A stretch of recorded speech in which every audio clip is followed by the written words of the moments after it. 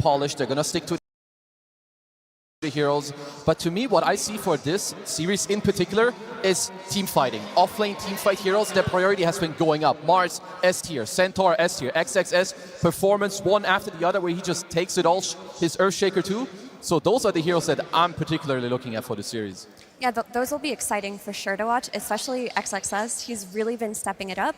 But when you look at Falcons versus Xtreme Gaming, there's a bit of an issue in terms of how the early game has been going for these teams. Xtreme Gaming have found themselves in positions where they're down a lot. They have to play for the late game. They have to turtle. They have to hug Ame, look for their key team fights.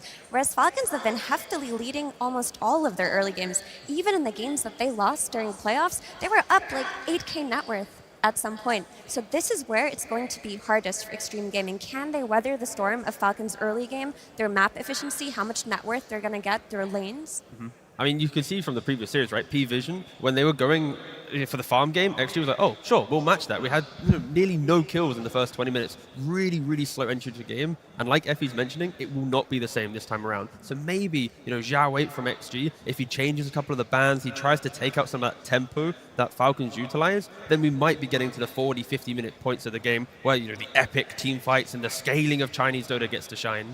I am happy you mentioned Zhao Wei, because I do want to take a moment to talk about the two coaches that will pick their player's hero. I say that though, Kezu, but I do seem to remember AUI talking about that he's no longer the one clicking the buttons. Zhao Wei is, of course. Yeah, so of course AUI, he gave it over to Amar, who it seems he's doing a stellar job, right? His last pick, 24 picks, like he nails it, the Underlord, the Huskar, whatever it is. So Amar, honestly, a very big piece for the team. But to stay on the topic of the coaches, these might be two of the most accomplished and most experienced coaches that you have in all of Dota.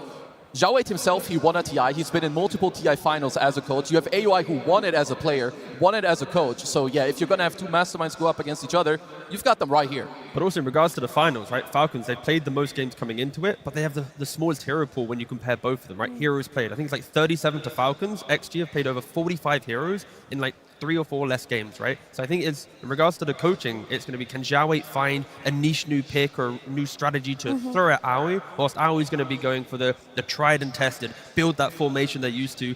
If the game is to be a loss, it would be fix the fundamentals. But in regards to drafting, the creativity often shines from the side of XG. Absolutely. I mean, that's the flair that the Chinese region has always had, is that they'll dip into heroes that other teams aren't looking at. Yesterday, for example, we saw the Sniper come out of Xtreme Gaming. We saw the carry Chaos Knight come out of Xtreme Gaming, Kezu.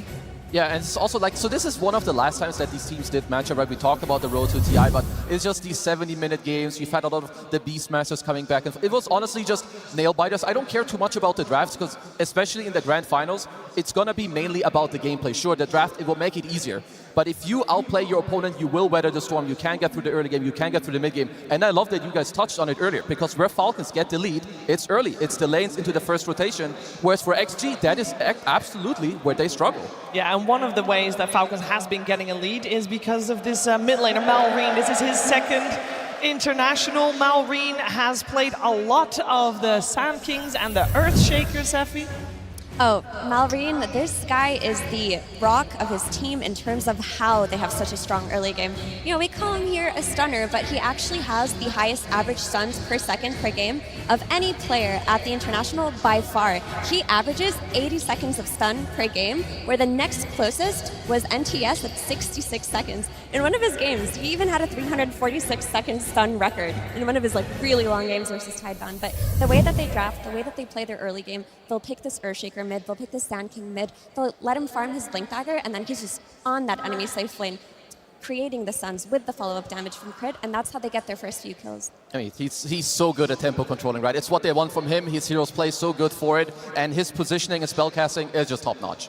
It helps that those heroes that you've highlighted are all kind of very active with little to no economy, right? Like a Sanka needs a blink, a Pangolier needs levels. If you shut him down in laning phase, he can still be active and try and fix it, but I think critically for XG, they need to try and stop Malrine opening up the early game.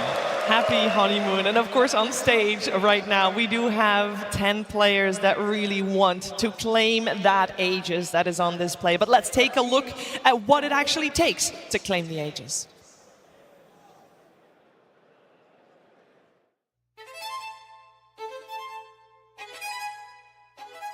It is a summit that few have conquered. where the legends of the past have written their own epic stories. Where scores of fallen contenders have mourned their shattered dreams. You can give everything and never reach it. But those who triumph here will forge a legacy far greater than fame.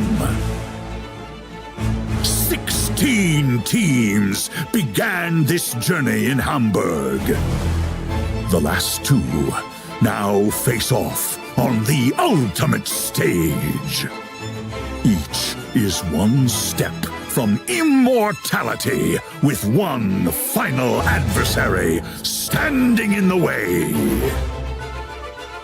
We gather to bear witness, to honor those who've battled here, to see who will join the ranks of the fallen hopefuls, and who will ascend to the highest tier. The road to victory is always changing. What it takes to be a champion remains the same.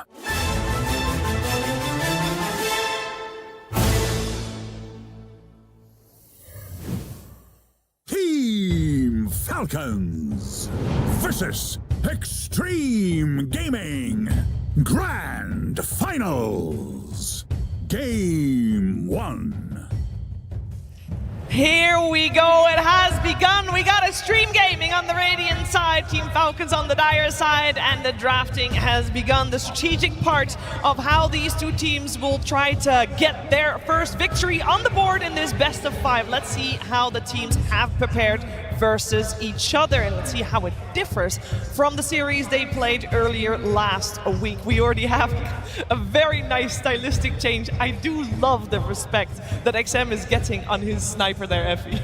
You really have to respect this hero and its ability to come out during the grand finals, because this is his pocket pick. This is his hero that he never loses lane with. And you know what? Just take his lane dominators out of the way, enable Mallory, and that's the play that Falcons are going to make here.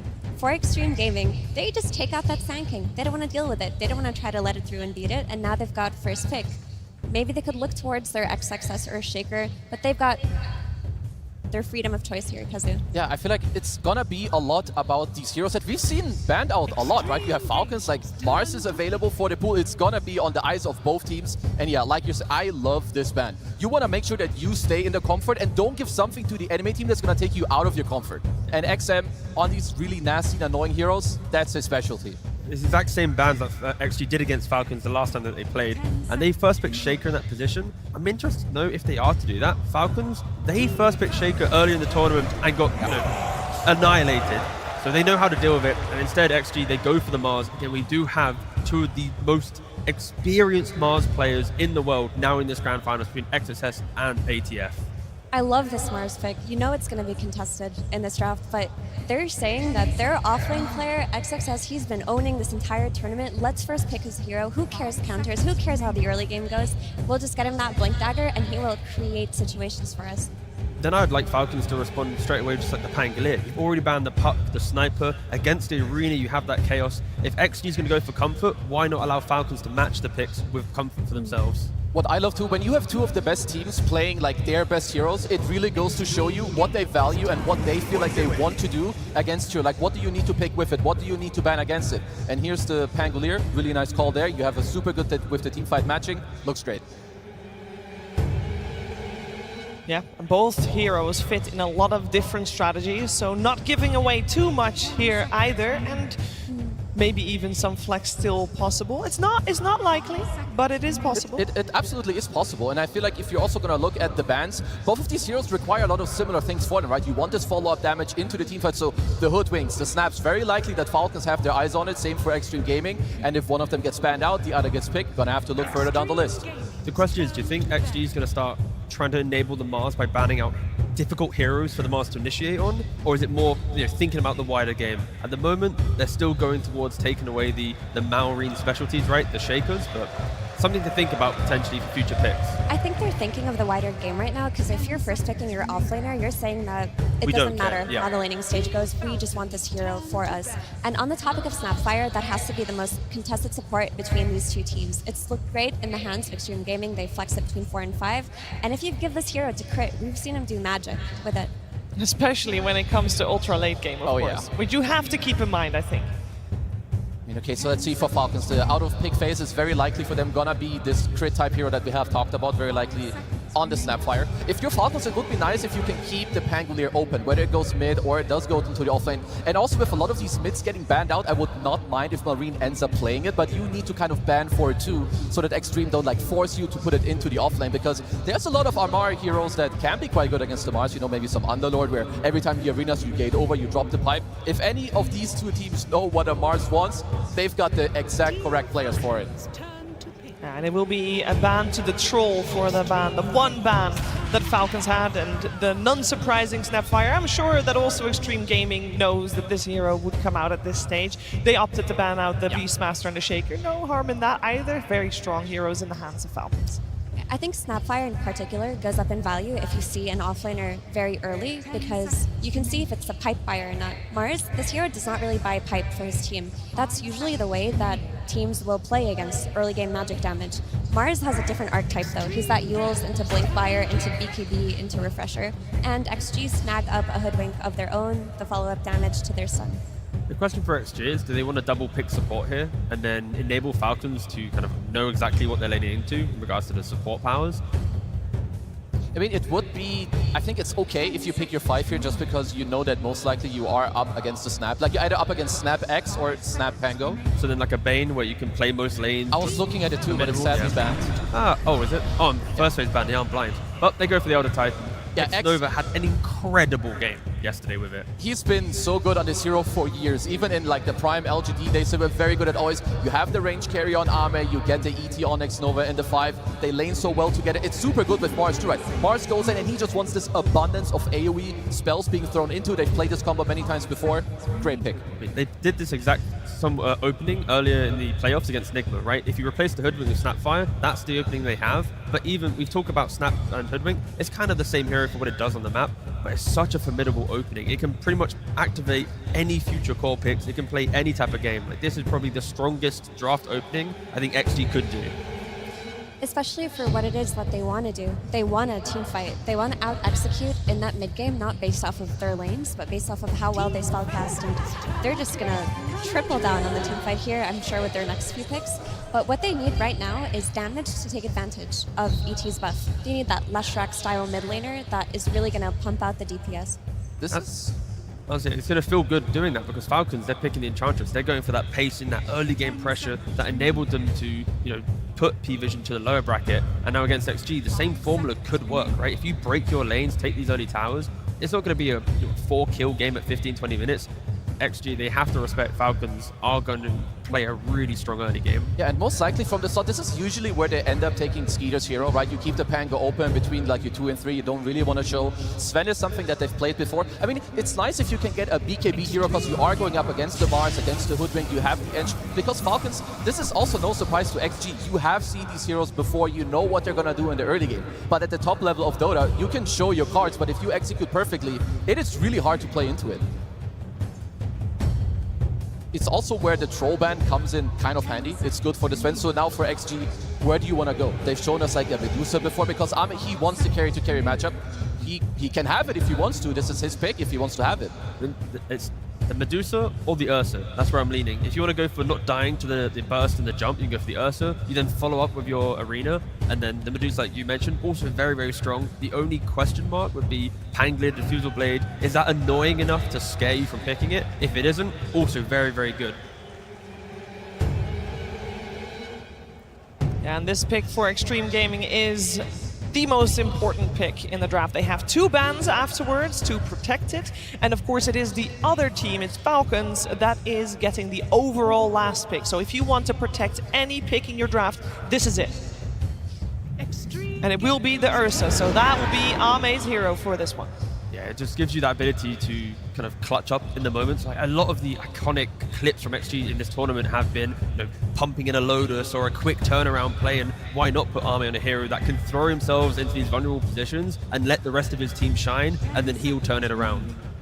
He gives them like all the follow-up damage that they're looking for, and still it keeps XM open, right? Sure, you have to ban a lot of heroes against this guy. It's one of my favorite guys when it comes to XG, XXS, XM, standout performance, and you've got to be careful. This guy can absolutely turn the game on its head. It's a really great pick in terms of also jumping the backline. You have this ET who with the Spirit is going to be able to scout out heroes for you in team fights. You want the ability to instantly connect to them, either with an arena and just burst them down really quickly. The only issue is Ursa ET on lane, you're going to play against either Snap or Enchantress. It's most likely the Snap, and maybe even a Pango off lane. And in that case, he's going to suffer a little bit. Like, his entry into the game will be slower. Ursa is not renowned for his laning unless he's paired with something like a Disruptor.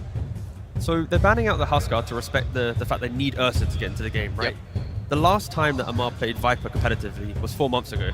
What stops Amar doing something like this as well? Like, I fully break the lane, my Sven will farm, my Pango goes active, they will win me the game, but as long as I do the breaking of the first 15-20 minutes, like, that's the thinking I'm having, is because if Amar's happy to Huskar, he'll be happy to bring out any other hero to dominate the lane, and there's the Storm Leshrac bans that you mentioned earlier.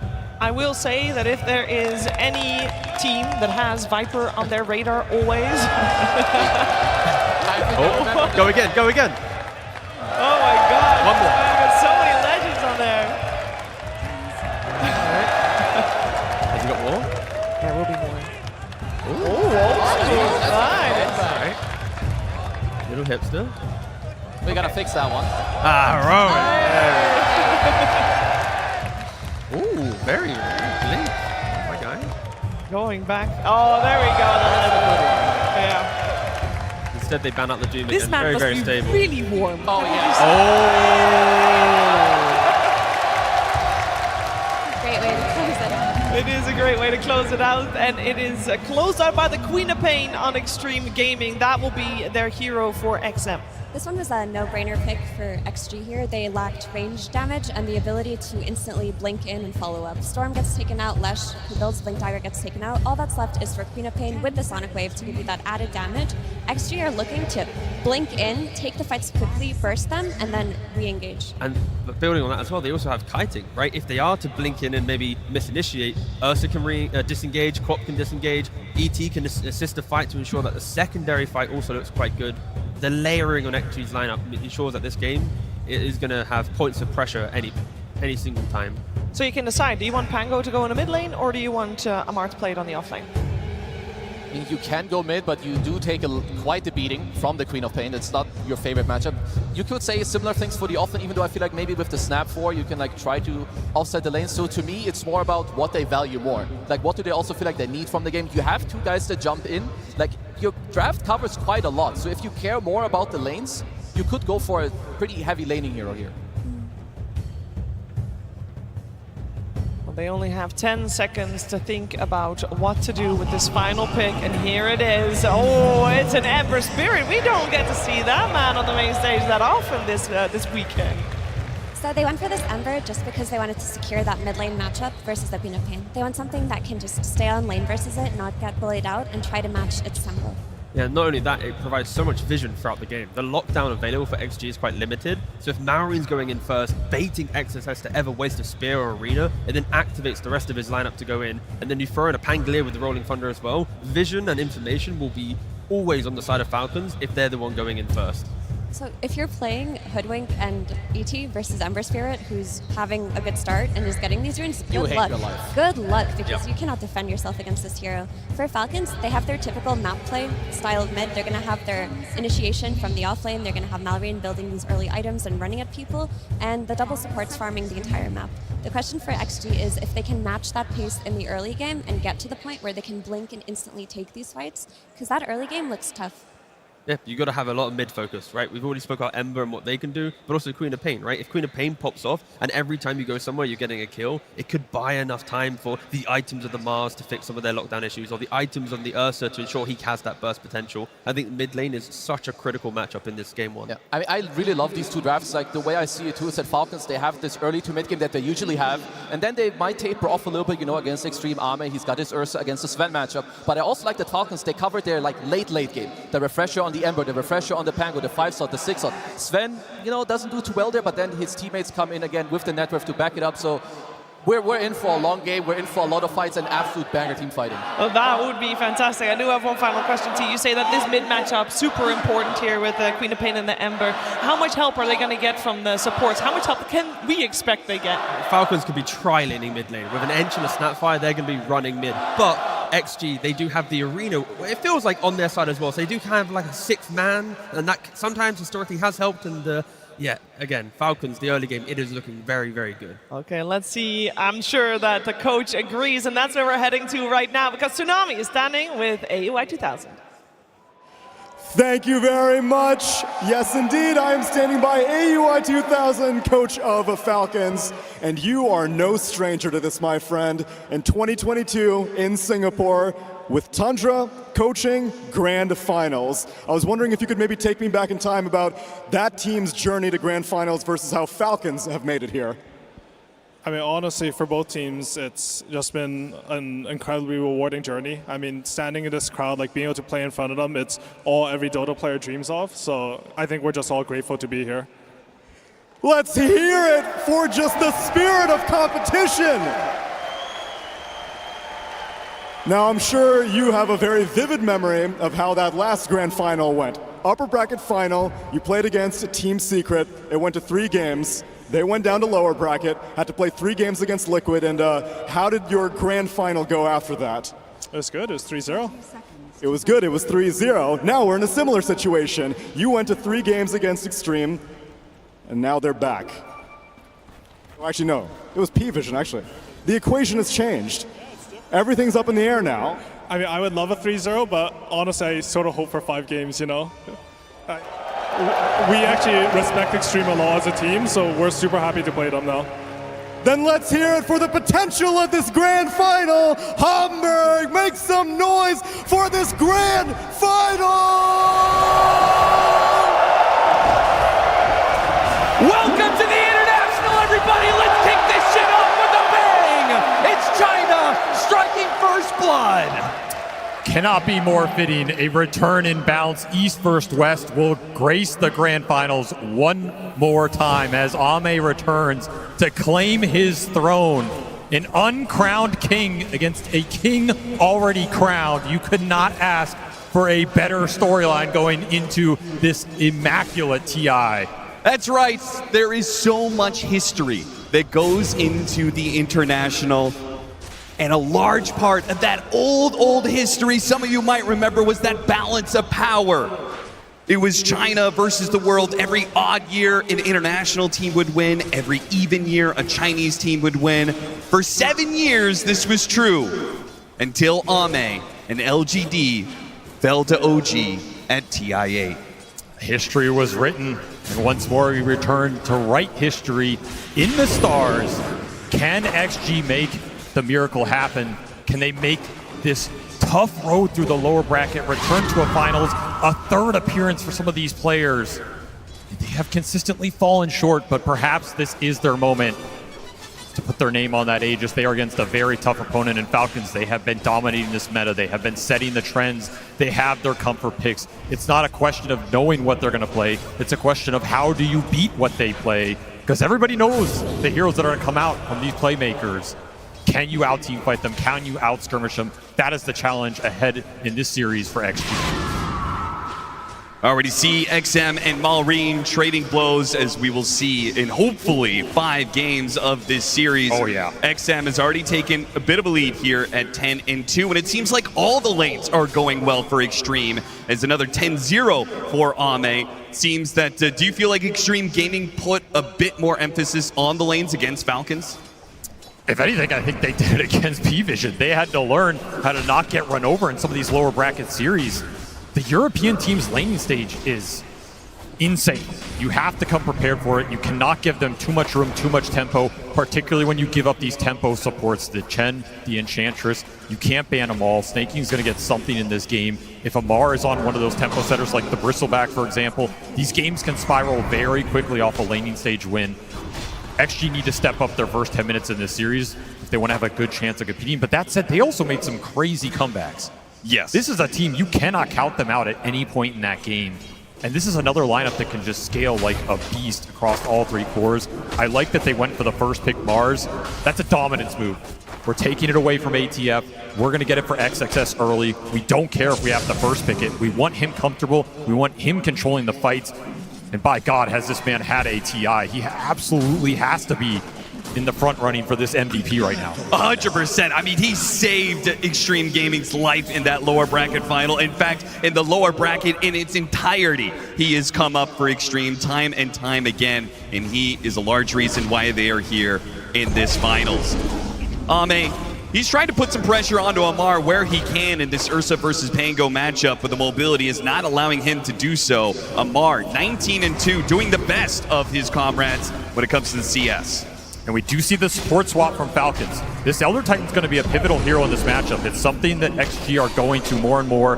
It's a crazy teamfight scaler, something to give them confidence in the late game. Downside is it does have some rough lane matchups. Falcons are trying to abuse this Enchantress with the Dispel against X-Nova. Get that lane win in the off lane for Amar. Does require you to put crit into that safe lane. You lose a little comfortability, but you gain really good support matchups here. Certainly feels like a lot of draft threats on the table no matter who wins in this game, right? If all of a sudden 100%. The Elder Titan is kicked to the side and this Enchantress reigns supreme as a support, we've seen how when the games start going late, any support that is able to farm for themselves has big, big value. And also, we have the two biggest support ranged playmakers in this meta, the Hoodwink and the Snap. Knocked back by the God's Rebuke, will not be able to get a stun off. A second kill for Xtreme in this laning phase as they are up now 1,000 gold. This is such a strong duo. You can't ask for more in this meta right now. Terrifying lane to go up against. And the fact you had to put crit up here to try and get that Enchantress ET matchup does hurt crit a little bit because these Snaps and Hoodwinks want to play with the offlaner. They want to get aggressive. They want to use the early spell power to build momentum. Earn charge is already online for Jin-Q. Super strong right now. Lots of damage. Jin-Q stepping a bit too far forward, trying to pressure Skeeter, takes a lot of damage. They even threw the blood grenade at him, but they couldn't go for the kill. While Amar goes down, they trade out cores. X-Nova, can he beat down Snaking? One more hit, he's got it. A 2-for-1 special, and the action returns at the top lane, as this time it's Crit who puts his life in danger and does not manage to get out of it. I was maybe a little concerned for XG laning-wise coming into this series, but already they are hitting the mark. This XXS Mars is the most farm hero coming out of this laning phase. They even get a kill with that Ursa on the Pango, not expected, and so much XP for X-Nova on an amazing hero to get early levels on in this Elder Titan. Already has the boots online, already level 4, putting points into that natural order. You combine this with some of the Queen damage later, the Mars damage later. They have such good teamfight combinations. If you're Falcons, you need to get this Ember off to a good start. Play through him, let him drive the pace of the game. Don't let XG set up these big fights around Roshan where they're super confident in their AoE control. Fighting for power runes, but locked down by the chains. Got a bushwhack, trying to stop it. Another stun comes in. XM is able to get the blink away, and Jin-Q is the one to pick up the arcane rune instead. A little bit of HP fed over to Malrine. He'll be okay, and XM being the ranged hero should be able to weather through this a bit. Jin-Q just playing with him. This early Urn creates such a threat with the blood grenade combination. He's basically just fighting two supports in the river, taking the rune away from Malrine. That's a huge win. As XM feeling the pressure of some of these summons. Double range creep, plus Enchantress, plus Catapult about to hit your tower. Need reinforcements here. Yeah, where is this Elder Titan? He's been hanging out with this Ursa, but he's needed in the mid lane. They pop a glyph here. And depending on how much Falcons want to tank here, they have another enchant. So another creep to be able to tank this tower. A few more Siege Wagon hits, and then another round of creeps will enter into the tower. So this Siege Wagon, it's going to get well below half here. The Spirit only just now showing up, but what do you even do as an Elder Titan this early? Not a lot. Tough matchups. You don't interact well with the Ember Spirit. You don't have the lockdown for him. Just got to beat him back, but that is some significant tower pressure. Oh, Ame. but the trade-off, Ame. He almost gets the kill on Amar, but he play. also takes the Wisdom Shrine. That is a big move. Xtreme, I mean, they drew the first blood quite figuratively and literally as they managed to get their first kill, but also won the laning phase. Falcons with this move on mid was brilliant, but the trade-off, Xtreme got to be very happy as their supports are going to get their level 6s before Falcons. Huge advantage gained off that play from Ame, getting aggressive on that battle line. He even forced double support TP there that yielded nothing for Falcons. So now, if you want to get aggressive top with this Mars, no support can come in for Skeeter. If you want to get aggressive on mid, that option's available with the Sonic Wave. Yeah, like how does Skeeter even play top anymore? It's a level 6 Mars and a level 5 Hoodwink at 8 minutes in. He's got to abandon this lane. So many levels on these supports. Power Rune, Malrine tries to get it and does manage to grab it. Regen into the bottle. Nice pickup for him. I mean, XM not finding early fights with this Sonic Wave. Love to get some action going, but the mobility from this Ember Spirit, just not something that XG can deal with early on in this game. This tower is going to fall, but who's going to get the last hit on it? Malrine tries to get there in time, but XM already snags the deny. Malrine would love to get a kill on X-Nova, but not the case. Against an Enchantress, this is just inevitable, right? You're going to bleed out towers. Yes. You just got to try and slow it down as much as possible. Especially with the lane swap they did. When this Enchantress plays from the off lane, those moves behind the tier 1s are incredibly dangerous, and they're a lot more fluid for Sneyking to make than if he was stuck in that safe lane trying to secure farm for the Sven. Sneyking did not make the read there. That a ward was placed on that high ground. He gets his own really good laning ward, though. Ame hunting him here in the jungle. He's got his eyes on him. You got to punish this Enchantress. You can't just let Sneyking live in your jungle. He will do that until you punish him. Thinking about the Sonic Wave, is it required? XM, they can't even get him. Nice enchant for the Dispel and the Overpower. Ame trying to hold it. Sneyking holds longer. And of course, anybody who shows up in the top lane is going to die. It's just a matter of time. McCrit's not dead yet. And now with the Ember Spirit here, looks like the Mars in big trouble, and Jinkyu is not able to chase after Crit. It's going to be XXS to fall instead as Falcons bring 4 up to top. They do not want to be losing these early towers. That was a big committal. I mean, you're showing all 3 cores on this top lane to bring down that Mars, who is having a fantastic time. That's a big kill.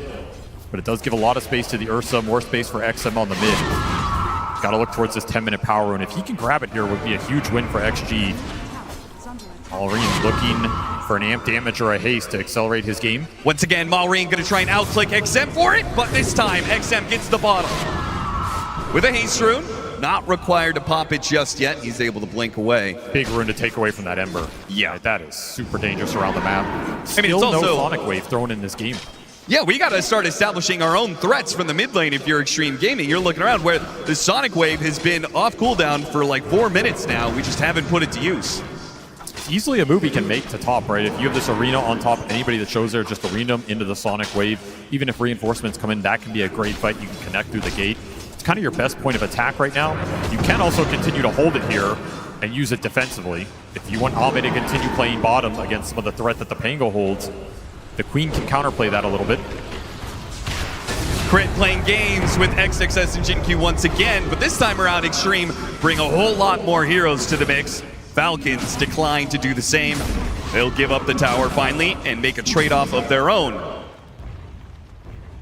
lot of trades happening in this game, but man, Crit has suffered in this early game. Losing the Wisdom Shrines really hurt him because he had to play more sacrificial on that safe lane to give Sven some of that XP. This Snapfire's level 4.5 right now. I don't know when you're going to have kisses in this game, but it's not going to be for a while. And to me, this has been the spell that's defined this hero at this TI. You know, heroes come and change, the spells come and change, but right now, getting kisses online fast, taking fights around that ult, super powerful long-range damage. We've seen it just win team fights straight up. We saw what Jinkyu did with it in the previous series. The more this is delayed, the better the team fights look for XG, particularly around that Roche pit, if Ame gets off to a fast start.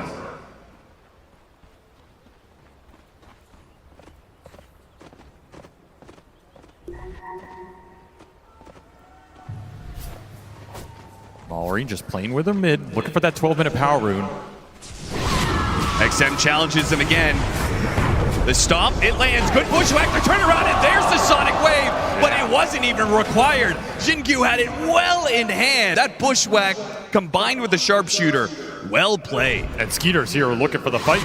There's nothing to fight. He'll just pick up the rune and go back to the jungle. Huge kill in this Ember Sphere. That's the hero you want to get the fast Mage Slayer on that Falcons can snowball through. Every time you take him off the map, you buy so much time for your other cores. Yeah, and Skeeter will have the luxury of stacks where you can see it. Xtreme do not have that same luxury. 9 more stacks than Xtreme have done. I mean, when you have that kind of imbalance, Xtreme have to get aggressive, right? There's no other option. Start stacking of your own, claim early Roshans, or start taking some more team fights. The interesting part about this game is you won the Wisdom Shrine battle, but Falcons are ahead in XP. Because Skeeter just got so much more out of this jungle. This Sven is level 11. He's a couple levels ahead of the nearest core. So their supports are behind, but their cores are ahead. And these are cores that can absolutely just win the fight, even if the supports are lacking some net worth. Hey, I'm just happy we get to see 2 cores that do not build Helmadam. Oh, there's not going to be a single Helm in this game. Bless. Another Wisdom Shrine is coming up in 40 seconds. Crowd happy as they've been all day. The Helm meta died somewhere in the lower bracket, it would seem, as these teams just want to duke it out. Malrine still looking for that Mage Slayer, but very strong on the front line as long as he doesn't get bushwhacked into the burst damage. Tried to get the slide chains, but let's face it, diving into the tier 2, that is a risk a bit too much for Falcons. And this smoke seems to have petered out. And items flying in for XG right now. They dodge that fight, they get Blade Mail on the Quap, they get Yules on the Mars. Early fighting items now online. 14-minute Wisdom Shrines are spawning. Looks like they're just going to get it traded out here unless X-Nova wants to try something really sneaky down there. Yeah, this will make it so that Malrine can't be nearly as aggressive, right? There was very little punish outside of a sick bushwhack that we saw, but now he's going to be running into potentially a Mars who just Yules Arena Spears. Easy. Super deadly on the front line. A lot of threat coming out from XXS right now. Downside is you don't have the reach of something like the Blink Dagger, so it's a little harder to just make an aggressive smoke play with confidence.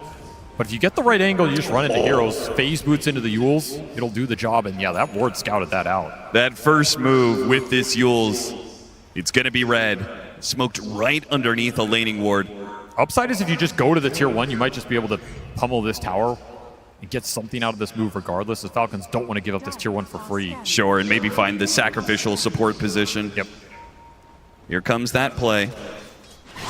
Even had the scan on the mid lane right next to XM to see who was next to him. Obs placed right under Sentry up top. You're going to try for it. Rolling Thunder. Amar. The chains, but he doesn't pull the trigger just yet. I mean, if the tower's not going to fall, there's really no need. That's not a fight you want to force into this amp damage Ember. Not the timing to do it, especially when Ursa's just not going to join the fight. Battle Fury was just finished for Ameg a minute ago. He's cruising in the farm department. He's having a great time. No pressure on him right now. Recovering his disadvantage against the Sven, who had all of those ancient stacks earlier. Does not want to be dragged into a bad engagement for a tier 1.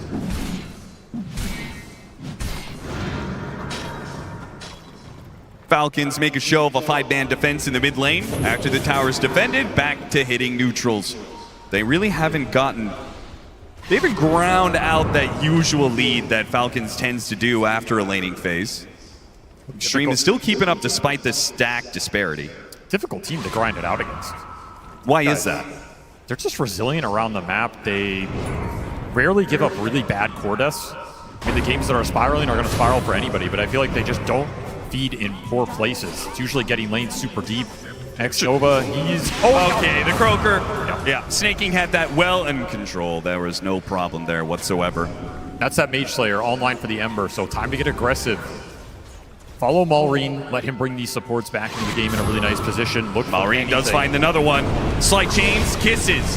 And XXS is biding his time, waiting for Malrine to show, but the kisses give too much information. They have to back away. Too easy right now. Just follow this Ember. Very little XG can do about it unless they are just baiting someone out and going and using. Yeah, as you said, the core's not being picked off, but they do manage to find some support kills. XG don't mind this kind of style though. Like, they're willing to give up some part of the map early on in a game to push it later, get their item timings, and take that fight, even if it's at a 5 or 6k net worth disadvantage. they believe in their execution. They believe in their timing. They're going to overcome that, particularly around the Roche pit. We have seen this team dominate Roshan fights. To me, it's been their signature sauce for this event. I was about to say, if anything's going to give them even more confidence, is going to be that lower bracket finals, game 3. Yeah. They played against a net worth advantage the entire time, and still had the confidence they were going to be able to pull through, and they sure did. I mean, at this point, just believe XXS is going to win you the Roshan fight because he's done it time and time again. Yeah, just give up every Roche. Just make sure XXS is in a position to make the steal. And there's the Blink Dagger for the Mars. He was thinking about BKB or Blink, but he opts for the Blink. Tells me XG want to get aggressive here in the next few minutes. If you can get a team fight on top of Falcons with you being the initiator, particularly on that Pangolier or Ember, it can break that fight open, especially if it's around the pit, straight into Roshan for this Ursa. This is a really pivotal moment in this game for Falcons to defend their map. Baiting an 18-minute power rune that doesn't spawn. Amar makes a poke at XM and reveals that there is a whole heap of heroes right behind him. Blinks are also online for Falcons. Pango Blink, Sven Blink, Instant Smoke. Falcons are going to look to do what XG just wanted to. XXS is thinking about striking first, though, and he managed to get the pin. No Yules required. They just blew him up, and the Rolling Thunder will come too late to save the Ember Spirit. But maybe Skeeter, you can see him. He's holding off right now, waiting for his initiation. When's he going to make his blink? They got the arena onto the 2 supports. Now he jumps in right after the Mars. He went in for the off-laner, but now he's surrounded by heroes, and he'll be blown up by Ame. Ame, too, was patient, and he waited for his counterpart in Falcons. He waited for Skeeter. Beautiful patience from Ame on the side of the fight. He waits for the Sven jump, jumps in with no chance to man fight him this early in the game. And he will clean house. The exact team fight XG we're looking for. Started a little differently for them, but a beautiful pin from XXS. You burst down the Ember. That's what you want. Ember or Pango every single time. It's a recipe for success. And he could have gone for the safe play of the Yules, but it would have been an entirely different fight. The execution was fast, and that's what kept Falcons out of it. He gets to hold arena for later on, and that's what's kind of dissuading Skeeter here. Like, he doesn't want to jump this Hoodwink who's already dying. He doesn't want to jump that Blade Mail Quap. He wants the Mars. He got sick cleaves off him. Almost kills XM with that angle. But Ame, just better positioning, better moment to jump. I mean, it all starts with the Ember Spirit pickup, right? He can play the longer game because they're up a man in that regard. 100%. Skeeter forced to do something. XM trying to force a play here. Stomp misses. It covers at least the retreat from XM. Falcons go back to their side of the jungle. Despite the loss in that mid lane, not that big of a net worth lead for Xtreme. We're still keeping this game very tight at 20 minutes, though. Xtreme, they want the Tormentor. They're going to smoke up for it. Falcons will do the same, not to smoke, but trying to defend their territory. Look at the Basher. Freshly done on Ame. He got it off that fight. Could be super pivotal at locking down these mobile cores here. Smoke breaks on XXS. XXS not going to blink forward. Doesn't want to go in blind. Now spots snaking, and he'll just pin him. See if they can blow him up with the break. It'll make it a little bit easier, but the heals, man. They can't even burst him down. They just used so many spells and didn't claim the 5 position. They will back out. A good stomp, though, and a pin off of it. They're going to jump in. Ame goes for the kill, and they got him. Amar does what he can, but again, the Rolling Thunder is just not enough to save the life of his buddy. He's got the Yules to defend. XXS trying to stop these kisses. A blink away, and he does manage to prevent any losses there. Falcons, they'll retreat as 4, and Xtreme now own the Tormentor.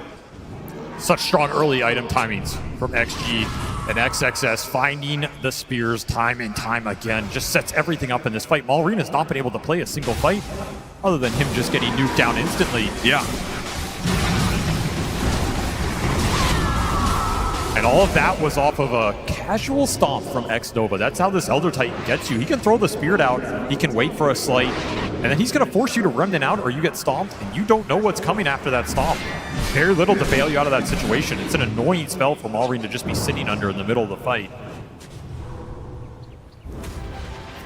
I mean, Amar's the most farmed hero here for Falcons. He's having quite a good game. Just can't find his mark in these engagements.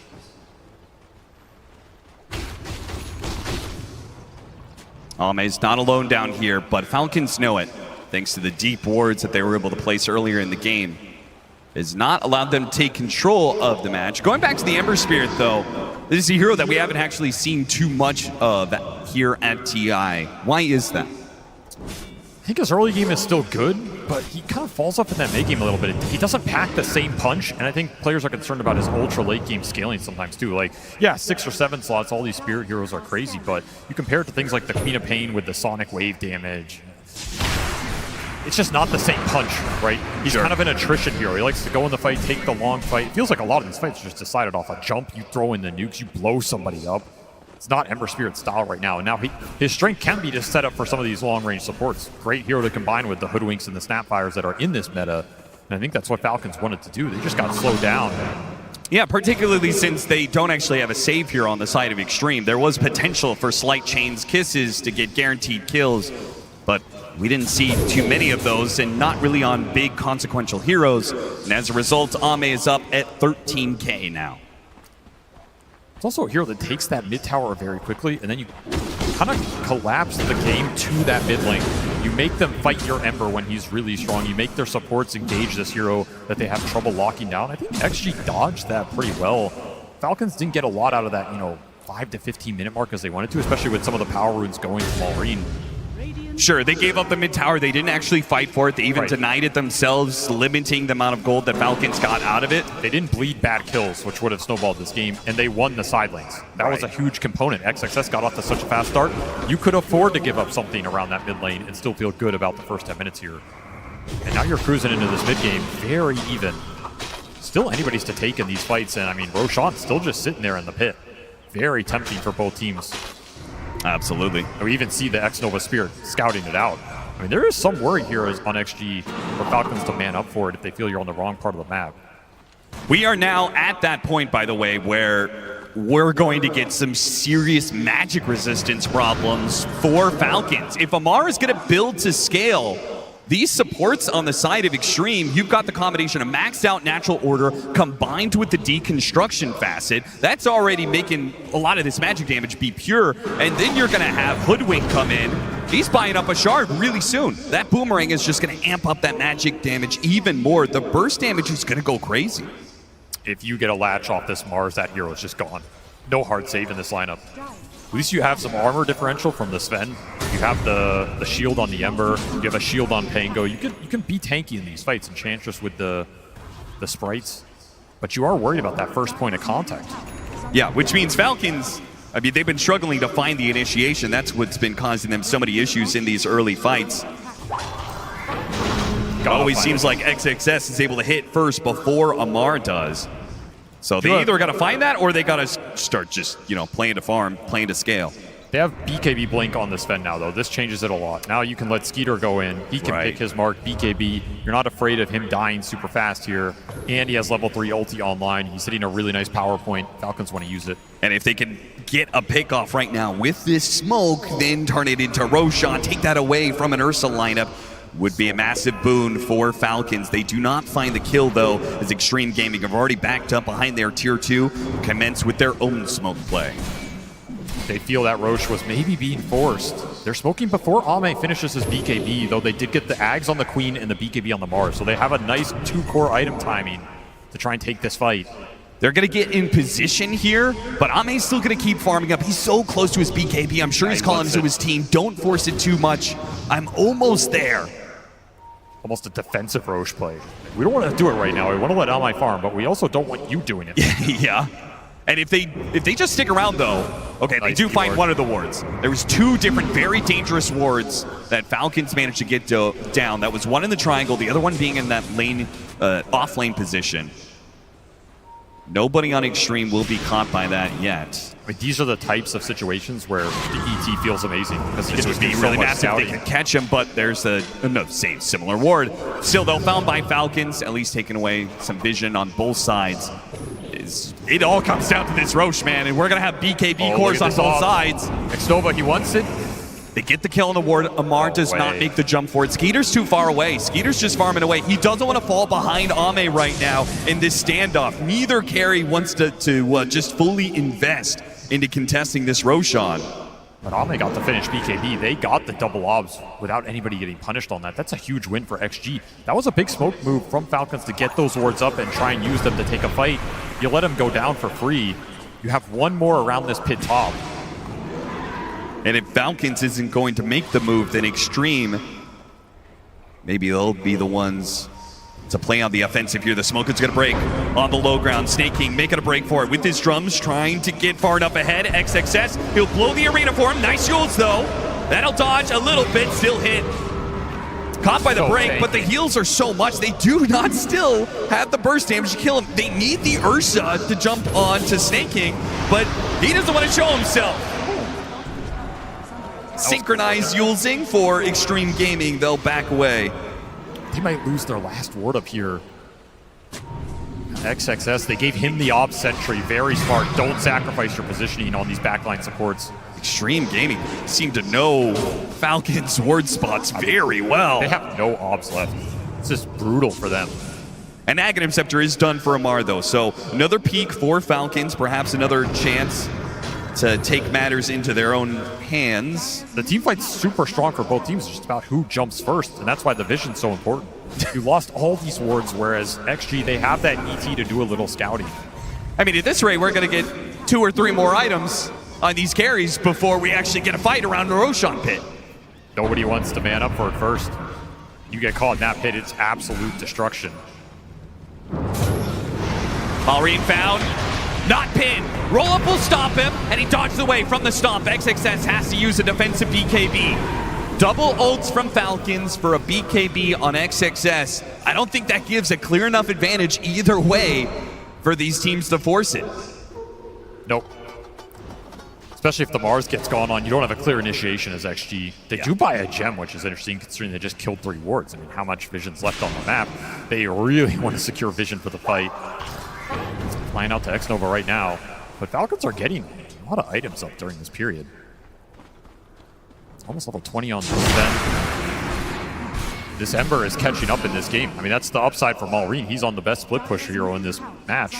He's just going to rat these side lanes down. He will recover his GPM. Continue to scale. And that's why Xtreme, they're going to force it onto the bit. And it feels like they just have to. Snake King is trying to keep tabs, though. He's got his creep, checking it out every once in a while. But this Roshan is about to swap over to the other side. Not only does it sound like you think that Falcons have gotten the better of this stalemate, but it's also about to flip over to a side where they can play off of buybacks in their outpost. I don't think the first half of that stalemate was good for them, but I think the second half was. I think XG could have been more aggressive there with how much vision they brought down. Falcons playing a little scared. But now, like you said, that Roche going to the other side, it hurts. Especially if Falcons are willing to commit buybacks here, and you just can't man up for this as Ame. It's way too terrifying. It's also going to be another Tormentor spawn. He didn't spot the ward. XXS saw a sentry, but the ward is on the other side of the tree there. It's a good one. Super valuable as this Roche switches sides. And while Xtreme have all shuttled down to this bottom part of the map, Falcons, they're staying split. Amar's getting a lot of farm out of his top lane. He might actually be able to take that tower at some point in time. As you said, Malrine, best split pusher in the game at this point on the Ember Spirit, so he's enjoying all the farm he's getting out of this situation. It's not much, but Falcons is grinding more and more gold into their favor. Xtreme Gaming, they got to do something about this. They're going to force the Roshan, and Falcons not going to contest. Almost saying that, all right, we delayed it for like 6 minutes. You can finally have it. It is only the first one, right? Not super valuable here. It's just to progress towards the later Roshans.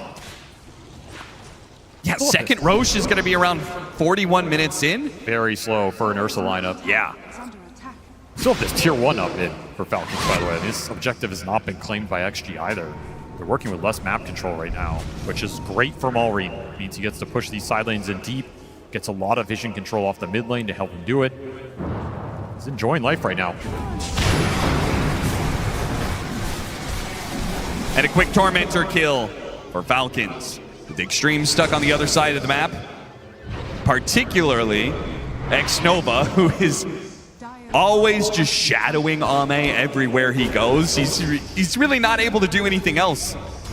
And I must apologize, Austin. We do have one Helma Dominator. Oh, no. It snuck its way in. I don't know how we allowed it. I guess Jinkyu said this game is going to go late. I'm going to start farming up and pushing some waves. I mean, helmet Dom Hoodwink? Are you serious, man? this was probably the least expected one here. You know, you could argue it for the Mars.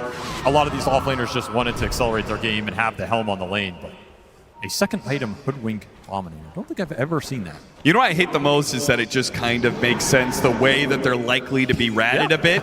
Somebody's got to get one on Xtreme. An Aghanim Scepter done for Malrine. He's recovered completely. Level 18 as well. He's getting real big. Considering how bad his game was, where he just kept getting caught by XXS over and over again. This last 10 minutes, this peaceful 10 minutes, feels like he's actually going to be able to play some Dota. He's going to be able to get to some late game. Now we'll see how well he scales into that point compared to the Queen of the Pain, who's currently XM, just about to finish up BKB.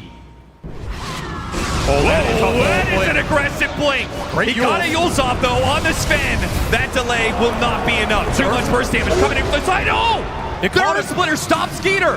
Does Xtreme realize this? They certainly do. A BKB, keep him inside the arena. The Skeeter, he's stuck. Ame will come collect the kill that his team served up on a platter, all because of X-Nova. His far sight, he saw it coming the entire way, an Earth Splitter to catch the Sven TP. Into another D-Ward. This man is absolutely on point right now for XG. And they will take that trade. Taking this Sven off the map will create a larger differential between him and Ame. That's exactly what you want.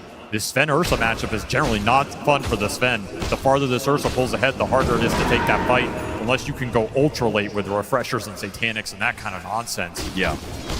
Ame in control of the carry battle right now.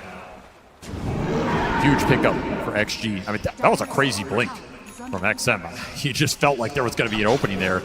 I guess he's right in the end. Very sacrificial. And if he doesn't get the Yules off on the Sven, like, even though he dies, that little bit of delay, it made all the difference for X-Nova to get there in time. Very clutch Yules. And these Yules can become Wind Wakers way later in this game. Yeah, sure. That's the nice thing about them, and the Wind Waker is amazing against this Falcons lineup. Still a bit worried, though, even though the Sven has died. We've seen, in particular, yesterday we saw the Ame Sven. 2,500 damage crits. I mean, you can get Wind Wakers, but can you react fast enough to stop that kind of burst damage? Snake King, is this guy just untouchable in this game? What is it? They can kill the Sven, but they can't stop the Enchantress. I mean, it is called untouchable for a reason. I guess so. You should not even waste your time. If Ame's there, it's a quick pick-me-up, right? Of course, yeah. But Ame doesn't want to commit his time to take Enchantress off the map. If anything, you just want to threaten Snaking. You know, make him think he can die, so he doesn't push as aggressively. But don't commit so much to actually kill him, and it's a negative network play. Okay.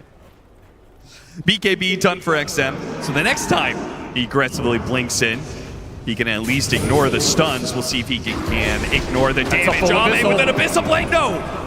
Does not get the follow-up bash required for the kill. And he'll try and make use of the last 25 seconds of this Aegis. I thought he was going to just push the tier 2. But Xtreme content with the pace of the game as it is. No, they're going to smoke to the other side. Never mind. They're going to go. They're baiting out XM right now. They want blood right now. Aegis is going to expire, but they finished that Abyssal. They finished Hex on the Mars and the BKB on the Queen. Huge item timing for XG. They're looking to strike. I mean, this has kind of been the MO of this game. Both teams hit their item timings. They look for a play. But the other team recognizes it, and they dodge that moment until they get to theirs. At some point, that bounce will break here. Well, now some of that magic amp that we were talking about is still going to be effective, but there is a pipe. Huge item on Snake King. Big Huge pickup for him. Yeah, the aura is worth so much here. And this is kind of a weird positioning. We swap places. And it's going to be Xtreme breaking the smoke, going into their own jungle. Wait, got the side device initiation onto the Pango, and the Earth Splitter's on top of it with so much magic damage. He is burst down. Shard stomp in with the boomerang. See you later. No one is surviving that play. And that is all a glimpse of him off of that ET Spirit vision. Yeah. That's all it takes for you to get insta-jump from the Hex. But what do you do with this pickoff? What do Falcons try and do here? They're looking on this ward. They have Daedalus on Skeeter. XXS still has BKB, but they got the stun on him, and from behind, a big crit from Skeeter takes out XXS. The Sonic Wave on 3, Yule's up in the air for crit. Skeeter makes a run for it with his BKB, but XM will still pounce on both supports, trying to slow them down, hoping that they can at least get one of them here. Snake King pulled back in, and finally Ame shows up to the fight to claim Snake King's head. He'll get one out of this. Nice kickoff for Falcons. They get this Mars off the map. They do pay a little bit of a price, but once Ame shows up to that fight, you're not taking it unless Skeeter's confident that the control is going to come through. Yeah, considering that BKBs didn't have to be used for Xtreme, this is a very deadly point. No Pango, everything up for Xtreme. Being able to take the Mars off the bat, like you said it, like there's not really that much initiation for Xtreme if there is no Mars. They did get another D word off that, though. Falcons are losing a lot of wards to make these plays. It's really adding up.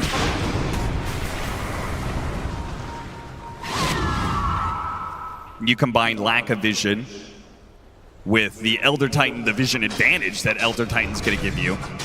It caused some problems, but those problems, they can at least wait another minute or two, because really there's no objectives until Roshan is up. They want to take this tier 2.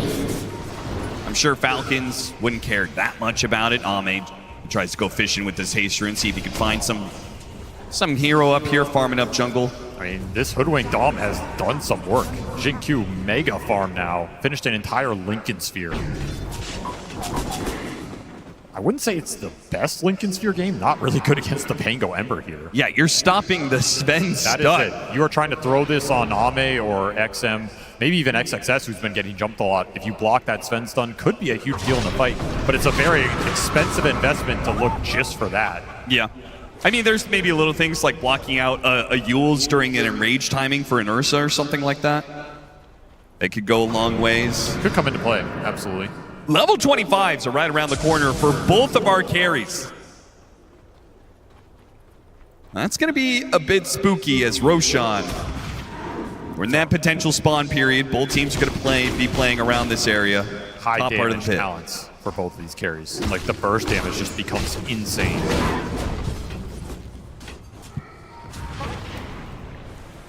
To me, if the fight goes long, this Queen could be a big problem for Falcons. In theory, their answer to a long fight is, Pango Ember, bringing that same sort of attrition, just constant spell spam. Yeah. But the way the fights have been going is, it feels like one of those cores just gets bursted. I think you still want to jump this Sven in to almost give them better entry into the fight.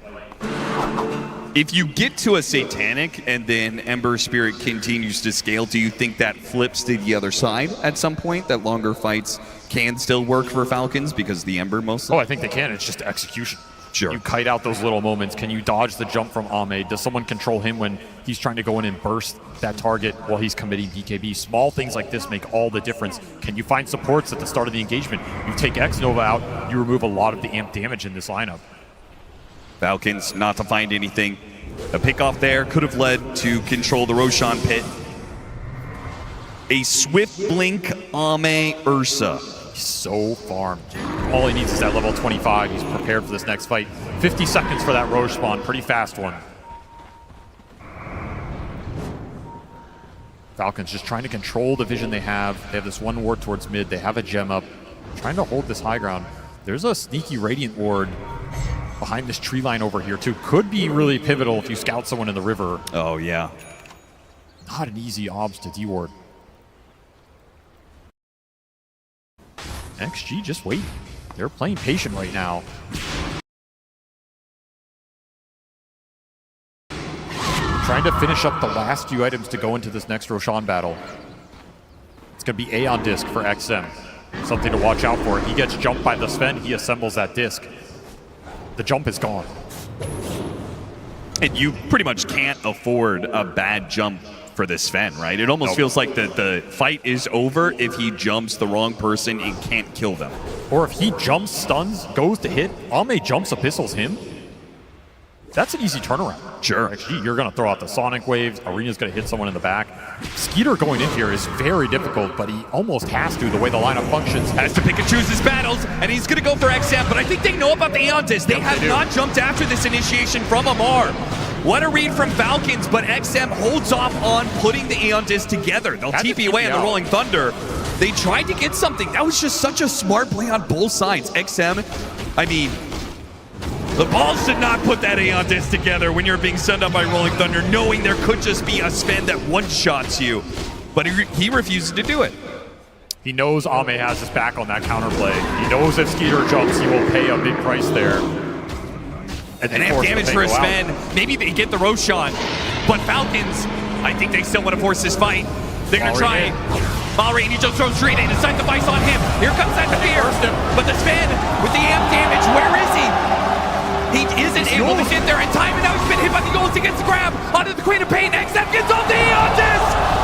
Keeps himself alive, and he blinks away from Skeeter. The initiation has gone all wrong, and now begins the fight. It doesn't fight for long. Ame and his claws will rip through the Sven armor. They'll find another with XXS, a pin against the wall, and Amar, he'll fall as well. Beautiful kiting from XG. The control on the Sven, stalling up his jump to follow that Ember Spirit. And such clutch hexes from XXS. This guy's control has been on point this entire tournament. Such a strong team fight from XG. Their burst damage is just insane. Mallory, he took so much there, but that ET amps it all up. You get hit by that Earth Splitter. One last bash from the Ursa and you're gone. Nobody to bail you out of that situation. A deep dive goes wrong for him. And if Xtreme win this game one, I mean, what are you gonna do if you're the coach? What are you gonna do if you're the drafter? AUI 2000. Amar, he doesn't want to ban Mars. That's his hero. You gotta take it away from him. Yeah, you're gonna be put in that corner where you have to take it. And we may see if Xtreme have answers to it, but first they have to close out this game one to make that happen. And they may have a big lead. 9,000 net worth, 3.5 minutes left on the Aegis. Falcons are known to be able to stall out games. XXS, he's landed a number of initiations. They'll find another one. Ame leads the way with the Abyssal Blade, and XXS follows through. Another 60 seconds where Falcons will not have all their heroes alive. So much gold for XG in this period. I mean, they can start buying up some luxury items now. There's the refresher for the Mars. Could be another hex on this Hoodwink. Mallory's life is just not getting any easier. It didn't start easy in this game, and it doesn't feel like it's getting any better. It's just so much control for him to play through, and this is kind of the downside of Ember. He doesn't pack a big enough punch to go in and be a threat during his BKB that XG can't deal with it. So you have to play for the long fight. Yeah, somebody is getting caught in the control, and nobody is challenging this Ame Ursa right now. He is just running a rampage through this game. Ag's done as well. How do you kill this guy? Feels impossible. Kinda does. I mean, you're gonna have to wait 2.5 minutes because killing him is gonna take some sort of initiation, and I don't think they'll be able to pull that off twice. I mean, they have like no instant stuns. The best you have is Sven, Blink, melee range, Stormhammer. But he has Rolling Ags. Thunder, Blink initiation, but You cannot jump him anymore. It's impossible. He will always get Ags and Rage off. You have no silences to prevent it. Yep.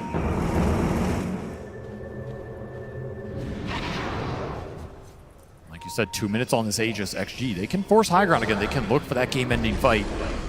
So their only option as Falcons is to make the jump on the Ursa, reset, and high ground defense is the best possible place to make a play like that, right? Yep, especially if you can abuse buybacks. It's one way to try and force that teamfight win. They do not have a lot available right now. It's only that Ember Spirit. Sometimes it's enough with the high ground positioning. Ideally, you make a jump on somebody, you take them down, you reset, and then this Pango can control Ursa a little bit with the Basher, the Axe rolls going through. It's kind of your hope right now that ATF has a monster teamfight on this high ground.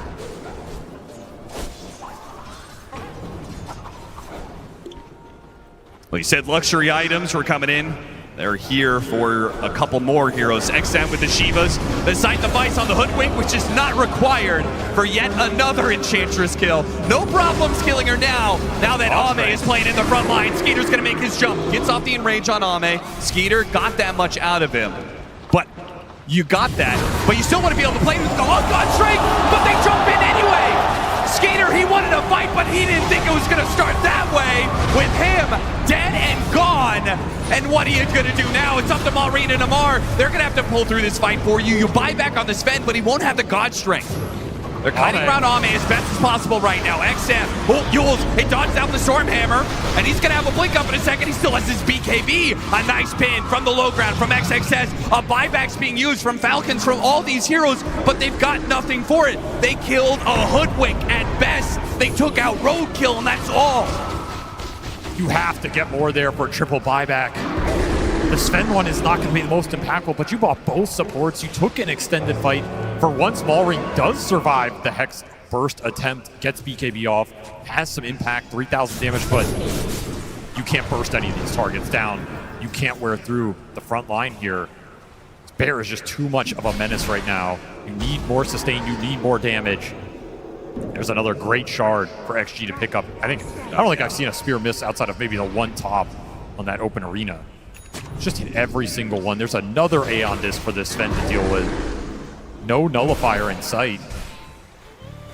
Level 25 on XXS, 180 HP regen inside the Arena of Blood.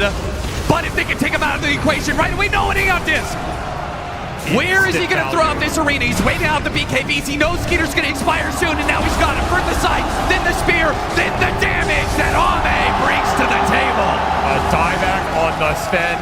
Falcons crumbling. No answer for Ame and his jump. XXS doing his best, even an Outworld staff there. Double daggers to slow him down. Ame still finding more. He first catches Snake King, no buybacks there. He chases after Crit. Another hero to fall on the side of Falcons. Double cookies where they can, and they're chasing after the Ember Spirit on the same side. Supports are just killing him. Supports taking out the Ember Spirit. X-Nova boss just man-fighting the Falcons mid. Back up from Jinkyu, that's a free kill. Maureen did not expect the damage, but there's that magic amp combination. Yep. It's just so nasty when he's on top of you. Now Ame, he gets a free trip to the high ground. Says, thanks for the setup, boys. All clean house. Amar broke through. He's sitting on the other side of the map going, I can't cut all these waves. Xtreme Gaming, they're going to get Megas out of this. They should be able to end the game. Unless Falcons, I don't even know what they have to do here. Amar, they do manage to get back to a protection up. But the mid lane is going to push in. XM's got that covered. Unless Amar can get there with the Rolling Thunder. He's not popping it. He's trying with the swashbuckle. It's stopped by XM. Now he has the Rolling Thunder. See if he can kill the creep wave. They pop the glyph. They pop the sonic wave even. Anything to protect the creeps. Amar still gets it though, and he makes a blink away. He makes a swift retreat. Did he just buy Falcons the time they needed? Backdoor should come up here. Glyph goes up. This will guarantee it. Amar with some nice moves on this mid lane. Stalls for the other heroes to come back up. Can Xtreme Gaming get through the backdoor protection though? They're going to try. Aside them by the they got the Invisible Blade initiation on Maureen, and Maureen dead for 2 minutes. Maybe it doesn't matter how much time you buy Ame. He seems to be eternal at this point in time. 11, 1, and 10. He will stand here as long as it is needed to finish out this game. Or take the easier road, go get that bottom lane in. Free up that last Rax. You're looking at Megas very shortly here. They know that's a dieback on this Ember. A butterfly coming in for him. All right. All on ATF here. Refresher delivered for the Pango. Does have the 25 talent. He has got to get in here and do some serious damage in the fight. Falcons, they did their shenanigans, but the backdoor protection is going to go down again unless they can jump the Ursa now and kill him. This is going to be Megas. Try and get something out of it. Gotta go. Even a BKB. There goes the Rolling Thunder. There goes the Enraged with a BKB turnaround. Skeeter, he's got to run, but he's pushed back in by the Sonic Wave into the claws of the bear. He will be pulverized. A hit in for the Rolling Thunder, but XM, he's still an Aeon Disc to be able to work with. A shot coming in. Jinkyu, not even required. Ame is all the damage you need at this point for Xtreme Gaming to close out the game, and they will take the lead in the series of the TI Finals. A confident Game 1 victory, to say the least. These guys were feeling themselves. Felt like that entire game, even in that laning phase, which is supposed to be Falcon's strength in this matchup, they won that top lane in dominant faction. Ame was getting kills bottom with an Ursa, not something you see in that laning phase all the time. They weathered that storm mid with the Ember and then just diced that pickup. So much control for Malrine in this fight. It felt like he did not exist in that mid lane game. No, he certainly didn't. And there is a lot to go over. It's a best of 5 in these finals, and the back and forth of the drafting, it's going to be a hard battle to commence. And we'll see who wins that battle later down the line. Well, the first step has been made by Xtreme Gaming. They take that first one of the best of 5 and are in a strong position to move forward in this series. How did they get to this point? That's why we got the experts to talk about it. Tigov, Effie, and Kezu. This game started fairly slow, Kezu. No, it did, but one thing that surprised me quite a bit was how hard XG won their lanes. This usually doesn't happen when you play against Falcons. They're very good with like the lane swap, and they did do that again. They put the engine in the offlane. Crit on the Snapfire in the safe lane, and honestly, it had a very big impact on this game. Crit didn't have a good time there. He got a very late level 6. Jinkyu got a very early earn as well on his Hoodwink. Went around, got a lot of stuff done. So to me, then the mid game slowed down. But yeah, overall, XG, I really feel like they brought their absolute A game to this game 1. I think they identified the fact that Malrine needed to be shut down. When you look at Malrine's performances so far throughout TI, at the 20-minute mark, he's only ever had like 4 deaths, 3 deaths, but this time, yeah, he has 3 deaths as well. His second most deaths so far. Often it's like 1 or 2. Like, he's having such a good tournament, but XG, they identified Malrine, they killed him 3 times by the 20-minute mark, and they truly shut him down. Yeah, we've talked about it before. He is the rock of this team. They play this early game off of the shoulders of Malrine's timing, off of his tempo, and he couldn't recreate it that game. Xtreme Gaming came to win today. They played with such confidence in these lanes. Falcons are a team we're used to seeing win these side lanes, not blunder, not feed, ready for every power rune, ready for every wisdom rune rotation. Usually they're the team bringing 3 heroes to the wisdom shrines, but guess what? They gave up both wisdom shrines this game. Their Sapphire did not have level 6 for a very long time because of that, and they didn't have the damage that they usually need to get their first few pickoffs. There were also like so many clips that we can see here too. They're about so many small things. The way XG earlier like bursted Malrine, Atos, Hex, Stunlock, you go this, then you go on X and he disassembles his A on this, it procs, he gets loaded by someone else. And then you have a Bushwhack to like save him onwards and onwards, and there's so many things. Falcons too, like snaking countless times. He lives because he goes in front, he has the right itemization, he uses himself, he delays. But the longer the game goes, at least until Falcons have like 6 slot on Ember and Pango, this Ame Ursa, he just eats you alive. Especially later in the game when what they had to do on Falcons was to play the map, push these side lanes out.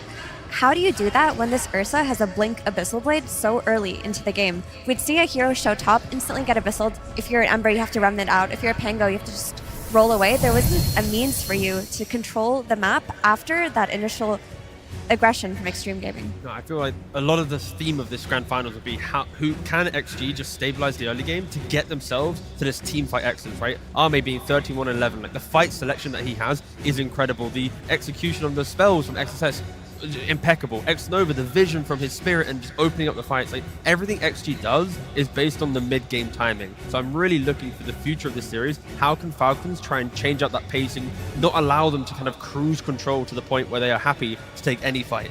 And XXS on this Mars, like we saw it was in first pick Mars. Yep. They heavily prioritized his hero in this draft, and I would love to see that be recreated in the next game. They didn't even care what kind of matchup they would get, so long as he had a means to take these fights for them, and that he did. He was always finding the key targets in that mid lane fight. They got the kill on Ember. It just made it easy for Ame to come in, clean up, and get his net worth up because of that. Yeah, and you pointed out, it was an overall first pick Mars. And it makes me wonder, I think there's been a lot of TI finals that have like one hero that the series kind of starts revolving around.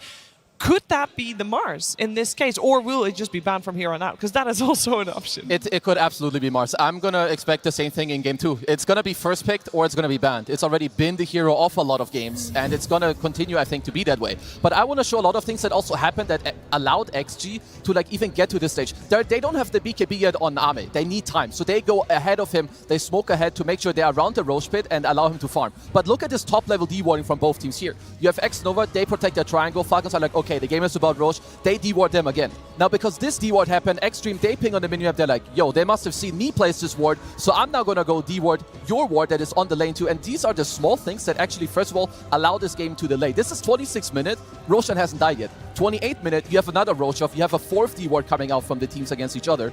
And in the ultimate last clip, this is now 30-30, look at the minimap.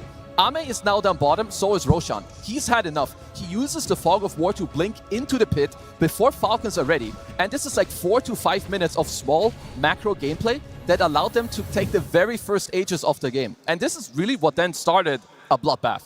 Yeah, up until that point, it kind of felt like the game could have been going either team's way, but vision is incredibly important.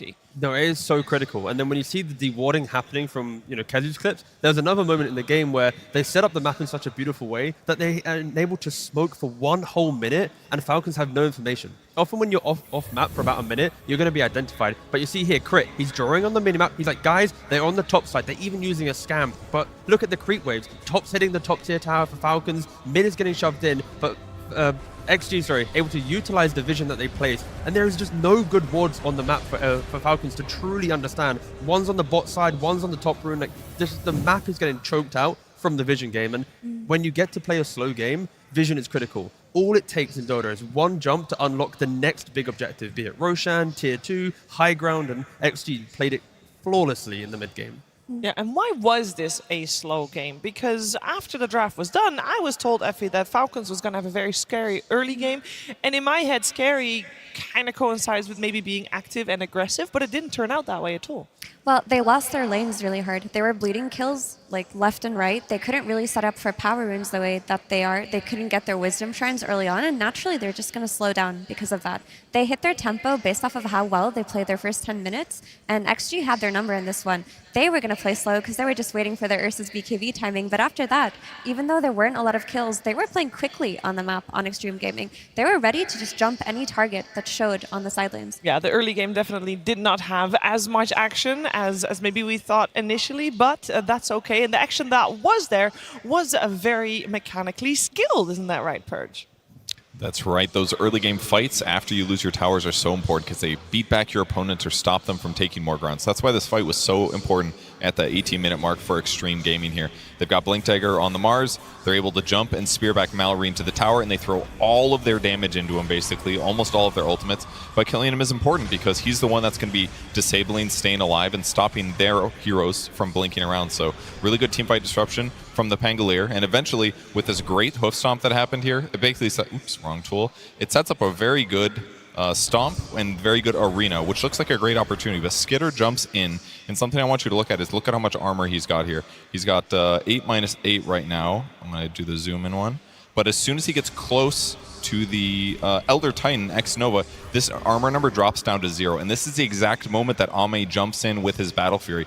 And if you take a look over here as well, he forgot to use Warcry, or he chose not to because he needed to jump in immediately to save his teammates. And as a result, he's got -8 armor because of his Mask of Madness, which is why he died so stupidly fast. I mean, they even used the Pavis here to give him some HP, but it doesn't really matter if you got -8 armor. So this was a really sick read by Xtreme Gaming to recognize, oh, we're down 2 heroes, but we can still blow you up right now. So they took that opportunity, won that team fight, and that really helped ensure that that laning stage disadvantage that Falcons had didn't get any stronger.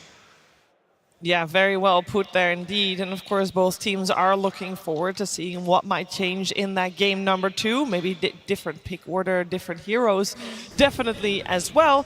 And I'm wondering, what can we really learn from a game like this? Because considering it was so slow, do you think either team will try to speed it up, or is that too risky? Because playing that fast does come with risks. I would say that both teams actually kind of got what they want. Even like Malrine, he has a lot of level 25, level 30 heroes. He didn't have the best game, but I would attribute that more to Xtreme Gaming. I think they played very well. They didn't give them many opportunities in the game, so I wouldn't even call this an off game from Falcons. I just think XG, they brought their A game. I don't think you change too much when it comes to the draft.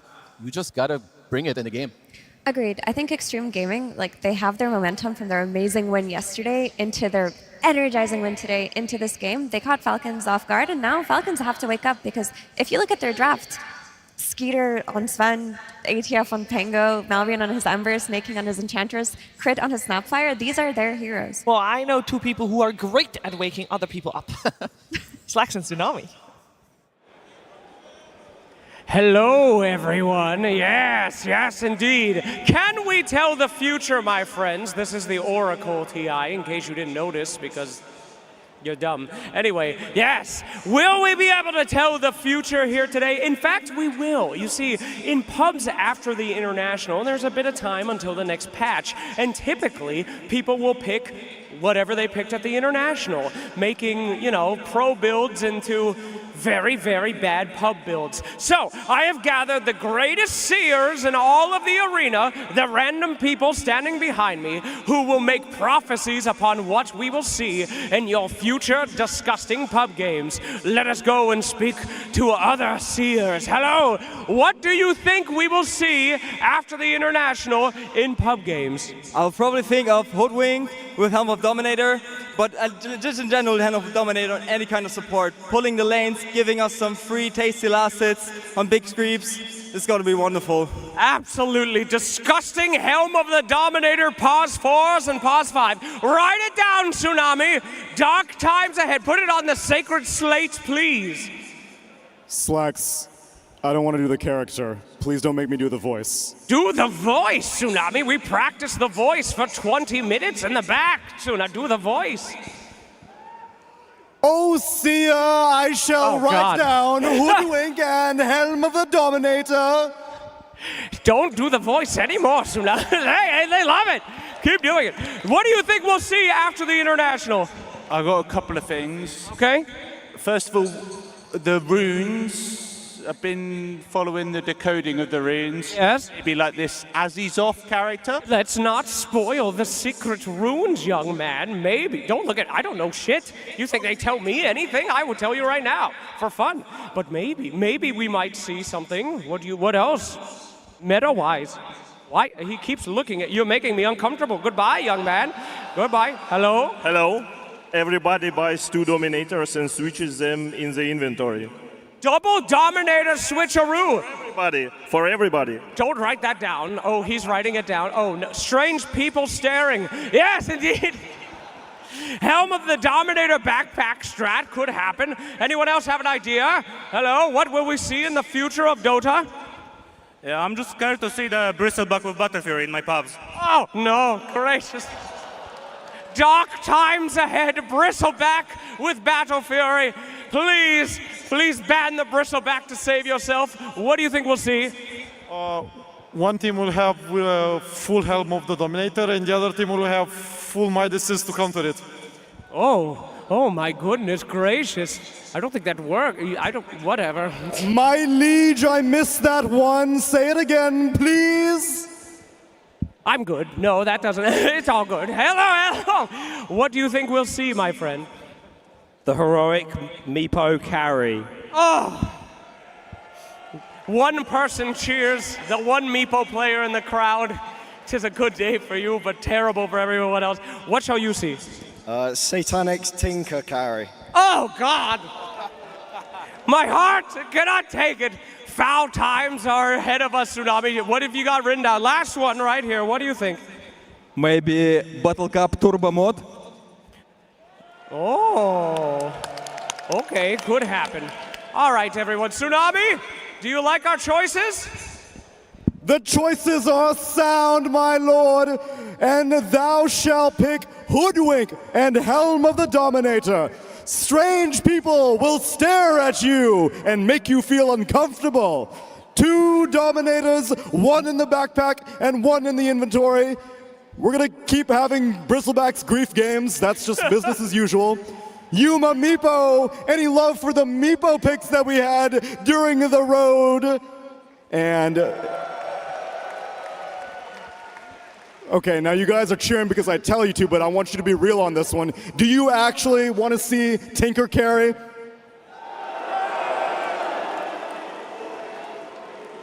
May that be the loudest boo I've ever heard on stage while I'm there. Thank you so much, everyone. Well, have some dark days in your pub after the International, but many things might still happen in this grand finals. So keep your eyes open, my friends. Good luck. It's going to be hell out there. Or happy times, because if all my enemies are doing that, I'm winning with normal things. That's how it goes, team. No, it doesn't. It's always on your team. Don't be so naive. And you queue for the game, you're happy after TI, and then you get every single idea in one single game. No. And then you still win. That's the beauty of Dota.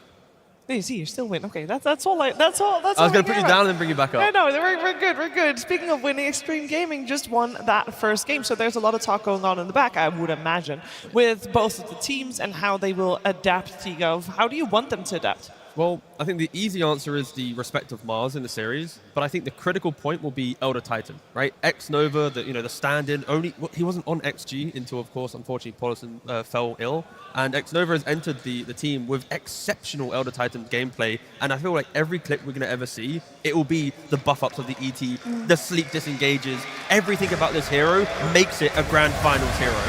It is one of his best heroes, it's one of his most played heroes, and I think he used the shard like really well. Other ETs you just see, they stomp and they chill, but when he got the Ember, when he got Amar on the Pango, he went on top of them, he reduced all the armor, so Ame, he just claps you out of the game like immediately. And we must not forget, X-Nova just a few months ago had one of the darkest days ever with me in OG. We sucked. There was nothing going on, but this guy, he's incredible. He's making this comeback. He's playing so well. I'm just really happy to see like the two teams playing this well and going up against each other. He's been sharp the entire tournament, and also the TP cancel on Sven, that was his Earth Splitter early on. If that hadn't happened, they would have not traded the Quap kill for the Sven kill, which tipped a lot of the momentum in XG's favor. And the D-warding clips that you showed us earlier, there was a cool stat that we didn't get to talk about yet, but actually Snaking and X-Nova, they're averaging around the same amount of D-wards per game. Both of these teams are getting around 8.8 in a game, and he was probably the only one competing with Falcon supports on that. The next one was P-Vision at 7 D-wards. They have respectful map play. I say that, and it's like very honest traditional Dota, right? The way that they move, the way they do, they're not utilizing, Helmet Dominators to, shadow push a wave and not have to do it. Like, they're doing it the old-fashioned way, which is why these stats are so similar and why this finals, again, still should be so competitive. What about that Hoodwink Dominator, though? They were doing a little sneak. A little. It was like, play. what? I'm referencing the fact that, it's not 5 or 4 or 3 compared to other teams. Wink, Just wink, nudge, near nudge. one. One's acceptable. 3, 4, 5? Come on. Also, if I'm not mistaken, I believe the last times that Ame played in the Grand Finals, he ended up losing game 1. And then they ended up winning 2 in a row. And then they ended up, losing the rest. This time, this could be the flip of the switch. You've got the script that's turned upside down. Hold the other Grand Finals that Ame lost. He won the first 2 and then lost the second 2 as well. So he has both iterations already. I mean, at least for, the people that we all love Ame, and there is a reason he is called the uncrowned king. If you look at his top, placements, it's first at Riyadh, first WePlay, first at so many countless other lands and other majors, but look at his TIs. TI 7, he gets 4th. TI 8, he goes to the Grand Finals, gets 2nd, 5 games. TI 9, 3rd place, barely misses out. TI 10, he goes to the finals again, 5-game nail-biter, loses towards the very end again. TI 11, he gets 5th, 6th. So this could really be the one time where he can do it. He's up 1 game. They're looking so strong. I'm really looking for him to maybe do it this time. I will say, it's so impressive to have played 6 internationals, and all 6 of them, you finish top 6 with even like 2nd and 3rd being the most common one. That is incredible on its own, let alone being able to come so close to taking that Aegis time and time again. And this time Xtreme Gaming definitely on the right track to taking this Grand Finals, but I'm sure Falcons has also done some homework in the meantime. There's one question I still had. When we saw in that previous game Malrine having such a rough time, you could feel that Xtreme Gaming knew to target him. Are we going to see Falcons do something with that in the sense to make him be a little bit more safe, either with more rotations possible or maybe more a hero that he has a win condition on?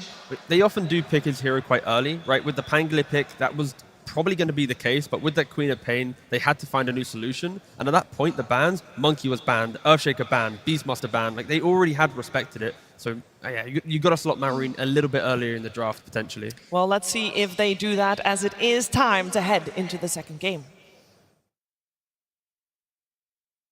Team Falcons versus Xtreme Gaming Grand Finals. Game 2. And we are in the thick of it already. We got Falcons, Radiant, Xtreme, Dire, and the first pick is on the board. We have Xtreme Gaming this time with the pickup of the Beastmaster. As kind of expected, the Mars was banned out fairly early by Falcons already. They leave the Sniper in for this particular game, and they answer with an Enchantress. Not just the Mars Sheaves, but they've just put total respect on XXS's hero pool. They take out his Shaker, they take out his Centaur. They don't want any of his shenanigans this time around. A lot of the big Malrine heroes that we were just referencing are already banned or picked. So, interesting enough, Malrine will have to think about a new hero once again that he hasn't relied on to get to this position. My take on that last game was that the Ember would have looked better if the supports had a better game. Because Ember is a hero that needs to play with the supports, and the Snap didn't get level 6 for a very long time, and they were feeding on these side lanes. Typically with Falcons, Snay and Crit will rotate so early and play with Malrine. This just didn't happen, so the Ember looked bad. He also looked a little uncomfortable, to be fair, like slight change. Some of them he was missing in the mid-river when he got ganked by the Hoodwink. Other Ember players would have been able to jump out. He wasn't. He hasn't played it that many times in his career. He did play it once already at the International. It looked really dominant, but compared to his other heroes, it just didn't look to be in the same league. I like that Falcons don't shy away from the Eng, right? The snaking Eng looked phenomenal in the entire tournament. It looked good last game too. So just because you lose once with it, don't go away from it. You're up against the Beastmaster, but at the same time, XG, they've banned out the two best heroes in my mind that Falcons would like to play against the Beastmaster. You've got the Gyro, you've got the Weaver. Because Skeeter, unlike other carrier players, he cares a lot about having, like, his game is like important to him, but it's more important that he slows you down. So they're gonna have to look for a replacement that lanes well with Eng to slow down the Beastmaster themselves. And it does give permission to XG to buy one Dominator. One Eng equals one Dominator, that's fair, it's honest Dota 2. I mean, you know it was going to happen anyway with the Beastmaster. But Ent is one of the old school lane counters as well. Sure, you cannot enchant the Dominator, but you just take a boar on lane and you stick it to Beastmaster. Falcons want a lot more tempo in this game, right? The way that ATF plays the Bristleback, he's throwing himself into early fights very quickly, and we've already said it many times, pacing is what beats XG. And with the first two picks from Falcons, it's what they're going for, but once again, this Elder Titan, 5 games, 100% win rate, it is exactly what you want to see to survive that early game. It does so much to dismantle any early aggression. It's the same support duo from XG. They owned with it in game 1. You take it into your game 2. Hoodwink as well against Bristleback, incredibly strong. You've got the break, you get some roar into the sharpshooter. There's a lot of damage coming out if you're Falcons. The good thing for them also, they can flex the Bristleback. Yeah, it is. I would say Amar plays it probably the best out of all the players they have, but it would be a nice answer for you in the lane against the Beastmaster when you play this Bristle and Eng together. Malrine Primal Beast. If you want to create some chaos in the game, throw in the Primal, throw in the Bristleback, just run through XG. Don't give them time to think about the early game because, yeah, Falcons, they want to fight this time around. Primal Beast doesn't put it doesn't put Malrine in a position where he gets counter-picked by XM or has to worry about his pick. Last game, there was a Queen of Pain. That's a lane-dominating type of hero. He had to go for the Ember. Primal Beast on Malrine, he doesn't even have to lane. He just cuts the waves, drags them behind towers, will pull them into waves, and always make sure he has his farm regardless of whatever pick will come out on 18 here for XG. And the Ringmaster, right? Yep. We saw Crit play this before. When there is single target jump and that big pick-off, having Escape Pact is critical. So with with the Hoodwink and the Beastmaster in play, wanting to go for that explosive damage, I don't mind it at all. The cool thing about Ringmaster is that it forces your pick that you maybe wanted something different to have to be a hero that builds Nullifier. If they were looking at a different style of carry for Ame, like another repeat of that Ursa, they can't do that comfortably because Ursa doesn't slot a Nullifier into his pool early enough. Always the way when there's not a lot of lockdown and pucks in the pool, XM's going to want to pick it up. It's just great against the backline, right? You're going to show them to each other. And ET always, you want not just the physical guy who abuses your physical damage, you want the spirit with the magic damage. XM Puck, it has looked absolutely phenomenal.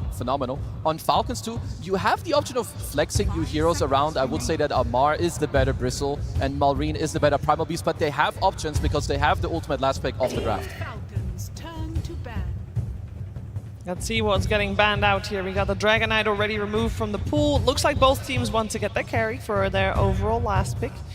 So we'll see what fits in there. And just for my own personal mental state, we have the Puck versus Primal. Regardless of how that goes, Malrine will always have a game, right? Because his Primal, the way he plays it, he doesn't have to be on the lane. He'll go anywhere else that he needs to. Primal is one of the best cores in the game that if you have a bad lane, your ability to skip waves, farm, and recover is there. Marine has also utilized Primal in every game possible, good or bad, to have impact. And when you look at Primal Beast and what makes him effective in an early game, it's the question of how successful will he be when he's off the map, when he rotates to the side lanes, when they don't see where he is, how afraid will they be?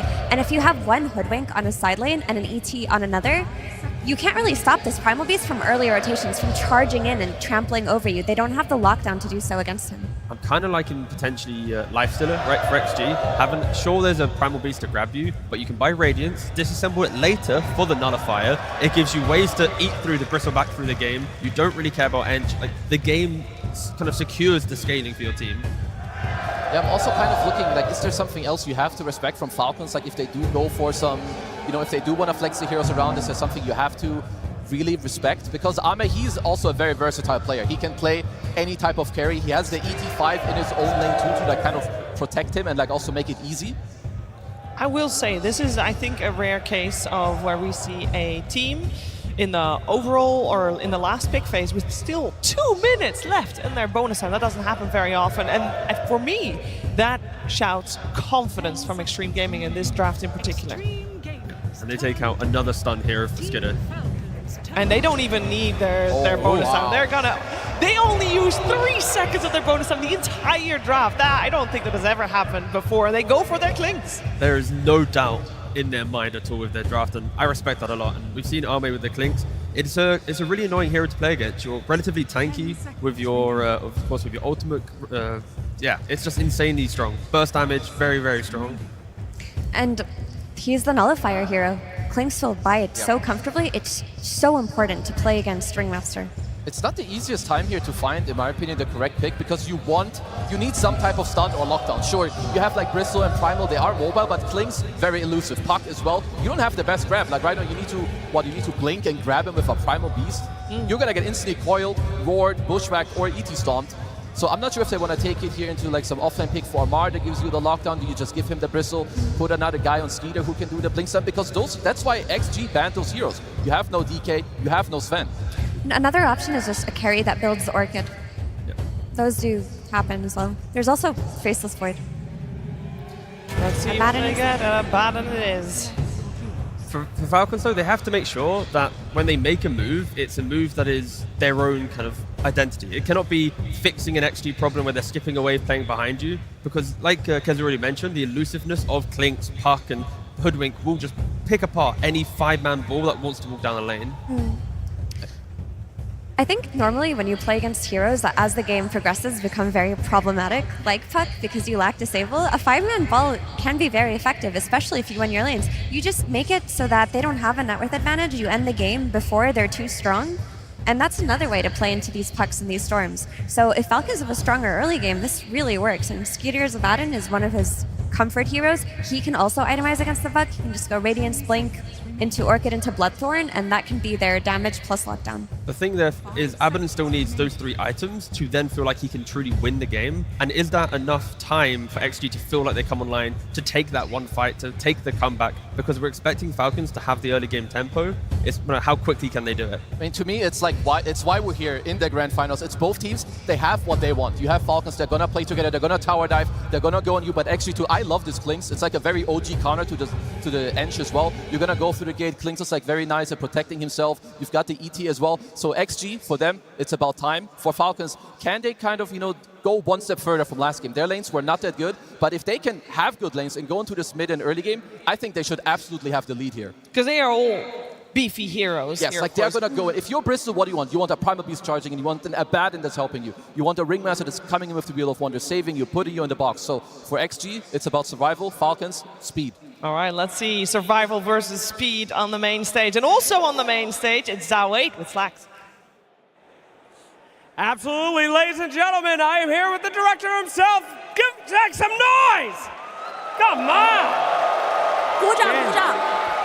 Game 2 coming your way, absolutely. All right, Let's talk a little bit about stamina. Famously, coming in from the lower bracket into the uppers, you know, that stamina starts to go down, teams start to get fatigued.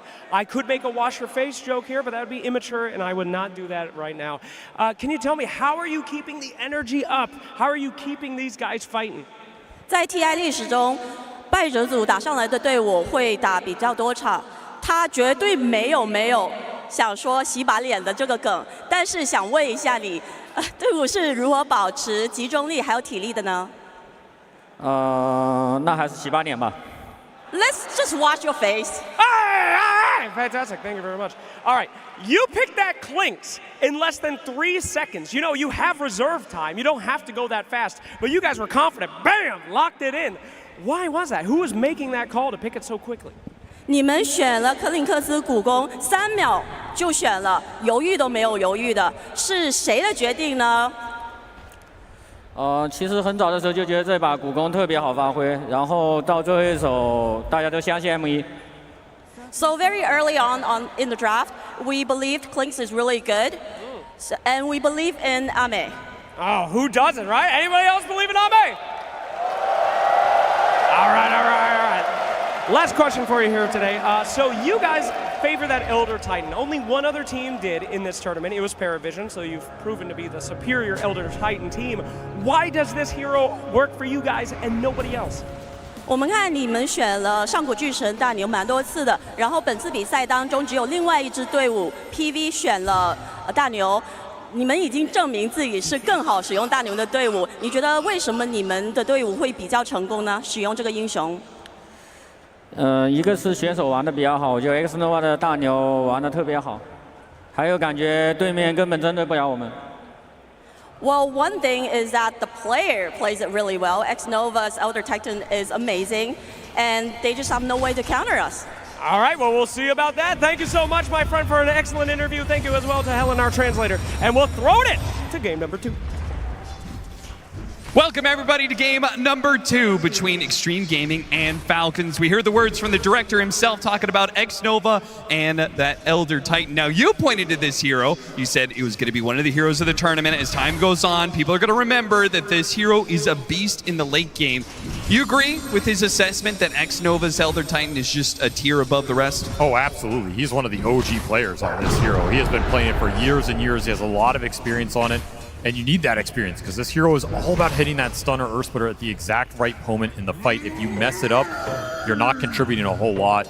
This is a really nice tool XG has brought out in this series, and one Falcons are going to have to address. They're trying to address it through the laning phase, giving him bad lane matchups, giving him supports that are difficult to interact with, also mid laners that are really mobile. Sometimes the CT can suffer with direct lockdown compared to a lot of other hard stunning supports. That game 1, though, it did not push through, and we saw some big plays coming out from Xnova, especially with this Hoodwink ET duo. They get it again here in the game 2. Falcons did not deny this combination, so you're going to have that insane spell amp, and you have this puck to play off of it. A lot of long-range artillery coming out from this XG lineup.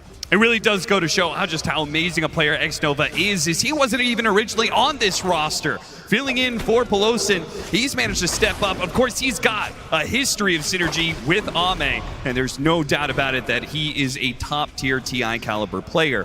But it is amazing that Xtreme Gaming have managed to fit him into the lineup so effortlessly. It's up to Falcons to fight back. Down a game, not out of it yet. They want a strong laning phase here, as the panel mentioned. A lot of fast-paced heroes in this Falcons lineup, a lineup that could absolutely just end this game going higher at that 25-30 minute mark, particularly with this Abaddon pick for Skeeter. I think they had a couple options in that last slot. Ame into trouble. Falcons, are they going to claim first blood this time? The Quill, not enough, and Xnova gets the kill on Crit first. You're happy with the trade-off of support for core, but Falcons just get single digits away from first blood. Mar would have liked that 100 bonus gold there. Won't get it in time, but still happy with the laning prowess that they're asserting. This is looking like a triple lane win for Falcons, exactly what they want with these Enchantress-oriented lineups. And that's quite a turn from game 1, where we saw very early on, it was Xtreme getting the CS advantage in the first couple minutes. I think a lot of that was that Mars. Like, that first pick Mars, I think, caught him off guard a little. It set the pace straight out of the gate. XXS had a very fast start on that hero. he was just so far ahead out of that lane phase. The Beast is going to be a little slower here, especially into the Enchantress. Not a fun lane. You can't abuse the boars as strongly. You have to go the Axis build. Abaddon can shield it off. Not a fun lane for this Beast to fight into. And this Bristle can be annoying for the Clinks. It's one of the few melee heroes that can cause you problems because he can chase you down. He can build the stacks up. And Clinks, his tankiness comes online later in the lane, not on those super early levels. Oh, that damage is building up. X-Nova, he's just going to work right now. Crit gives him the tonic, but it's not enough. Amar still falls. They both get dangerously low. Ame ends up going down in the end, and his dagger lands. Dodge. Might go back in. And X-Nova, he's now going to challenge him. Crit, he's got another dagger coming up, but he still has that whip. X-Nova can challenge him, especially with the healing salve going. This is going to be a decent amount of miss CS. X-Nova shows Crit on the chase. It's a big mana from XG on this lane. You go all in with that ET, you're committed. You got to get something out of that. That was very close with the Quill stacks building up. XG strike back. Put Ame back in a solid position. Finishes the full Falcon Blade. Malrine doing his usual Primal Beast shenanigans here. Yes, that is what you can expect from a Primal Beast pickup for Falcons. It almost doesn't matter what the matchup is, just because he can always cut the lanes, cut between the mid-tier 2 and farm up neutrals at the same time. It's interesting, they put this deep dire jungle ward, almost expecting these primal rotations through that jungle. Right. I don't think it's a move Malrine would have committed to, but just getting vision on him helps you play the map a little bit better. Expecting the shenanigans, perhaps. Malrine, as a result, is up in both CS and experience, so he might get to that level 6 first. We'll see what commences if Falcons try and make a play off of him into the mid lane, or if we're going to see Malrine make the rotation. I think you make the rotation this game. I think that's why you pick Primal. You can rotate these side lanes super successfully. You can just keep pulling waves. You can be off map for a long time. That move can be difficult to read. And you have some pretty decent side lanes to kill. Going in on this Clinks, going in on the Beastmaster, building momentum for your two side laners could be really nice in this style of game. That was the first thing I thought when I saw a Clinks pickup into the Primal Beast. I was like, okay, that is a bold move, because this Primal Beast is probably going to be trying to hunt down this Clinks non-stop in the first 20-30 minutes. It's a great target for Malrine. If you can connect once or twice, it's going to feel great here. Not a lot of defensive options for Ame if he just gets trampled on. Be a whole lot easier if they could get a power rune, in particular something like an arcane or haste rune. Malrine. Will it spawn top for Malrine, or will it go bottom for XM? It's an invis rune for Malrine, so Malrine does get it, but not the biggest power rune in the world in this early game. I was hoping for something more aggressive there, but he'll take it. And he's having a way better start here than he did in that game 1. And I think he's on a hero that can just impact the fight a lot more directly. We don't see Ember for a reason, and I think it was odd that Falcons ended up in a position where they were last picking Malrine's hero. Very rare for them in this tournament. If you go back and look at all the games, right, they have been just jamming his hero early. A lot of these mid-melee brawlers. So having this setup probably feels a lot more comfortable for them. They're able to draft accordingly. Lane pressure building up on the safe lane with the Enchantress. As X-Nova trying to threaten that Shrine Steal, but I think it's way too difficult to man up here. I like that. He pulls the hard camp too early, so it'll be difficult for Crit to be able to re-pull it at the right time for another stack. This bottom lane, though, is being pressured heavily. They're just going to run over Xinkyu and set up for the Wisdom Shrine. That's going to be a double for Falcons. They got this last time. Perfect move from Malrine. At the exact point in this game you want that mid to get over there. Set that kill up. Double Wisdom Shrine. Do to XG what they did to you last game, with Ame taking it away. And set your supports up for success here. Very fast start for this Falcons lineup. XM will do what he can to pressure the mid tower, but it's just not the same as, say, a Dragon Knight. Oh, not even close. I mean, his best tool is to counterplay the Malrine Beast, Primal Beast around the map with the coil. But a move like that's just too fast. There's no ability to react. And you need damage to follow up on your coil to bring him down in this game. He's already up to 1200 HP, 10 armor. Puck cannot kill this hero alone. You need support.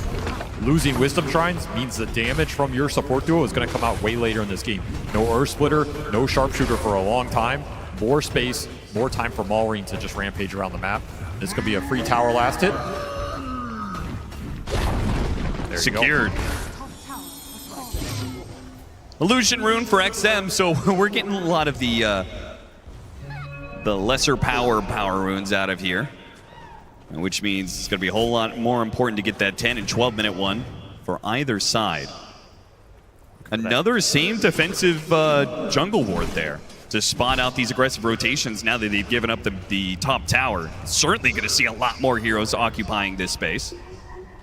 You can continue to dodge here, but ultimately you're going to have to find something to get levels on your supports.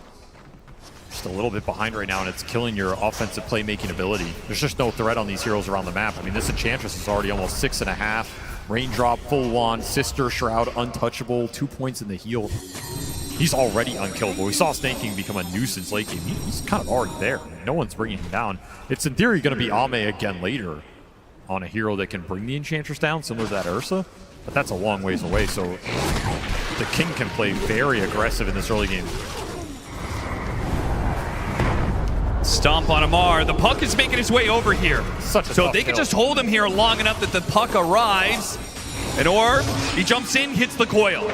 Can they finish him off? XM going to be slowed down and feared by Crit. Good response from Falcons, pushes XM away.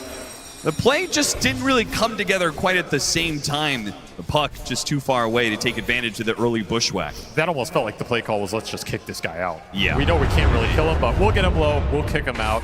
It'll free up some space for the Clinks. These strength cores are going to be a nuisance to bring down this game. Back to Falcons MO, right? Spam the triple strength core, build the EHP up, get a pipe behind him, get some auras. It's going to be an insane amount of tank ability. Yeah, that's not happening either. And this is the aggressiveness that Snake King can play with for the first 20 minutes here. He's totally invincible. Just run on XG side of the map, give vision, steal camps, threaten the pokes behind the tier 1s, get the wards in deep places that are going to set up further plays for your team. This is all information that Malrine can play off of. It's all power runes that are automatically being secured from him just off the presence of this Enchantress that nobody wants to deal with right now. Xnova, he's a bit surrounded here. The daggers into the viscous nasal goo, okay. And he can't TP out either because Crit is ready to stop that one, so his life is kind of forfeit here. There's that fear. And Falcons up 2,000 net worth. This is looking way more like a Falcons game. They get an advantage off the laning phase. Now they're going to start building that, and they're going to bully you with that net worth advantage with their strength heroes. I mean, they're already tough to kill, but you get a net worth advantage on top of that. Overwhelming. This is what they wanted to happen in Game 1. They're getting it in Game 2, so now they get a chance to play their style of Dota against XG. Up 3K now, so much of that on this Bristleback. If ATF is the most farmed hero in the game, I think your chance to win it goes up considerably. This is this man in his element. He is the best in the world at playing this carry style off lane. He is in prime position to do just that. Going first item Lotus, going to be a little early tank ability and utility here. Great scaling against the Beastmaster Roars. You're almost always going to want it at some point in the game. Of course, you get a little regen to boost up your farm speed. And XG still looking for the support ults here, man. It's just been mega delayed. Yeah, without that, they simply do not have a way to stop this Bristleback from farming right in front of their tier 2. They need Xingqiu badly to get to his 6 and get the sharpshooter for the extra bit of burst damage, for the break mechanic. There's so many things that it provides. Same goes with the Elder Titan, right? The biggest damage spell he has is that Earth Splitter. The fact that their Wisdom Shrines got taken away from them is causing them more and more problems. They also, again, going straight Helm on this Hoodwink, potentially for Xingqiu. They have a Helm on the Beast. They do have some split push stall mechanisms, right? If you can get these items up, start pushing the lanes into Falcons, make these immobile cores show on parts of the map they don't want to, that can be a way to slow this game down and just get to some more scaling on your tri-core here, especially if you can defend this tier 1 mid. Biggest pressure point on the map right now, tier 1 mid for XG. Can you keep this tower alive, protect Ancients for XXS, protect the upper jungle area for Ame as Amar starts to assert his advantage. He finishes this Lotus, we might see that smoke towards mid, especially with the Primal Beast Blink. Have you ever seen a Helm Dom creep on a Skeleton Warrior? I don't think I have. It's not Big the strongest Brother boy. Skeleton, man. It's going ham. Okay, never mind. Yeah, not the best play considering it does time out. XXS will need a few more seconds to grab another one, but fortunately because of his double Sage's Mass, he just doesn't seem to run out of mana, so he's just throwing wild axes around non-stop. So despite Falcons getting that early advantage, it does seem like Xtreme are prepared for this kind of grind. They're just playing very efficient jungle right now. But are you prepared for Arcane Rune Blink Primal Beast smoking at you on the map? I'm not sure if anybody is prepared for that much. I mean, this is where Malrine can break the game open. If he finds a couple big core kills, Backs away, but they know where he's going. He's headed to farm some neutrals. Just outside. He just used an orb. Perfect timing. Get the grab on him while the orb is done. Chain up the disables. Push him into the wheel. Nice connection. Perfectly executed. That's an arcane rune, so all your cooldowns coming up again in 20 seconds here. We could see another fast play come out from Malrine on the map. I think the funniest part about that is that play is disguised by the fact that the Enchantress is hitting your mid tier 2 or tier 1. So they're not sure if there's a smoke play behind the Enchantress where if somebody shows they're going to get jumped, or if they're actually smoking around the map variously. I mean, look at Snake. He's once again just posting up solo in this triangle, daring XG to come kill him. Knows there is no response. And apparently Skeeter's going to do the exact same thing. A push to X, but a Hurricane to push him back into the Shrine. Crazy little micro plays going on. Snaking slowed down by XM, but it doesn't matter. They simply just do not have the damage anywhere on Xtreme. They have to land a stomp and then follow through with all the setup that they've got. And there's the Bristle rotation to mid ATF. He gets it for free here. All the attention drawn to another lost Wisdom Shrine. The XP difference in this game is insane. We are already up to 7 levels, 27% at 14 minutes. What is that? This is disgusting. This is turning into a very one-sided affair. But you're about to have both these Radiant supports the same level as your hard carry on the side of XG. That is not good news for the team fight. XG, it's almost getting to the point where you are desperate for any sort of kill just to gain some momentum in this game. Trying to find it with XM on mid, but this is not the man. Not even close. Not even close. This is the last person on this map you should be going into right now. He is the hardest to kill for the gain you're getting, which is extremely minimal. Snaking just controlling so much of this mid area. XG getting frustrated with it. Just got to play for your Beastmaster Ags, Deso on Ame, and try and go with that damage. Yeah, maybe a little bit later on, Ame, he'll be able to take the Enchantress off the table at the start of these fights, whether it's, through the break into actually attacking the Enchantress or through the Shard later on where you can bypass that untouchable. But for now, it's simply not a solution. And as a result, Falcons, they've got full control of this game. They're just running around, picking off heroes. Xtreme are fighting for scraps. They little guerrilla warfare. They're hitting these camps variously and hitting the mid lane and just running away as soon as they can. They have heroes that can solo show on waves, and there's not much you can do about it. The Enchantress is one, but also this Skeeter Abaddon, he has just been chilling out here the whole time. Nobody can force him off this wave. Absolute free farm. The Radiance is done. He's going into the Manta. He will give you the lane shove because of how aggressively he can show. XG need to assert some sort of threat on the map right now to regain control. It probably starts with the puck into the support ultimates. Looking down bottom, but again, this is another tough target to go into with this Abaddon. You cannot prevent the ult going off here. And that buys a lot of time for Falcons to support him off of the tier 1 that is still standing. All 3 towers available. In fact, this tower is basically 100% HP down here. When you make this sort of play, the slower it is, the worse it gets. Mid tier 2 is being pushed. Top tier 2 is being pushed. Nobody on Xtreme is showing except for Ame. And I think Skeeter and Malrine, they've made a read of this. They know they're going to go for Skeeter. And this is going to go real bad, potentially. They get the grab, and already the squirrel is gone. And the Abaddon is back up to full HP. Xtreme Gaming make their first big move of the game, and they're going to lose 3 heroes and get absolutely nothing in return. And a double kill for Malrine, 5-0. This is basically going to finish up that BKB. This has been clinical control of the map from Falcons. This is what they're known for. This is their style at Dota. They just give you nothing. They present an unkillable sight across the map. You want to go on this Bristle? Be my guest. You want to go on Enchantress? Good luck. Go on the Abaddon? The play's too easy to read. Why is this game 2 so much different than game 1?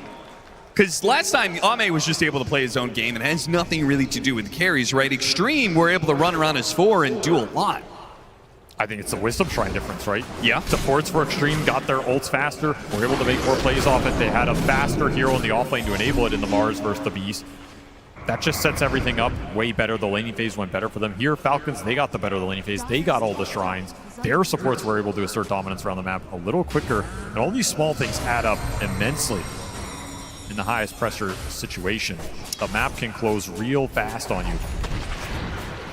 It feels kind of weird because we have seen this trend where these games are going so late, teams are adjusting and trying to make sure that they have scale in their squad. But it seems like this matchup, it's going to be both about scale and laning phase. You can't ignore it. And it's a trap. Like, you want to play for the scale because that's what's going to make you feel comfortable, especially in a grand final. But you risk getting run over. You are going to sacrifice some of your laning. You're going to sacrifice some of your ability to fight back around these tier 1s. And Falcons are not a team that's afraid of taking advantage of that. Oh yeah, they're just going to do Roshan right in front of your face. And Xtreme... No response. I don't think there is, yeah. I think that the most you have is the Spirit going in, slowing him down every once in a while, and every single time he does, it comes at a risk. He might get found by Maureen at some point. Items are just way too fast here. I mean, BKB done on Primal Crimson for ATF on this Bristle. That is a debilitating item for Ame this early in the game. Yeah, you have the Deso to kind of punch through with some minus armor, but this Clinks is not dealing big DPS like an Ursa or a Sven. He needs more right clicks to get the job done, and this Crimson is just going to completely take you out of the fight. Yep.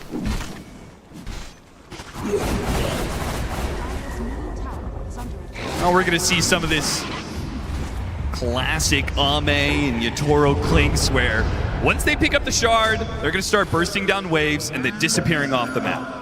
So it will start to become harder and harder for Falcons to maintain control, to keep Xtreme locked on their side of the map, to keep them down in net worth. We are seeing it flatline a little bit. I mean, they got a lot of this bottom half of the map back in their control.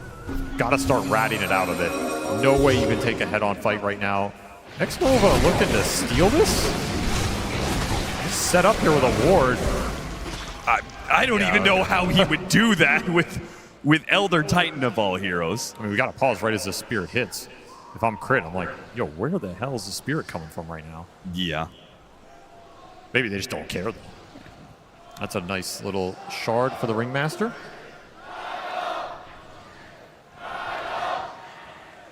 Do you think they buy an early gem?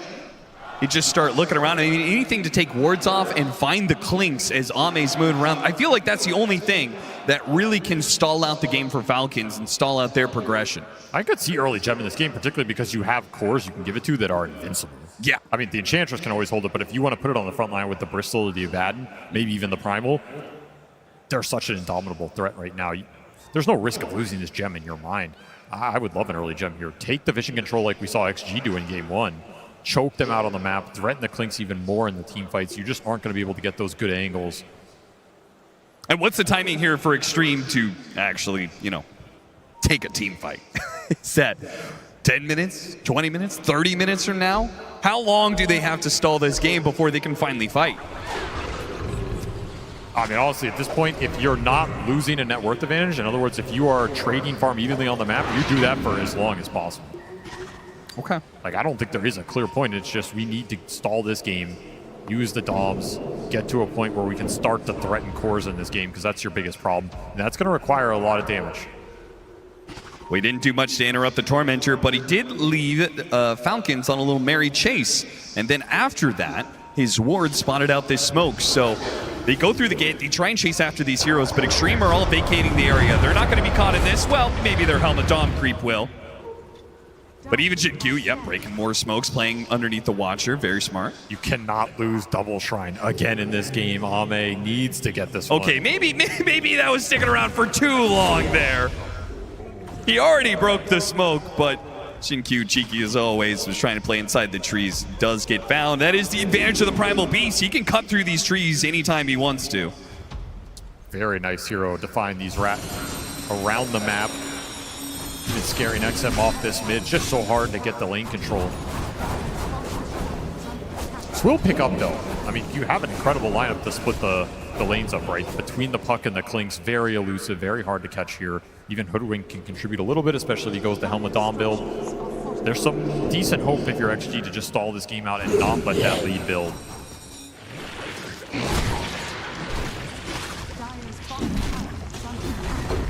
And Amar takes some tier 2s. You take that tier 2, you take the outpost, more and more map control. I do almost wonder, like, would Falcons be strong enough to just hit high ground and say, you have to fight us? think Amar is strong enough, honestly. Yeah, well, we saw he wasn't scared of the high ground whatsoever. Farmed the creep wave underneath the tier 3, joins his team to the mid tier 2. The thing is, Falcons can absolutely go high ground. They've built all the early utility. You have sustain from Enchantress. You have shields from a bat. I think they will make this play. And that is the downside for the rat action from Xtreme. You're not going to have time to see this style through. You can keep farming the side lanes. Puck and Beast are on the edges of the map. Your base is dying. You have to take this fight. Somebody's got to kill this mid wave. And then somebody's got to cut the next wave. No one's in position to do that. No. So the other option is you either concede this mid lane of barracks at 22 minutes, or you actually play to fight. Falcons got what they wanted. Everybody back to the base. Except for this XXS Beastmaster stayed out. They will try and hunt him, clear him out of the map. Yeah, he's getting so close to BKB, and that would be a really big upgrade to their team fight potential. He's going to run into crit. Try and roar and kill him here? Yeah, Maureen, he's going to jump in, and he gets grabbed on XXS. No roar goes out just yet. The roar's still available, though. XXS, he can throw it out now, and he'll TP away. The whip is going to be there in time. The TP, ill-advised for XXS. He tries to chase down crit, but it just will not work for him. Kited out by the constant daggers. Meanwhile, Lamar still hitting your tier 3s. He's chipped it away just a bit more, and now that there's no Beastmaster, it feels like the gates are wide open. They're trying to stall his damage, but he has just planted himself here. Truly invincible in this front line. Still 20 seconds for that Aegis. The early itemization gives him so much tank ability at this point in the game before the late game Flink scaling comes online. And there's the gem at 24 minutes. Staking buys one. We'll see if he passes it off to somebody else or if he holds on to it. I'm going to take your pick. The Aegis does expire, so Falcons, they won't get a lane of barracks out of this Aegis. Likely to wait out for the second one. That has been Falcons' MO. When they get in a lead like this, we saw it in the road to TI. I mean, they are willing to just build up an absurd net worth lead. Doesn't always work out for them, but it usually does. I think this will be a little bit of a difficult game to do that if you just play the map straight up. If you're constantly forcing XG to respond to something, your high ground or Roshan, Torment, or whatever it is, that's what's going to build you the lead. But you haven't seen them catching the big cores on the sides of the map. The Bristle's not equipped to do it, the Abaddon's not equipped to do it, so you're really relying on the Primal Beast, and he also has to keep his farm up to continue scaling here.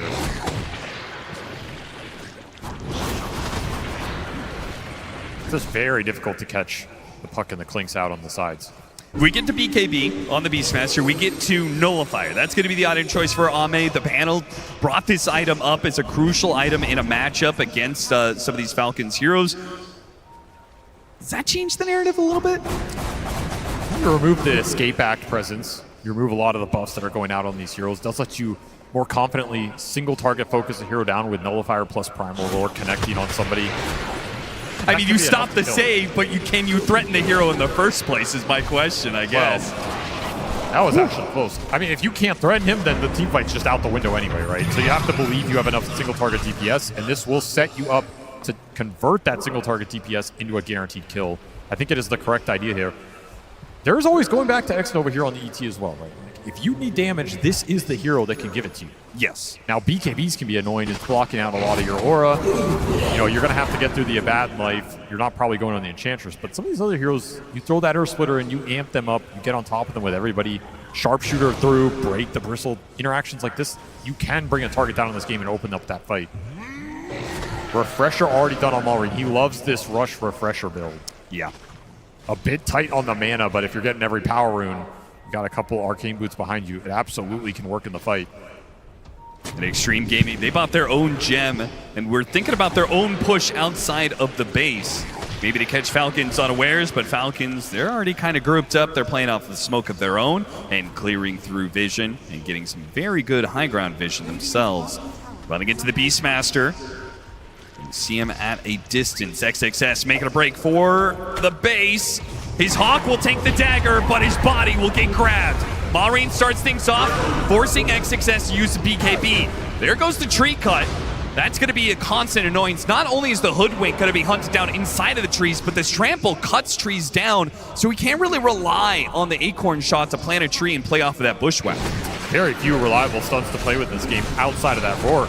And of course, there's Skeeter on a bat. You just run in, shield whoever you go on.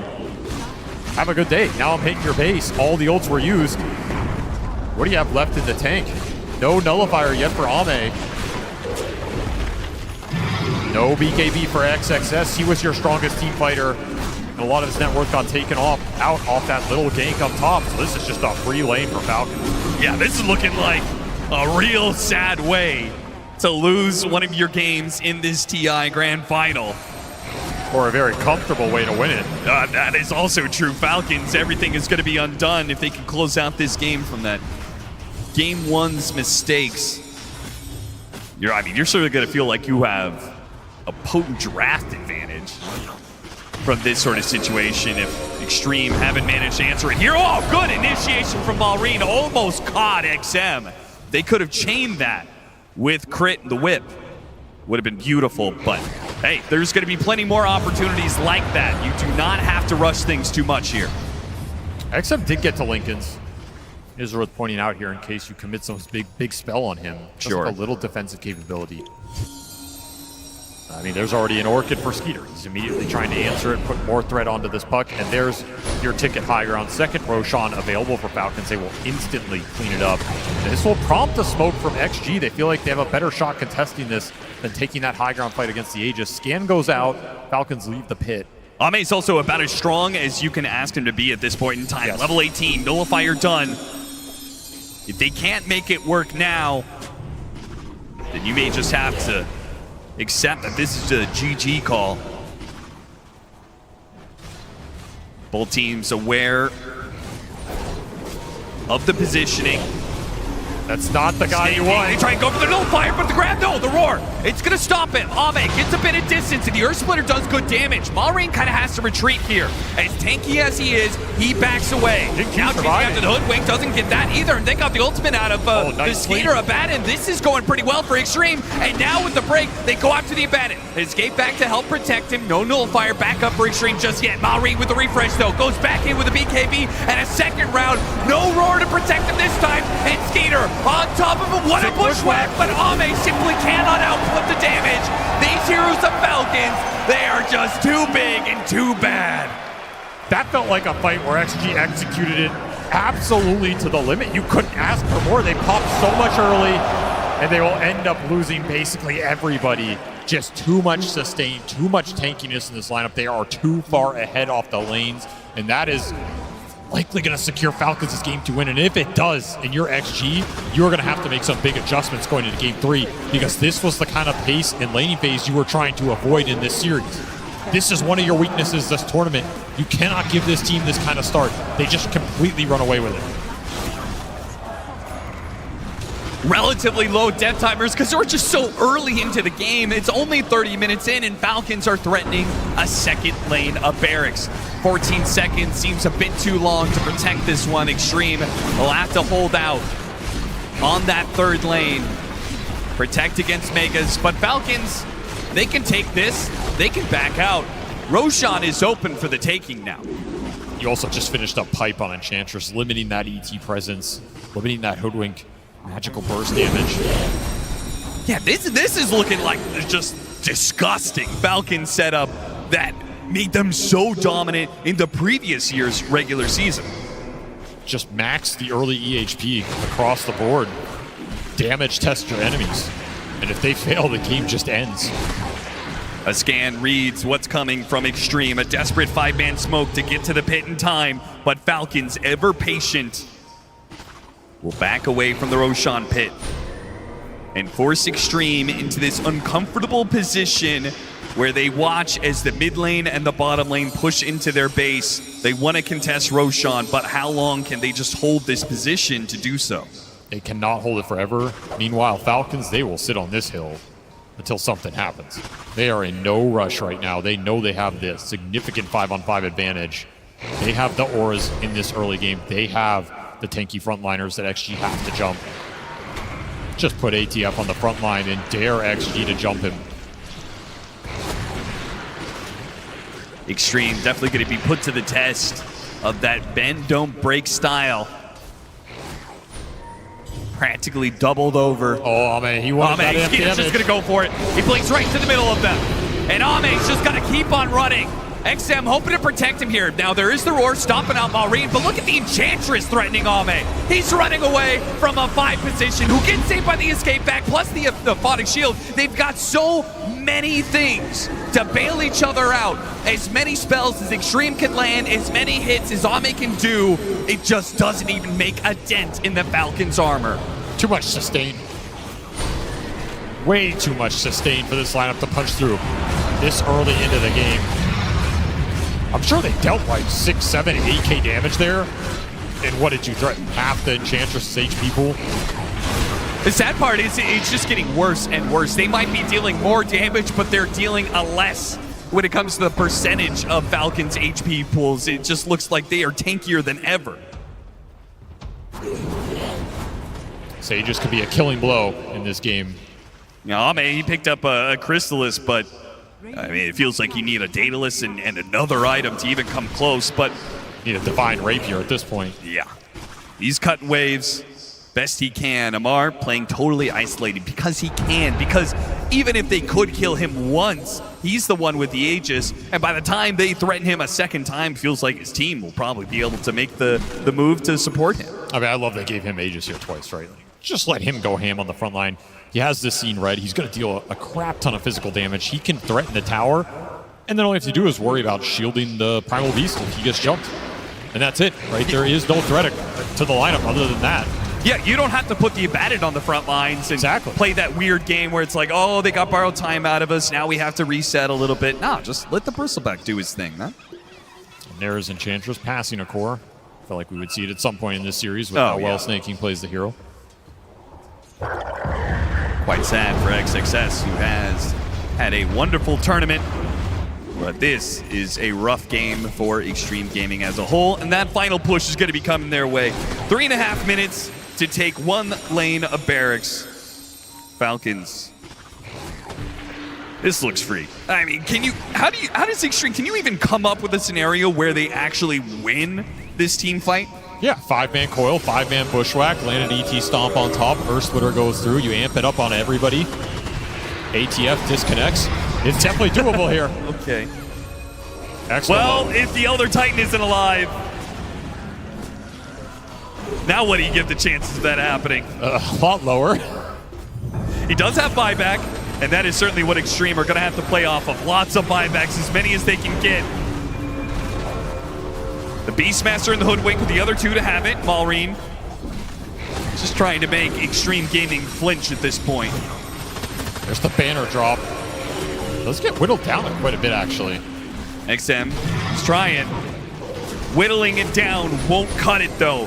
Xtreme, they're going to need to do a whole lot more because the damage that Amar is doing right now, it's about to become permanent. You can't handle Megas this early into the game. No shot. You have to take the fight here. Have to find some sort of crazy jump. Trying to wear him down. Shin-Q finally does take away that banner, but who cares about the creeps? Amar, he is more than enough. He doesn't need creeps behind him. The buildings are almost gone, and Xtreme have yet to make a move. They're just going to concede this to Megas. There's no move to make. There is no target to jump. You see a Bristle with Aegis, you see an Enchantress you can't kill, and there's an Abaddon sitting behind everybody. The move just does not exist in this game. And I feel like it's almost insulting. Amar's just gone back for a 36-minute blade mail. Why not? That's it. I don't know. I mean, is there even any damage going into him to reflect at this point? I guess he's saying at some point in time, this Ame Clinks will have to try and all in him. And if he does, he'll have the blade mail to respond. I think you just get the Shivas up on Maureen here and you go for that game-ending push. You're not going to need anything past that. What do you even talk about if you're Xtreme? You're sure you're holding on to the game, but you all know that you've lost it. You're just talking about plans for the next one? Oh yeah, absolutely. Adjustments, what went wrong here. Got to plan something out to deal with these heroes, right? And it was going to be an issue in this series. Like, the tempo Falcons can set the laning phase they have is a lot stronger than what XG have shown. They get the upper hand. It's scary. You can rat it out. You can stall that game. We've seen XG do a tremendous job at coming back from these situations. This game is just impenetrable. The Aegis Bristleback is already here. And the Shiva's Primal Beast is now behind him. So 40 seconds. All right, to get Xtreme to respond. Here comes that all-in attempt onto the Aegis hero. Can't even kill him the once. Maybe with a stomp. No Earth Splitter yet. They gotta wear through this first life before they use big spells like the Earth Splitter. But the tier 4s are dropping pretty fast here. There goes the Shivas. Malrine tries to make his jump out the grab onto the Beastmaster. Can they blow him up? Or is the Primal Beast the one in trouble? He reframes Earth Splitter that actually interrupts him. That world step. Whoa, look at that! He goes right to the middle of them, and Malrine takes 3 down with ease. Falcons go into the Xtreme Gaming base. And Xtreme, they fight out to pretty much the bitter end, but they will call it quits, and we have a tie series now. The TI Grand Finals. It has been some time without a 3-0, but we will get it here at the minimum. And this should be quite the entertaining series because you have to expect that XG are going to make some adjustments going into the next game. They will not want to give Falcons this kind of start with these kind of heroes that just become so tanky so fast, they take you out of the game completely. It doesn't matter how good your teamfight execution is if there is no teamfight to take. There was not a single opening to exploit for XG in that game too. A complete strategic victory for Falcons in Game 2.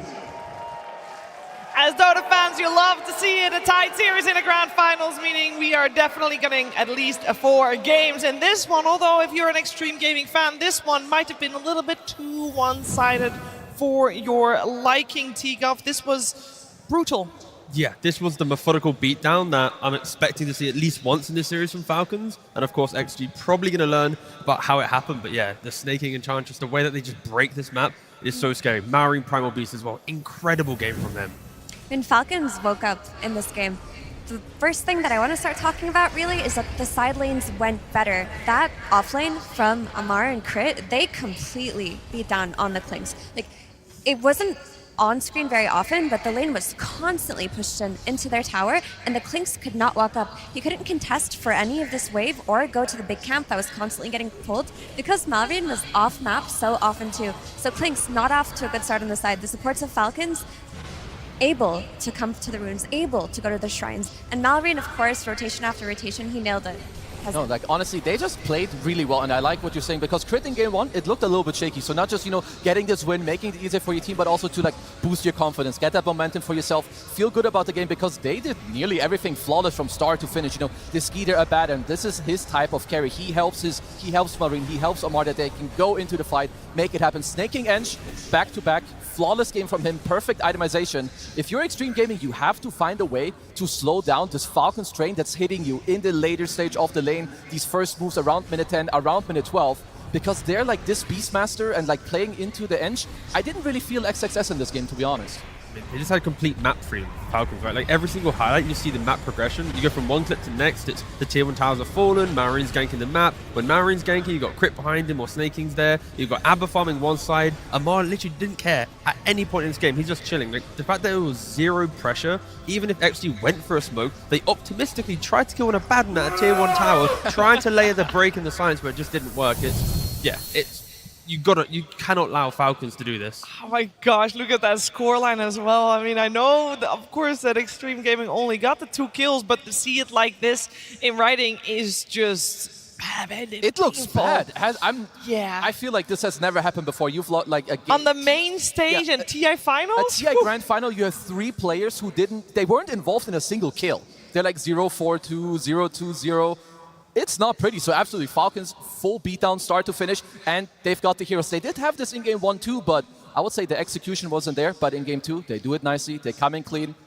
Man, Malrine on this Primal Beast, Effie. He was so good. I mean, this is why every team playing against Falcons is trying to shut him down, is trying to camp mid, ban his heroes, put him in unfavorable matchups, because if he gets off to a good start, Falcons look unstoppable. He is always ganking these side lanes early on, always going to the Wisdom Rune battles. He got it this time, giving Falcons a double Wisdom Rune, and he's just a threat on the map, making it so that Xtreme Gaming, who wanted to draft for a later timing with their carry Klings, could not reach it at all. Yeah, they just didn't have the damage, and we thought it was going to be okay, but I guess the advantage that Falcons got in the start T-Gov, it was way too much. Yeah, they got it so quickly, and we're going to look at some clips here about how they kind of set it up, because Falcons, when they make moves on the map, they always make sure that the one guy making the move, someone comes in behind to ensure that you're not really wasting any time. You know, Maori, he comes to bot lane, he pressures the Hoodwink, Skitter's here, they're secure in the rune. But Enchantress, after taking the Wisdom Rune, also stays here for a little bit longer, farm that additional camp, apply that additional pressure, and critically, Maureen, he's actually going to go through the Twin Gate eventually to go back through top to then apply pressure to the top tower. And then Snaking, he's going to take mid tower. So every single move they make within about a minute or two, it's just constant, just take the XP, take the farm, whittle down your opponent, don't over waste your resources, because Maureen's taking towers, Snaking's leeching the XP that Maureen's sacrificing, but because of Maureen going to bottom, both supports got the double wisdoms. So everything is getting injected into Falcons, and it's only a 1k lead there, but the double wisdom, breaking the tier 1 tower, giving Snaking mid XP, free farm on Skitter, that is the recipe to snowballing a game. Yeah, and they definitely did a good job at that, which we can also see a little bit later down the line, Kazu. Yeah, because we have to compare, what happened with the net worth and how did, some heroes do against the other, because I want to highlight Amar. Amar versus Ame. The story of the game is a lot of the time about how much damage can the carry actually deal, but we already touched on the laning stage. Amar and Crit did incredibly well. And if we look at the itemization, at this point in the game, 22 minutes in, Amar already has Crimson Guard. He's playing this against a Desolator Klings and a Dragonlance and a Beastmaster. These two heroes basically deal about 0 damage. Not only that, he has a Lotus Orb to protect himself, protect his team. So there is so much pressure on XG, on Ame to try and carry. And yeah, sure, they try to get to this Nullifier timing later on, but now Snaking, he has a pipe. They have more Lotus Orbs, they've got more HP. You can't kill them, and this is one of the big reasons why XG, they end the game with 2 kills. And that Cling Stick, while it is cool on paper versus Enchantress, really did not work out in this game. Like, you saw the pressure that was going to come out of this Primal Beast, this Enchantress, and you think to yourself, you need a carry that can build this Nullifier because Ringmaster caught them off guard. There weren't many left in the pool. Sure, he could have picked a more lane-dominating hero like the Ursa, but then they would have suffered versus the Ringmaster. So actually chalk this one up to a bad draft. Go next, but don't reconsider the Clinks unless it looks like a perfect Clinks game. Now, we have already touched upon the Enchantress a couple times from Snaking, but it's time to do a deep dive on Enchantress with Purge. Thanks, Cheever. It's one of the keys to the Falcons' strategy consistently throughout their games because it controls the map so effectively, but there's other pieces of the puzzle that really tied together and made this game so great for Falcons. I love their double ganking combo, the Primal Beast, as well as the Ringmaster that's putting Crit on a high damage disable layering hero so that they can do these crazy side lane ganks deep into enemy territory, because if they do these quick, nobody's going to be able to respond to this. And at the same time, they end up going bottom afterwards using the Twin Gate. This is when they contested the Wisdom Shrine here at 14 minutes. They basically scare their opponents away from it, guaranteeing even more level advantage on their heroes. And then Snaking continues to play aggressive on the Enchantress here. Amar takes the mid tower, and then basically this is just going to be Snaking's space. Now this might look a little weird. He's running into enemy territory. He's not here to ward. He's here to look at his opponents and make them think that his teammates could be behind him. And eventually they ping and they say, this guy's by himself, we gotta kill him. So they try to force a gank, he pops heal, 2 TPs, only 1 completed. That basically just creates space and hurts XG because now they rotated heroes to try to kill a guy that's really, really difficult to kill. In the previous game, a lot easier because they had an Ursa which can max out his attack speed very easily, and their lanes went well. So because Falcons had a better laning stage, he just gets to park himself in the mid lane. It's either him or Amar, the Bristleback, both very difficult to kill heroes, and everybody else is giga farming or setting up kills. So what this basically looks like to them, this kill especially, Malorine rotates here, he's jungling, he's waiting for an opportunity, and now he's got a great matchup against the Elder Titan. He doesn't have to worry about this hero at all. The hero can't stop him from getting this kill. So let's see what this looks like from the XG side. Their map is basically pushed in all the time. So their safety border is kind of like this, less than half of the map, so they're getting less resources, and they don't see where their opponents are. They sometimes see heroes when they get ganked. They are usually going to see where the Enchantress is, but the Enchantress is really hard to kill and defending the most vulnerable part of the map while still getting good farm. They can't really gank the Abba very well either, so their options just feel kind of limited, and they eventually try to kill the Abba. They rotate almost all their heroes. They approach this very wisely. They don't smoke the Beastmaster necessarily. And as they approach and dive him, the reaction is almost instant. The Primal Beast has already been rotating or TPing. They end up running into a bad team fight, which takes their disadvantage to a whole new level, just because of the way the Falcons have been playing the map and sitting on Enchantress in the mid lane. It's one of the big values of the hero that a lot of teams don't exploit enough. Yeah, it's definitely something that I'm expecting Xtreme to maybe address in the next game as well. I mean, there were a couple of issues to address in the next game. We also have talked a lot about how XXS, especially in that game 1, was the shining star, and he was definitely not able to do so in this game. It just was a rough lane for him, rough game for the whole team as a squad, of course. But if we are talking about offlaners for a little while, why not find out who people thought was the best offlaner of all time? Hello and welcome to the International Hall of Fame. This year we asked every single one of the 80 players competing at our event to rate the very best TI winners in history by position. So we've got your carry, we've got your mid, we've got your offlaner, we've got the hard support, and we've got the support. Now it is time for offlane. Gentlemen, which TI winning offlane player do you think deserves to be numero uno in the Hall of Fame? Who would you choose? Okay, may I guess one of them? Sure. I'm guessing one of them's 3-3. No. All right, you're crazy. Okay. Continue. I've got Collapse. That was my other one. Faith Beyond. Okay. Collapse.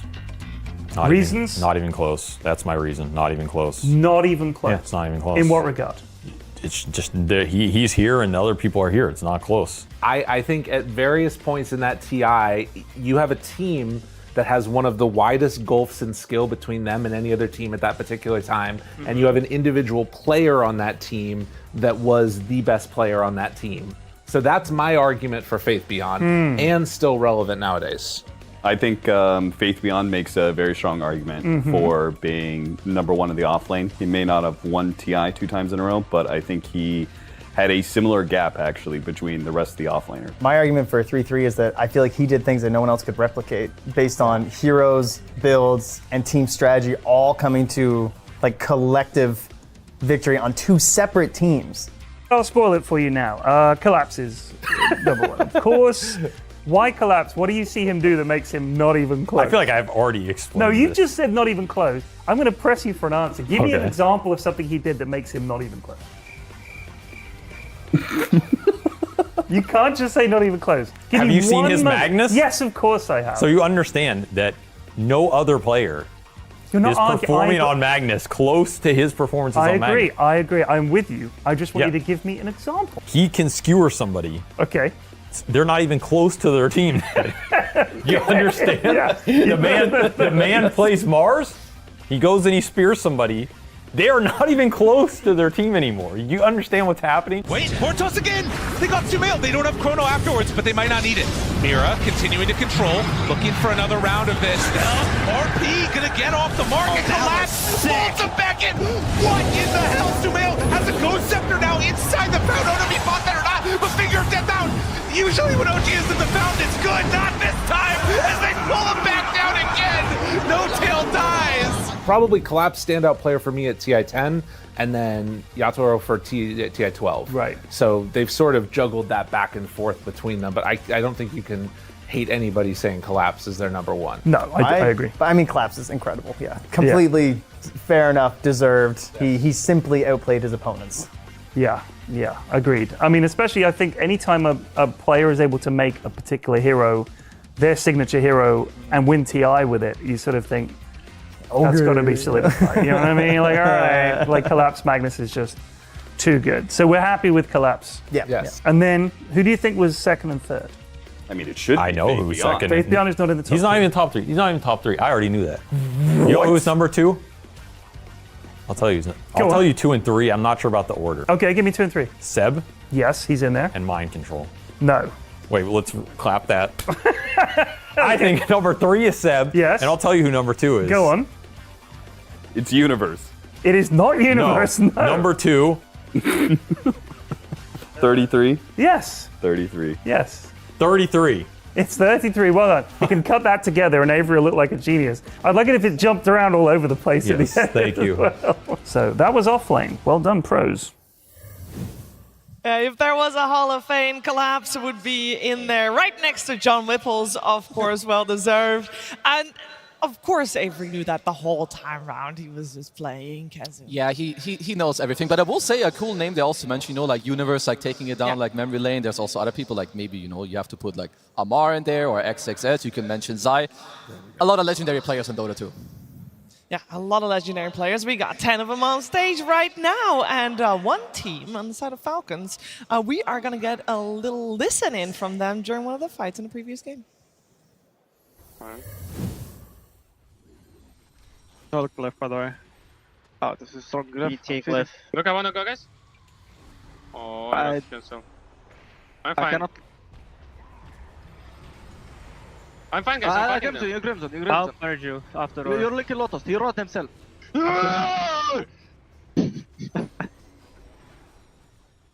Someone's feeding here.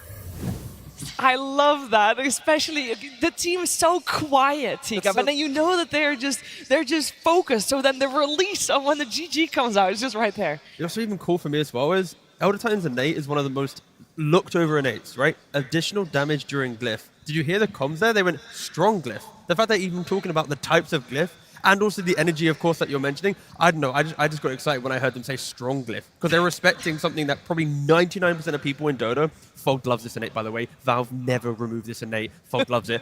The fact they're talking about that shows how much they're thinking about every little thing in the game to make sure that they can win. The best part was just Mallory yelling, and then a few seconds after, before the clip cuts off, you hear Snaking go, "Someone's feeding here." Okay. Ooh. I mean, what I like about their comments is so it was very cool and calm, but everything they said, it allows someone to be more aggressive. I have Crimson, I have Lotus, I'm shielding you, I'm fine, don't worry about me. And then at the end, Malvine with his Primal Beast cosplay with a little roar. I like it. Get immersed in your hero. It was good energy coming out then, and I'm sure that all the 10 players are filled with energy again for the third game. Now that the series is tied, we have seen both teams taking one game. I will say that previous game probably definitely left Xtreme wondering where they will go next, and I will ask you guys the same question because we wanted the teams to play a little faster potentially, and it seemed that Falcons really understood the assignment with dominating the lanes from the get-go. How is Xtreme going to answer this?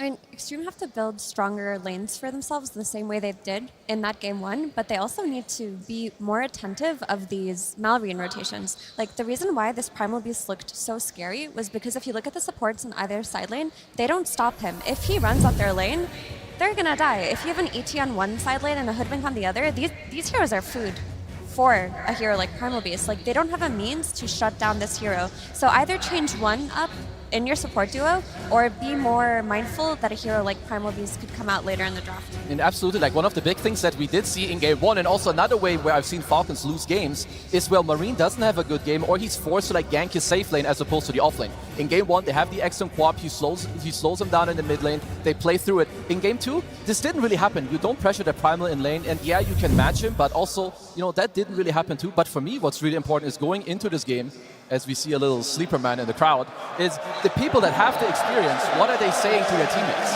He's back. He's back. Yeah, a little catnap in between games. This might be a very long night we got coming here. Another important thing to look at here is that Falcons target banned XXS in that first phase. They did not care for anything else. They took out his Centaur, they took out his Mars, they took out his Earthshaker. XG have been making magic happen with these Blink initiation type of heroes on XXS. And sure, Beastmaster has a stun, but it doesn't function in the same way as one of these initiation type heroes. It's a great hero to rally behind, but it requires for you to have won those laning stages and won that early game. So they've identified a big problem here on Falcons, and I feel like they're going to keep target banning him for the rest of the series, unfortunately. And that's where, as you already mentioned, if Malrine has a good game, then it kind of compounds, right? Because if you have a bad offlane for XSS and XM is kind of getting shut out because Malrine's playing quicker on the map, I really want to see either XM or XSS have a priority where they know their matchup to have a better lane. Because I feel like either of these players has the potential to grab XG and kind of throw them into the game. But when they're both shut out, there's no way Army is going to find the farm. You need one other core to make time, make space for you. There's also, Falcons are very, they understand heroes very well. They may not play Beastmaster as much on Amar themselves, but Skeeter's hero pool is very tailored to, stop you from what you want. And Beastmaster is an incredibly tempo-reliant hero. So when you open that hero and there's going to be the snaking Ench because, you're going to take out his Chen, the Ench is coming. In my mind, try to take those two out. Maybe just prepare yourself for a Pugna. Look at an SD or something else, whatever you want. Take him away from these heroes that make your game incredibly hard to play. Because the Ench actually was killable in game one, right? You had Queen of Pain, you had Ursa, you had the Hoodwink, Mars. Any way when you step up, put two of those heroes I just mentioned together, Snaking dies, their information gatherer disappears, and then the fights can get harder. In the second game, Snaking kind of ran around for free, right? I'm not saying we need to rush to ban the Enchantress, but you need to respect that it's probably going to come out in the draft, and you need ways to stop him, because from the Purge clips, he had complete freedom. He was tanking coils, tanking camps, kind of doing everything he could to make the game super easy for all of his team to farm. Yeah, I think that Enchantress also looked exceptionally good because she was playing into a Beastmaster. And I think that hero, now that I was thinking backstage, if you're countering all three of XXS's playmakers and then you're leaving a Beastmaster in the pool and your carry plays Abaddon, you're just going to pick Abaddon every time into this Beastmaster offlane, and you're not concerned whatsoever. If you're going to pick Enchantress every time the Beastmaster potentially comes out, you're not concerned at all. And it felt like XG thought they solved Enchantress with Klings. He has that attack speed from Strafe. He's going to kill her regardless. He had a bad lane. He couldn't do anything. You can't just have your carry be the hero that kills. You need all of your draft to function so that the hero doesn't snowball. Well, let's see how functioning the drafts will be in the next game. Team Falcons versus Xtreme Gaming Grand Finals Game 3.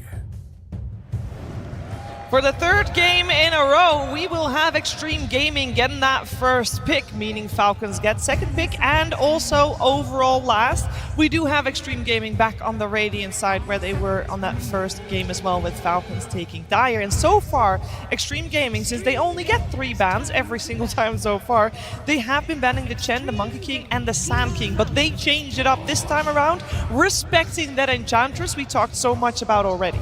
I like this quite a lot. I think going into this, so the teams preferred the stage that they're in, like the pick order, right? So you take out the Chen and the Eng. The next most played hero from Snaking is the Pugner. You give yourself the first pick Shadow Demon. You're quite happy about this. And I will say if there's one guy that knows how to cook after losing a game in Grand Finals, it's Jawed. Both of these coaches, they know what's up. They're going to tell their team what they need to hear. Go into the next game clean. Yeah, take out the 2 tempo supports, and then you pick the Shadow Demon to prevent the initiation, the jump that Malraine's utilizing. But that's often with Sand King. If disruption can break that completely. A Pangolier, you don't really care. Hero gets disrupted, continue searching for the next hero. You're not locked into the fight around that disrupted hero. So a good response from Falcons. I wonder if Xtreme Gaming are just going to do the all-in on Ame type of draft right now. Like when they pick safe supports, maybe something like a Snapfire comes out later for Xnova. We saw how effective Cookie was at saving Ame at certain stages of this tournament. They want to go for late game. They want to build a draft that lets them go to late game instead of having a Beastmaster that forces them to play tempo that they can't do. Yeah, what I also like just now on the camps, look at like XG, they're having a good time. They're smiling. They have you go into the game with your new strat, you try to scrape up, the last 2 games, whatever didn't happen. It's a BO3 now. You have this idea, go in, have some fun. I do like the response though. Like T already mentioned, you got the Pango against the SD. You don't care too much about this guy, sure. You save him, well, 2.5, 3 seconds later, I'm still rolling on you. So it doesn't really matter, but it's a lot about how do these 2 teams continue to build on top of this. And the offlaners are still getting banned out, right? You got the Bristle, the Sand King, and then of course in the first phase the Centaur, Shaker, and the Mars. So a lot of bans being thrown out towards both of the offlaners. And still the Ursa ban maybe indicating more tanky heroes to come out for Falcons once more. Yeah, for sure. It could be the tanky heroes, it could be the... Generally speaking, Skeeter likes his melee carries, his melee strength carries, right? Your DK, your Sven. I mean, you saw Ame absolutely destroy them game 1 with this matchup. So could be setting up for this as well. It could... Might sound stupid. It could also be a vibes thing.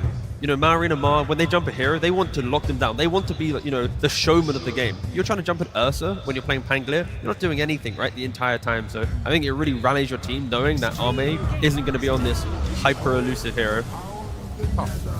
I also think maybe their read is that Xtreme Gaming, if they don't have an Ursa on the safe lane, they will lose that lane, most likely. And they just want to snowball off of the lanes just like last game.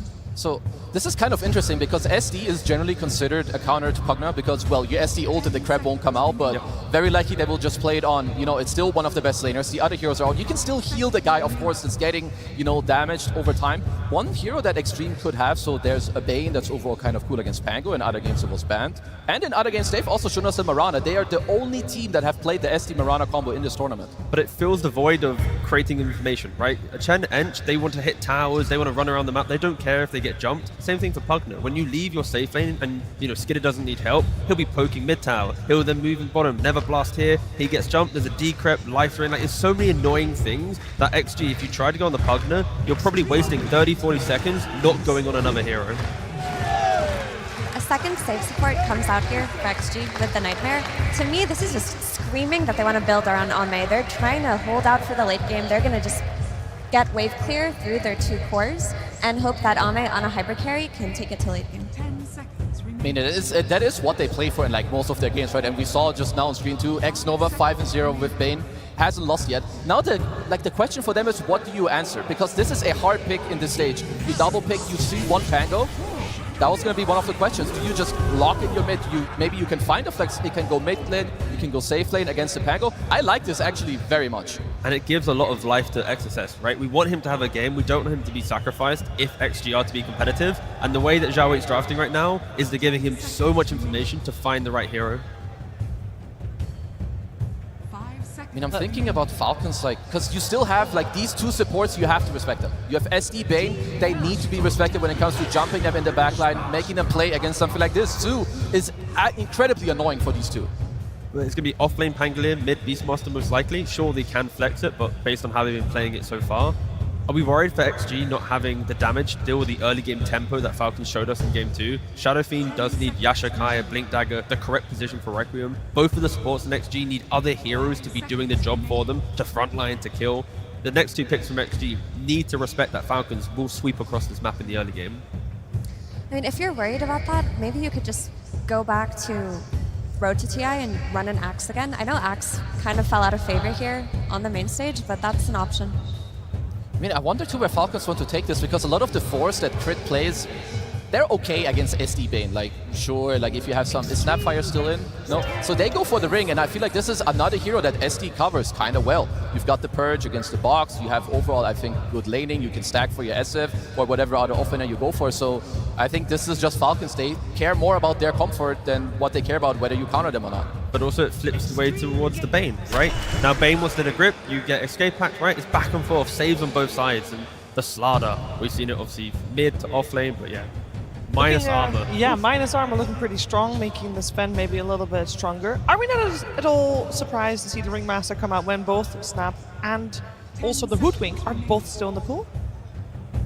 Save is good. Right? Save is good. A little bit. I mean, the reason it surprises me is because the save isn't as good in this game with like the SD, so there must be something where they don't care as much about damage, they care more about staying alive themselves. So they feel like they can like outpace or like outlive their opponents, which is a very interesting approach.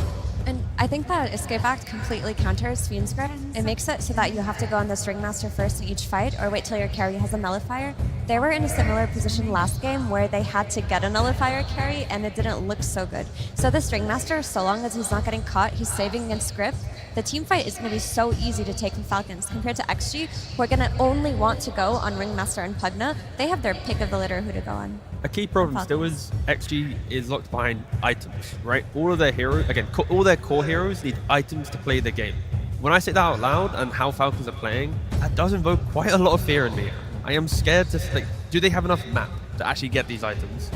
I mean, one thing that I like a lot from XG is that you have the SF Slaughter combo. Like, when you play into these saves, you don't want, like, hard commit. Like, if you corrosive face someone and hit 2 times with SF, you better respond or you're dead. Like, you don't have to, like, go with this big spell and, like, commit. It also gives you an Aegis. It also helps you when Pango rolls in.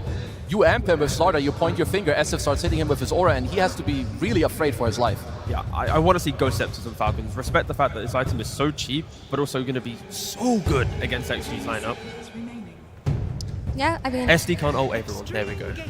The issue is the Nullifier is like a key item for Xtreme Gaming anyway. That's the timing they're playing on because of Decrypt 5, because of Escape Act. Like, eventually their kiting will be countered eventually by both XM's SF and whichever hero comes out for Ame.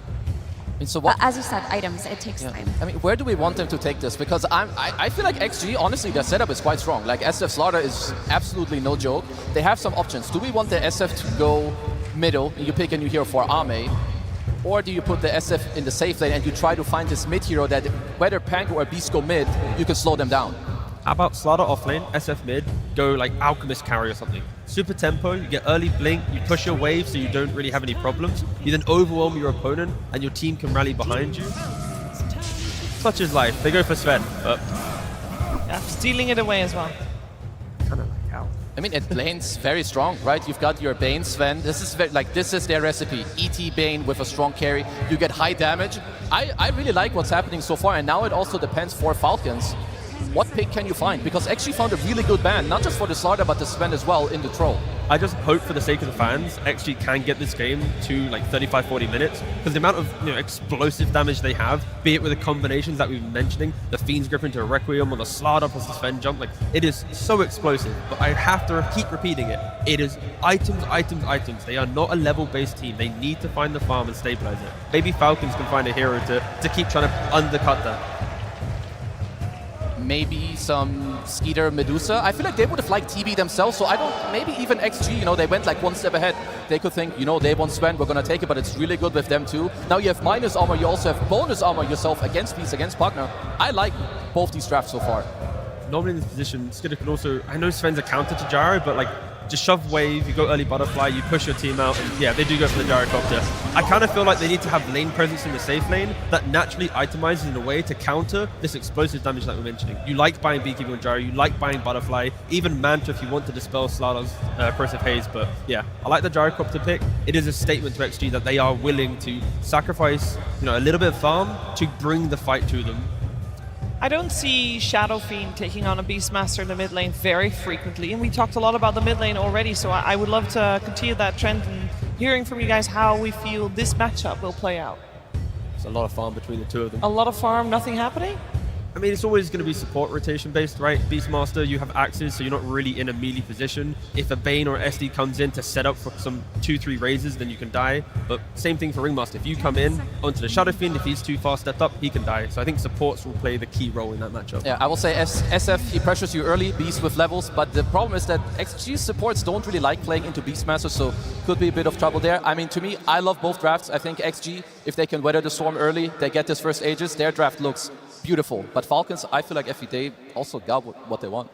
Yeah, I mean, this is like bread and butter Falcons. Even though Gyro on paper isn't going to have the best matchup versus Slardar later on and Sven with his VKB, they're going to hit the same timing that they did last game. It's just going to be about XG weathering the storm and whether or not we're going to see XXS have impact. For Slardar to work, you want his lane to go well. He needs to get those kills early on, get that nice blink timing, and make those pickoffs happen. Because if it doesn't, it's going to be a repeat of last game. Okay, so you and Effie both mentioned Xtreme Gaming has to weather the storm. We saw them unable to do so in the previous game. Is the storm going to be as strong as previous game? It could look a little bit similar because like Gyro, he plays forward in the lane with Pugner 2 that can invade the Wisdom Shrine. Maybe at least Beastmaster could be a little bit slower from the mid lane as opposed to Primal. So XG, it should be a little bit easier this game. Okay, let's find out who's going to take the lead in this best of 5 series with game number 3. First though, we're heading to the stage with Tsunami and AUI 2000. Thank you very much. I am joined now for game number 3 with AUI 2000 of Falcons. I've been noticing a trend. Every single game this series, you've been opting for last pick. I was wondering why. For us, we're pretty comfortable on first pick and second pick for Xtreme. So they have like 20 games on second pick and like 5 games on first pick, so we just thought we would take it from them. All right, trying to throw him off of balance. And I'm also noticing that in the first phase, in game number 1, you first phase Pango, but you also first phase banned Bane. This time, you didn't opt to do it, didn't ban Bane at all, and they picked it up. What do you feel? I mean, Bane's a good hero for them. It's a hero that we're actually concerned about, but we just thought that we had to ban something. I actually don't even remember what we banned on 12, but we thought it was better to ban that instead, I guess. They have a lot of heroes, I don't blame you. And last, I was wondering if you could give some praise to Amar, because he has been captaining this team this entire TI, and we saw how spent he was. That elimination game during the road against Spirit, he was on the desk, completely washed out, and now this is one of the highest pressure situations that any esports player could ever be in. How's he handling it? No, I mean, Amar, honestly, he always surprises me, like, for his age, just a level of maturity, and he has, like, some online persona he does, but as a teammate, he's been great, and he's really come into his own in this role. It's just really, honestly, admirable. Words of praise for the captain, the young captain of Falcons. And now let's see how his draft does as we get into game number 3. And the fact that Amar stepped it up after what could have been a devastating Game 1 loss, but they strike right back in Game 2, and now it feels like Falcons have the overall strategy advantage. Potentially they do. I mean, it goes back to Zhao Wei to kind of bring the team back in this game 3, reset the mentality, give them a new direction. He definitely took a new direction to try and counter that tempo that we saw Falcons put into game 2. I don't know even what you call this. This is the hyper demon draft. I mean, he just went for all the scary heroes, line them up, put the minus armor into them, and absolutely chunk face. This lineup scales like an absolute beast. Like, this is not a lineup Gyro is going to be able to stand against in the late game. I just refuse to believe it's true. You have double BKB piercing supports. You have an insane amount of physical burst damage. You have Slaughter to amp it all up. If I'm Falcons, I don't want to find myself in that position. I want a game like game 2, where I have a strong laning phase, my cores get ahead, I deny some experience from the supports, maybe even contest some stacks, and never give a chance for this hyper-scaling lineup to come online. I guess I'm wondering, like, that wasn't the problem in game 2, so why did Xtreme put so much scale when the problem in game 2 was they just got ran over in lanes? I think they have been run into a corner a little bit on XXS's hero pool. Like, we saw how much Falcons were target banning him. They took his 3 best offlaners out in that first phase. He's running out of heroes a little bit. He probably didn't want to pick the Bat Rider we saw him play earlier into the Pugna. Didn't feel like the game was good enough for it. So then what else are you playing to give that jump stun that XG really need? It's clear they want him on that archetype of hero, but maybe they were struggling to find it. If you ended up wanting to go the route with the Slardar, then you have to build the lineup around him, and this is just kind of where it ended up. Fair enough. There was certain things that they did have to give up as a concession to Xtreme Gaming. We heard from AUI 2000 himself. They are a very good Bane team. Oh, yeah. What is it about this hero that feels so good right now? The scale, right? Being able to BKB Pierce lock down a carry in the middle of the fight, it's just such a huge threat for a lot of these cores that want to jump in, pop that debuff immunity, and go to work. On top of it, the sleep save can be super influential, and just the catch around the map. Like, he's one of the better cores at setting stuff up with the sleep into the ult. Not a lot of heroes are going to survive that. This hero just feels good at almost every point in the game outside of the very early laning phase, which we have not seen go punished too hard this event. Yeah. Like, I mean, there's certain games like last where you get run over, but even that game 2 was not a game that was won off the lanes. It was won off the draft, in my opinion. That a lot game of damage on Ame here, as this duo of the Bane Sven are trying to keep the Pango from getting out of control. That Bane is also a big counter to the Pango, but we have seen Amar, his item choices, he is really loving the early Lotus Orb pickup. I was going to ask you about this in game 2. Why did Lotus Orb all of a sudden become this, first item pickup? This is typically an item you're looking at second, third, fourth item. Why are we getting it so early now? Well, this man's been doing it for a long time, so maybe other people are behind ATF in terms of that offlane itemization. It's just strong. If you get it up online early and you're leading the pack in net worth, it prevents a lot of all-ins from certain of the heroes in the meta, like the Beastmaster. It's great scaling for your carry later in the game. It gives you early armor, gives you early regen, kind of a pseudo-farm item or resource item to stay out on the map. You just have to get it up fast enough. If you get a delayed Lotus, it's not going to feel great. If you're leading the pack with Lotus, it can feel amazing. And ATF likes these kind of builds. We could easily see some sort of Lotus Lincoln's Pango build this game, just so he can roll in and block some of the Slardar Amp, the Bane Grip. Demonic Purge, also very influential spell in this game off of the Shadow Demon first pick for Jin Q. Amazing Purge game. Versus the Pugna. Yep. Versus some of the buffs. Versus the Escape Act from this Ringmaster, right? The panel was talking about Nullifier. They might not need a Nullifier as fast as they normally would because they have Jin Q on the Shadow Demon that can provide that constant dispel for the first target you are trying to burst down. That first point of contact in the fights is going to be everything for both of these teams because of how XG have built their lineup. That's fair enough. I think it's also worth mentioning Lotus Orb did kind of get a buff recently. It's just a little bit harder to see than he used to be. I mean, maybe I'm just old. I always complain about the visual changes, but you can't complain about it now. You've seen it before. You've played against it. This is a grand final. Step up or go home. Nice two-man stun. And X-Nova almost kills Crit off of it. Two-man stun into a two-man blood grenade. Not too bad. Damage being dealt doesn't find the first blood. That is still on the table. Don't want to get baited by this Ringmaster in the laning phase, though. This hero's very strong on the lane. You can always bait you in with stick charges, Lotus, potential strongman tonic, whoopee cushion action. Yeah, the last thing you want to give him is a kill in lane, and then he starts snowballing off of those souvenirs he gets. You just want to make sure he doesn't get anything out of it. If it goes even, you're pretty happy against this hero, particularly with the Bane. This is a good matchup for Ringmaster. Crit's going to do a little stacking on top of it as well. Yeah, speaking of going even, it does look like the laning phase as a whole is going even, which is a good sign for Xtreme. Last thing they want is to be at such a disadvantage they give up the Wisdom Shrine again. Disruption into a bash, into the crush, but the teleport is coming in, and now XXS is the one in trouble. It's first blood going to Snake King, and a second kill on the way. The Shadow Demon, he can do little to stop this Shin-Q Dota. It's what he can against Skeeter, but I bet he's wishing he never popped that poison. Sick TP from Crit. Instant on time, turns it around. That's a tough fight without the support coming in from the Ringmaster and his extra DPS. Big turnaround for the Gyro on this lane. That's a lane that could have swung either way off that kill attempt. Instead, it goes Falcon's way. Skeeter very happy about that experience. He'll get to go to base and come back now.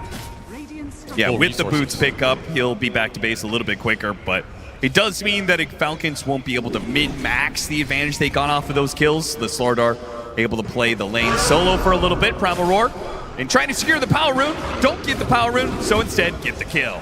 And no brain sap, no sleep for Xnova there. Just gets taken down from the high ground. Secure the rune for XM, but how much can he do with the regen? Have to see. If I'm XG, I don't want to fall behind in economy again. I don't want to let these heroes become unkillable, which means getting some stacks up, making sure Sven and SF are having a very good laning phase into that acceleration, and potentially making some plays through the Slardar, through the Bane, setting some stuff up on the map. You do have this Bane SF combo where you can kind of sleep people into Requiem if you really want to play around that. And XM, he did really well in this mid lane. He's just laying into this tower. Another great D-ward. They are controlling the vision around this area. See XG prioritizing it, and I don't think they're going to want to lose Wisdom Shrines this time around. I think that was a huge factor in that game too. Absolutely. You have to prioritize it a little bit here. Yeah, Falcons are certainly not in a position to get aggressive in that regard.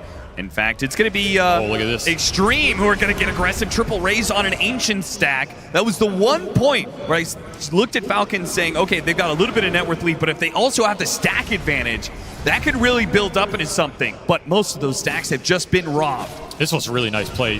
This is getting value out of that regen rune, right? Not normally a 6-minute power rune that you can use too aggressively. Here, beautiful usage of it. Go steal some stacks, slow down the Beastmaster, accelerate the SF, and he's still going to be full resources out of committing the raises. Puts XM in a very solid position. This is one of his signature heroes. I mean, people think of the XM sniper, but he's also been playing this Shadow Fiend for a long time.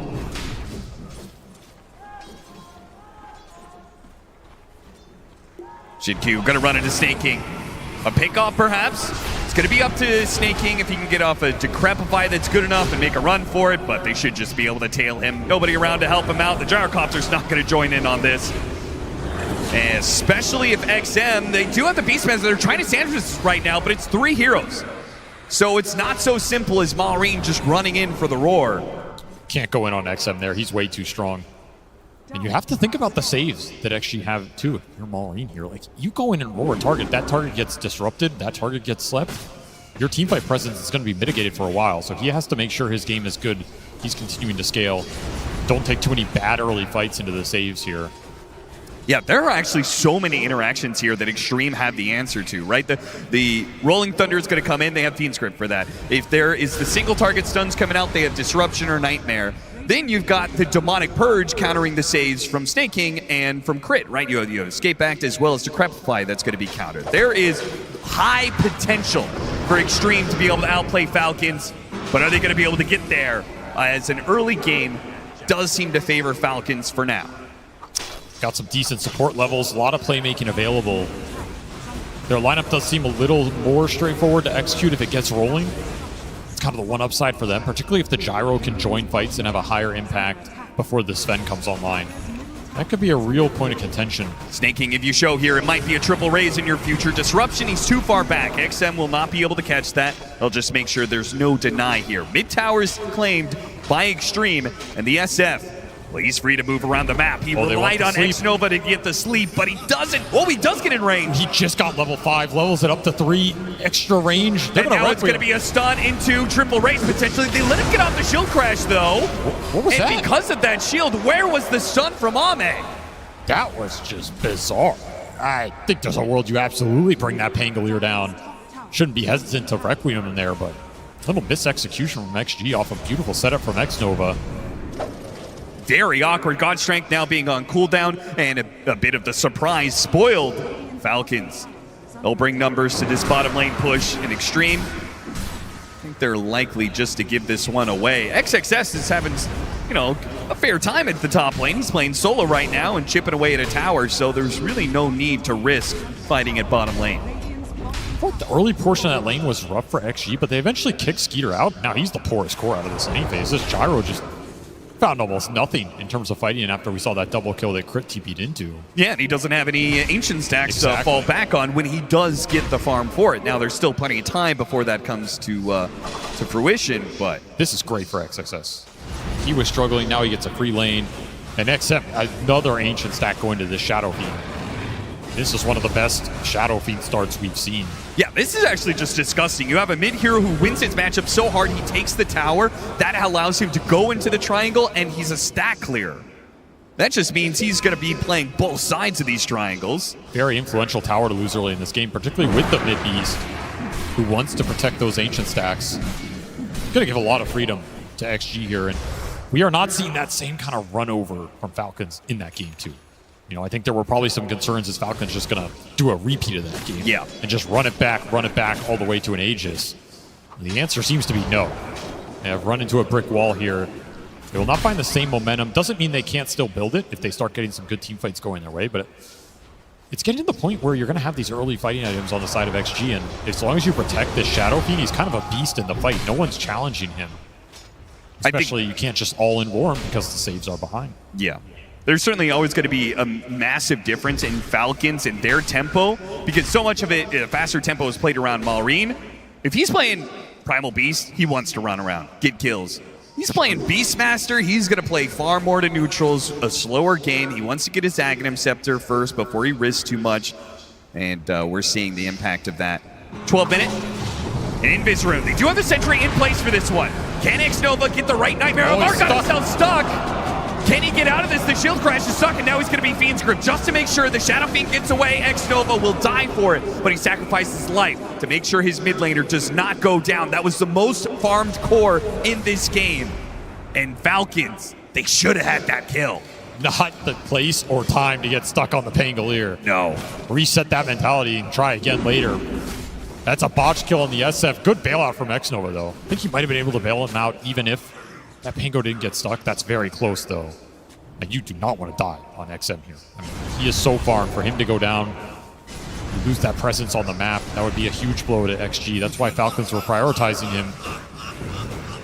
Yeah, with this Kaya Yasha, he doesn't need a Blink Dagger to set up these Requiems, right? He's got Xnova, and he's got... I mean, both a Nightmare and a Disruption are probably good enough for him to get off a Fiend's Grip or a Requiem of Souls that leads into a double or triple raise, and anybody's going to die to that. The thing is, all that goes out the window if you just get gone on. Yeah, absolutely, which means Falcons can't afford to separate too much, which is maybe part of why Xtreme has set up the draft the way they did, right? They have solo kill pickoff around the map. Falcons will have to play a little bit more cluttered than they were able to do in the past. They can't rely on just the tankiness of their heroes in this game. And Staking, you are not on Enchantress anymore. They spotted and Disruption to stop the TP. They can give the kill to whoever they want. XXS will nab it as he wants it.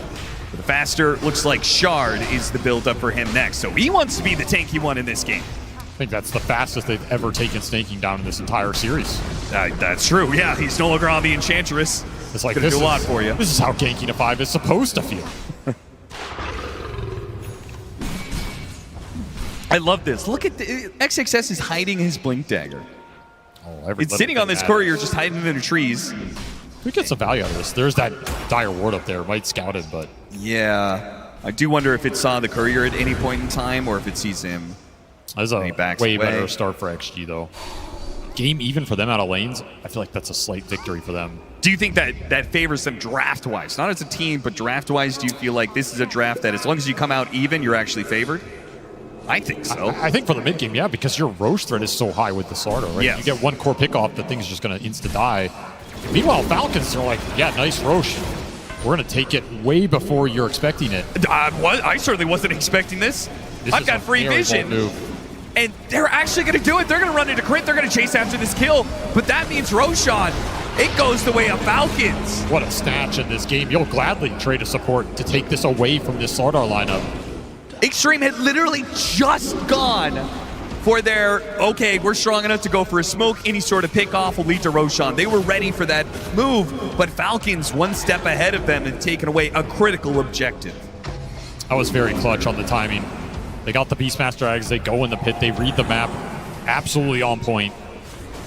And if you don't run interference there with the Ringmaster, there's a chance that smoke just goes into the pit and you just jump it when it pops, right?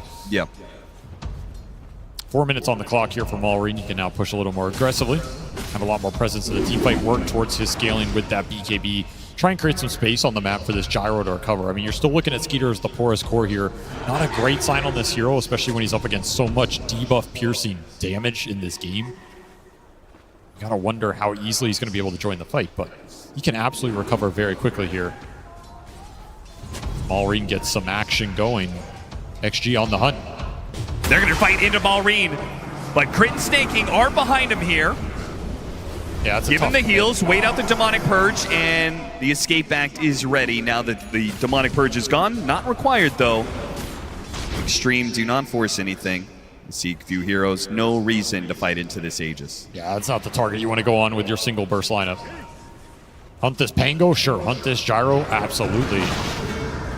They're eyeing him up. Look at Xnova on the back. Can he get him off the haste, though? Oh, he's so close, but a blink away. Out of range and now out of sight. That was some sick positioning. That is not a move I think Amar expected. He doesn't have haste. He goes down there for sure. You just get slept into Requiem. Well, we haven't even mentioned the two carries too much in this game.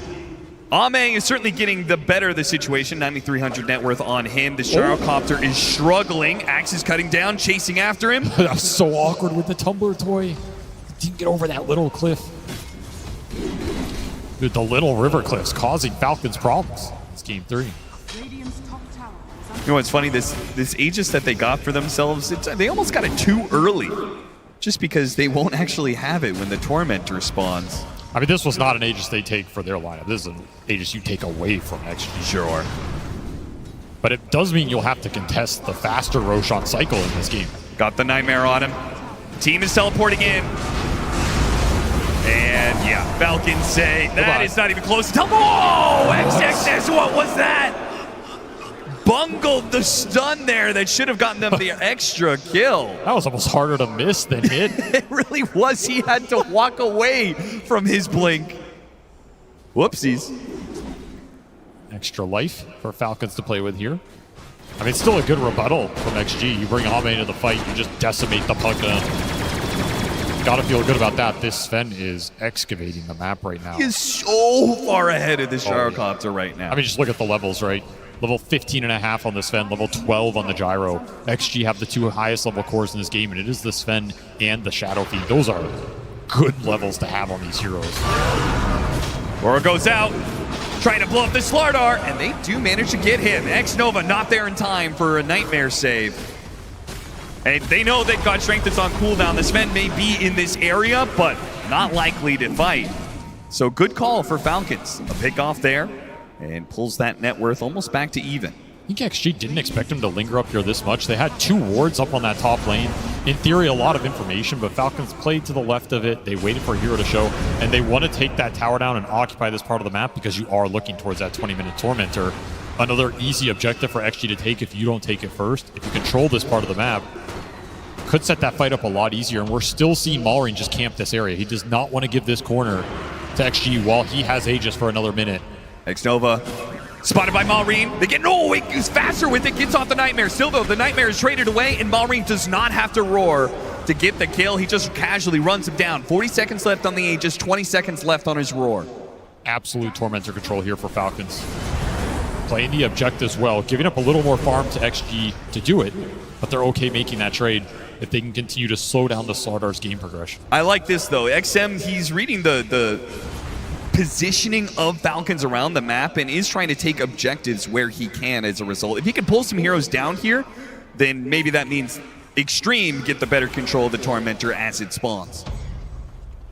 Also just trying to get as much XP off the map right now, because if you can get to the level 18 on your 2 cores that are really high level, level 3 Requiem, level 3 God Strength would go a long way, especially when you're amping a lot of this damage up. That's true. I mean, he gets to BKB, Blink BKB Requiem. I don't know if Maureen can be fast enough to Primal Roar to stop it. And if he can't do it, nobody else can. That's your only option when this guy goes in.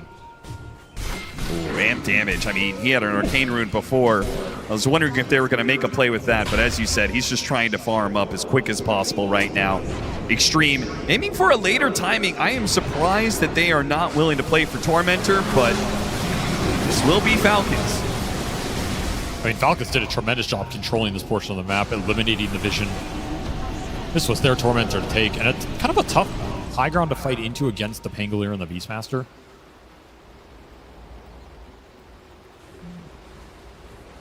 Got a little spotlight action, so we'll see 30% miss chance. I mean, when you have a bunch of physical damage and minus armor. Yeah, very true. Could be influential here. Missing a single hit could make you miss the kill. XXS and Amar right next to each other. Oh, they both blink back in terror. Neither certain of their position in that one. Never mind, indeed. BKB. Done for the Beastmaster. I mean, we got to be coming to a point where these teams are going to come to a clash. I feel like we're getting all the critical items for both sides. It's got to be next Roche. And that's what these lineups are built to do. Sure. That will be where that team fight happens. And there is BKB done for XM. This is an insane pace for him. Amp damage still in the bottle. They give them the Wisdom Shrine to get him to 18. He is crushing it right now. And you're still looking at this Gyro, who's supposed to be your main carry, your main damage dealer in the fight that you can play around. He's just so far behind. And he can just die in 3 hits. If this Gyro gets amped into Sven damage or SF damage, you're gone. There's level 18 for XM. They want to smoke it up. Try and use something with the back end of this amp damage rune. Absolutely devastating if you can connect. Double BKBs. XXS may not have his, but all they need for him is an initiation. But Ame already has that covered. They get the jump on a Snake King and XXS. The finishing blow. That was some overkill, but they do get the Pugna for another time in this game.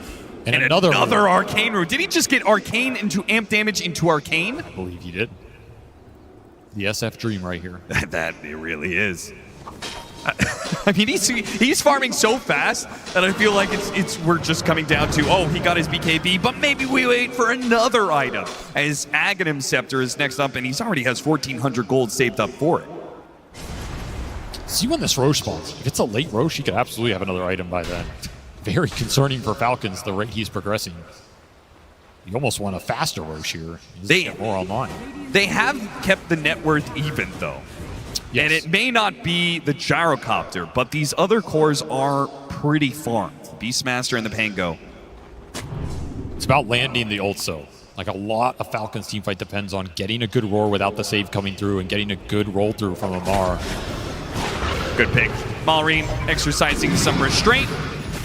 Once again, runs into X-Nova and realizes he doesn't have to roar to get the kill. She continuing to just dodge around the map.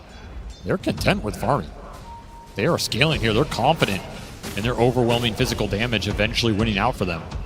I can't say I blame them. I mean, especially the triple BKB timing.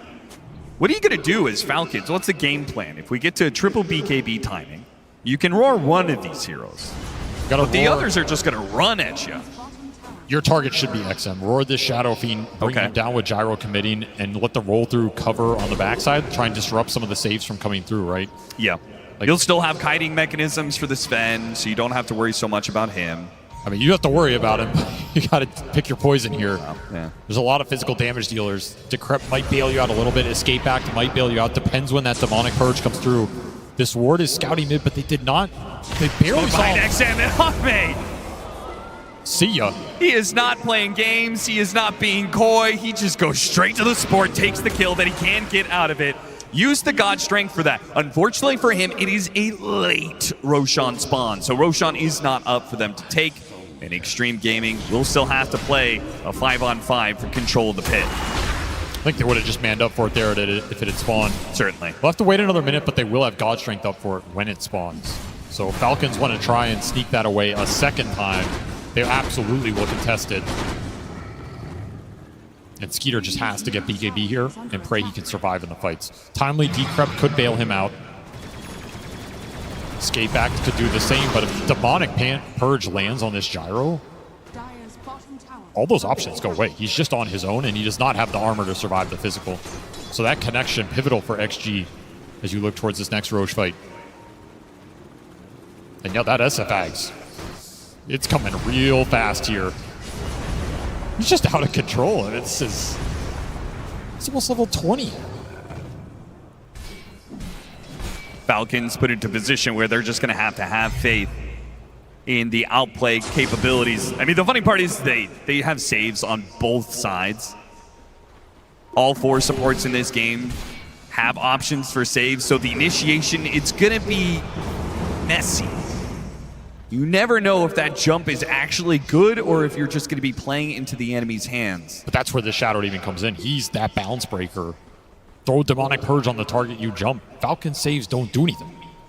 Yeah, but that also requires the Shadow Demon to play forward enough that, you know, maybe he just gets jumped by the Rolling Thunder hit and 100-0'd by Amar. Definitely a possibility. It's Pango. He has Lotus done. He can go in versus the grip. About it. How many heroes are in these trees? He doesn't know. The boar is scouting out for him. He cannot go in too deep. The Lotus will buy him sometime against the grip, but it's not infinite, right? And if Nova's positioning is really good, then you get grip deep in enemy lines. You're going to really sacrifice your team's formation here. Nonetheless, Roche is up. Ags is done. Level 20. Aghanim Scepter Shadow Fiend. He's a monster. He's just a straight monster right now. You have to tag this guy in the fight. I feel like we've been hyping up this Requiem for like 15 minutes. And it's just getting better and better, but when is Xtreme finally going to pull the trigger on it? I mean, this is at the point where you have the BKB on the starter. You have everything you need to fight.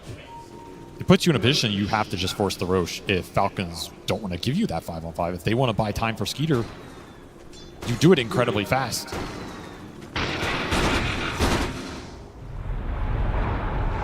They got scouted on that again, I think. Yep. These aggressive wards from Falcons. They might still catch. Oh, if they find Amar. It would be massive. Oh, that would have been the perfect pickup. Take away this big initiator. It could threaten the Bane and the Shadow Demon in these fights, but they do not break. Come so close to him, and instead they will just back up. They've cleared out the area. They know that Falcons isn't around. They think this will give them enough time to do the Roshan. We'll see if Falcons contest. So XG, they kill the boars. They know Falcons are going to respond. They'd rather take the fight than get low in the pit. Ward plays from crit, trying to see anything for the jump. But XG, they take the high ground. It's going to have to be blind here from Seeing Amar. some heroes. The Rolling Thunder. Amar holds off on it. X-Nova making some moves on the left. Going up blind, looking for an angle. XXS. Oh, he might just run into a running bar. right up there, and they managed to find the Pango. The Pango's the one in trouble. He gets the roll up. He's Demonic Purge, so he has the Rolling Thunder now. XM goes to the Requiem. It doesn't get an easy kill. They chase after Snake King. They'll get that one, but they've blown a lot for this. Meanwhile, the Roar, it gets used on the Sven, and the Sven's at half HP. He's got the BKB. What's he gonna do? Can he turn and fight? Oh yeah, he can. He brings out Maureen. The Beat Script, he takes out Namor as well with XXS chasing down the gyrocopter. Triple. Von Falcons down. What a clutch turnaround from Ame. Held that BKB. Disruption buys him some time. And Falcons overextend, trying to bring this king down. Xtreme take a 6K lead. They'll put an Aegis on this Sven, and now they are cruising in this game. That is the one team fight they needed to break this one wide open. The damage is only going to pick up from here. And that Requiem wasn't even the best it could have been. It was almost a zoning Requiem to break the fight up. Oh, yeah, it did not get a quick kill like we were theorizing it could do. It pushes Snake King in a bad position, but yeah, most of Falcons dodged that damage. Yeah, the damage was not effective. It was just a zoning tool, but Maureen, he found his mark on this ward. Did a significant chunk of Ame's damage, but you can't finish him off. This is the gyro problem, right? Skeeter doesn't offer you enough physical burst because of the game. Look at those crits, man. He got like 5 hits in and 3 crits. 1,600 damage apiece. Yeah, sit back and relax. It's going to be a long series. Oh, man. I mean, I'm sure Falcons can feel it. This game is just not the same as that game, too. You do not have the same punch. You do not have that same snowball momentum. And now you are stuck going into that mid-late game against a team that has rarely lost those types of games. rushing down the lanes. Maureen trying to hunt for some farm and pull back. He was running into 3 of Xtreme, though. This beast has to do some heavy lifting here. It's still going to be time before Skeeter can deliver a punch equal to what this lineup's doing, which means you have to rely on the Beastmaster's damage. I mean, he did a significant amount of damage to Ame. If he has one more item there, you might just be able to bring him down. The save came out a little slow because no one was really looking at that part of the fight. Says a lot that he feels like he has to go back for the Satanic rather than completing the Daedalus. I mean, Satanic on this hero is also a lot of damage. If you can stay alive, that means you get a second flak hit off, right? Yeah. That's kind of the damage you're looking for, but you're never going to have the same burst punch as this XG lineup. No, never. Xtreme Gaming's second Tormentor of the game. And now we have a Demonic Cleanse on top of a Demonic Purge. A little bit of extra sustain, why not? They found Snaking again, just been hounded. Gets there on just the last half second, and that will help XXS complete his Aghanim Scepter. So he was so tanky now. Yeah, I mean, seriously. 4,000 HP. And you're just not even talking about the extra armor and regen he's going to get out of sitting in these pools. If he is in a puddle when you go on him, it feels like you lost the fight in a way, right? Especially if you commit big ults onto him. Especially with the status resistance on top of that. Ame hunting. They have a scan on him. Ame, not worried about it. He says, this kill isn't even worth me chasing. You guys can have at it, though. X-Nova, Jin Q. They'll hunt down Crit on the sides of the map. Oh, they'll leave the kill to XM. So nice. Nice dodge. And it means that X-Nova will end up taking the kill with the poison. Yeah, Ame, he doesn't have time for it. He's got better things to do here. Yeah, he's got 2 minutes on the clock for this Aegis. Time to do some damage. Take a tier 2, push towards your 25. And he is so far ahead of Skeeter on this gyro. It's not even funny. It's just not a fair fight. No, it's not. He's almost got a 10,000 net worth lead on the opposing carry. It's ridiculous. I mean, this was an important game for XG to strike back in, especially with this draft, because, again, you're trying to answer the problem, which is Falcon saying, we've banned all of XXS's heroes. We took out all his tempo makers, his jump stunners. What are you going to do about it? What are you going to pick? Their reply was the Slardar. If you win a game with this, you might have to change up a lot of your bans. Maybe you can't target him as much. Zero has been pretty effective in this game so far, just forcing awkward moves out of Falcons, especially around that Roshan pit, because of the threat on objectives it gives you. And now you're getting into the part where it's going to give you benefit for the scaling. I would also point to the mid matchup, right? XM having this Shadow Fiend, this will do wonders for them in this matchup because most of Malrain's heroes are these melee mids. If he keeps on being abused by a Shadow Fiend that takes his tower so early and still continues to keep up by farming neutrals as well, you've got a bit of a problem. Well, it's a big factor this game, limiting the lane damage Falcons were able to put out. And now they're on the back foot. The lead is continuing to grow. This was a beneficial Aegis period for XG. Ame still on the hunt, looking towards bottom lane. Once more, get him. Didn't get crit either. Falcons in dodge mode and dodging successfully right now. Gonna have to make a lot of moves like that. And Amar, well, they'll get the roll up. Now the Rolling Thunder and the Lotus Orb. And the teleport away. He's good. There's a chance you bash him there. It's not impossible. XXS didn't have the numbers for it yet. But in the future. Quick gate top, look for the hero farming the other side of the map. XG just playing really aggressive right now. They just want to find anything. And another amp damage for XM, almost level 25 himself. Lincoln Sphere done. Can't even go in and roar this guy easily anymore. It's just flat out a guaranteed ultimate.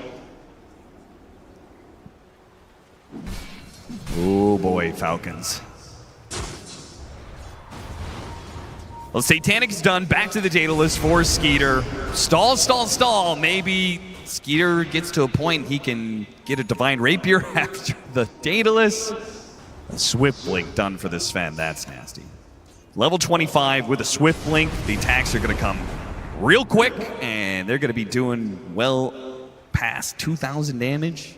You add in some corrosive haze on there, some little bit more minus armor from the Shadow Fiend. You might see 3,000 damage crits. Have to instantly respond in the fight. Bash from Pango, Roar from the Beast. There's a good blink out from ATF, not getting caught there. XG will go unrewarded for this move across the map. Closing in on that Shivas for the Beastmaster. In fact, they have it. So that's a huge item. Little armor mitigation here. There's all this minus armor from the Slardar SF. I just think this gyro build-up's awkward. Like, this is a game you must have wanted Butterfly in. And you just could never fit it in because you were too far behind. So you don't have evasion, you don't have bonus armor. It just feels like you're food unless the team bails you out.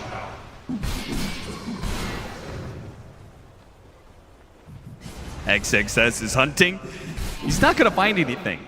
That's because Falcons are sitting 5 inside their base right now. That's where we're at. Yeah, to the point where you just have to smoke out or something, regain some map control. You do have a gem on Malrine, so if you move out with him, should be able to get some D-wards. See if he spots this ward up on that top lane. They all run past it, but it does not get scouted by the gem yet. Giving XG a lot of information to play off of. Another power rune for XM. It's just been gobbling him up in the river.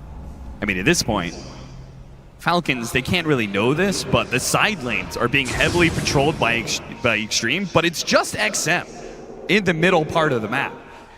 When you're trying to rat like this, you don't usually want to go to the middle part of the map, but that might be their best opportunity to create an opening. Just they get the Shadow Fiend off the map, that gives them 60, 70 seconds to work with. It's just not the logical jump. Like, you don't see this SF city mid and they say he's alone. Let's go just smoke and jump him, and it's going to work out. It does not feel comfortable to play this map right now, and this ward is still available top for XG, just scouting a lot out. Also a great ward for Falcons. Amar, he's like, I want to use this, guys. Seeing XXS. I just can't see a world where they go on the Slardar, and it's good for them, and instead Amar's going to be the one jumped. A roll up and a rolling thunder. Away he goes, hits a bash, a little bit of damage, and blinks away. It's XM, actually now. XM's in trouble. There's a disruption save, though, and Ame right on the front line to bail out his Shadow Fiend. The hit's coming in. Malrine, he can't survive. 28 damage, and more's coming for you. A good whip from Crit will keep them off of Skeeter's tail, but that damage had to put fear into Falcons. Snake King, he delays it. One tapped by Ame. That's what you're dealing with right now. This is the definition of overwhelming damage. You don't have time to respond. You got the roar on the SF. As he went into you, kind of the best scenario. Yep. But there's disruption to bail you out. That's the beauty of this lineup. The aggressive damage dealers can go in with confidence because there is no turnaround potential unless you check that back line. And Ame, he is just unleashed here. Man's on fire. And XM is fearless, man. Refresher done for the Shadow Fiend. If you thought it was bad before, add double ult with Dazoon Bloodright with Timeless on top of it. Yeah, AC for the Slardar as well. I mean, the advantages just keep on piling up. This game is starting to feel as out of reach as Game 2 was for XG. It's starting to. I mean, for me, it's felt that way for like a solid 10, 15 minutes. Just felt like Falcons were in this position where they couldn't actually play active. They couldn't go for kills. And Xtreme were just building up this late game that it feels kind of unstoppable. This much physical damage, this much minus armor. Need more late game survivability to punch through it. It comes down to the gyro. Like, can gyro take a jump in this game? So far, the answer's been no. He does finish off a brooch. He disassembles it. Once Daedalus here. The banner down, and Ame starts going to work. There's the gyro Daedalus. This is some damage for Falcons. I mean, this is a Hail Mary. It is. They've got to somehow find the initiation, but if they're going to do it without Snake King and without a mid lane of Barracks. Trying to deal with the banner. Skater. Oh, man. No good. No buyback available. Requiem just for the fun. Just for the hell of it. He's got another one. Why not? No God Strength. No problem. Just blinks on plays for the attack speed, daring Amar to jump him. They do manage to get that jump on XM, but there's the Lincolns. Now a refresh. You have to go through another Lincolns. You don't have a roar to do so. XM jumps, hits the back line with the Requiem, runs down Crit. Full heal, back up, and this is completely dumpstered. Xtreme Gaming. You thought that was good in game 2. You thought Falcons, they had the advantage, that they made a statement. Well, Xtreme come right back and make a statement of their own. And you have to wonder what is going through that man's mind right there, Ame. He is now 1 game away from a title that he has sought for so long, and he has been here 2 times before, right on the precipice. The back and forth between China and the international teams lasted for 7 years. It's been 7 years since Ame was at that TI8 final, and once again, he is just 1 game away. You can just feel it. Like, this team has momentum. I cannot tell you how difficult the road has been to think of what they did yesterday. They had to play another series today. The quick turnaround, going into a BO5 against a very tough team. They have not had the easy road. I'm sure they are fatigued. I'm sure they are tired. But this is a time to push through it and claim that Aegis, because you may never get another chance. 1 more game. Can they do it in game 4? Let's head back to the panel. Oh, match point for Xtreme. It's really getting hot now here in the Barclays Arena. They are so close. Of course, Falcons will have another shot of pushing to that next game.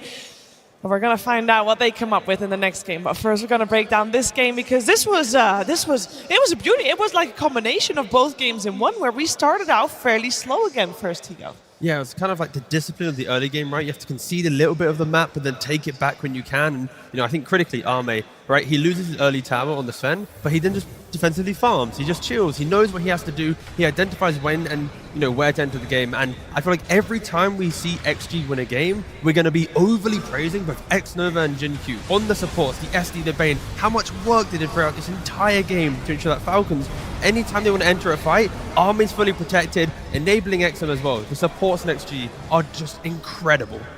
Yeah, and it's also, I will say it's a little surprising to me that Falcons decided to pick these supports into the SD. I feel like XG had a really good idea coming into this game. You take out the Chen and the Eng, you know that the Pugner is very likely to come out, so you take the SD already as the first pick, and also, building on top SD, SF, Slardar, especially those 2 with this minus armor. This is not a combo we see too often, so in my opinion, Zhao 8, grand final stage, you bring it out, your boys play it so well, they must be feeling incredible right now. Yeah, that's a good point, because these kinds of bursty combos make it so hard to play these save supports, like Pugna or like Ringmaster. Like, you can't save anyone if you're instantly dead. You can't save anyone if they're instantly dead. But to me, this just goes back to the laning stage. In that first game, when they had good lanes, they were able to meet Falcons in a stalemate in that mid game instead of get run over, and eventually find a jump with their superior team fight, with their superior net worth on their carry, take the win. In that game too, they lose the lanes. The map just becomes completely out of control. For XG to win this in the next game, just stabilize the lanes. It worked out perfectly for them. Yeah, but also, I think Malrine, he's been a talking point in all 3 games now, right? In game 1, shut out on the Ember Spirit. Game 2, MVP on the Primal Beast. Coming into game 3, he's a Beastmaster. Lane goes well, but he farms backwards. I think Falcons, they need to identify Malrine. He needs to play into the map, break open the game. When he's farming or shut out, Falcons look to struggle, and it gives so much time for XG to come online. I would say he farmed backwards because of how well XM and the Shadow Fiend played. Like, we sang our praises to the support duo of Xtreme Gaming, but XM on the SF, he was like big man on campus those first 10 minutes, played the lane incredibly well, got the rune control, stole stacks, went to that top lane, kind of did the reverse Malrine in terms of taking enemy farm and taking the enemy safe lane tower.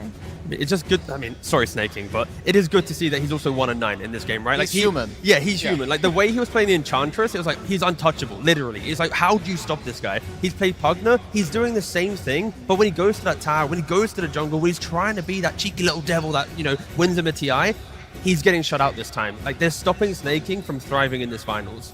Yeah, and to me also, like, stand out, you have JinQ, he does it so well on this pick, but I will say Falcons, in my opinion, they played into this pick quite a little bit.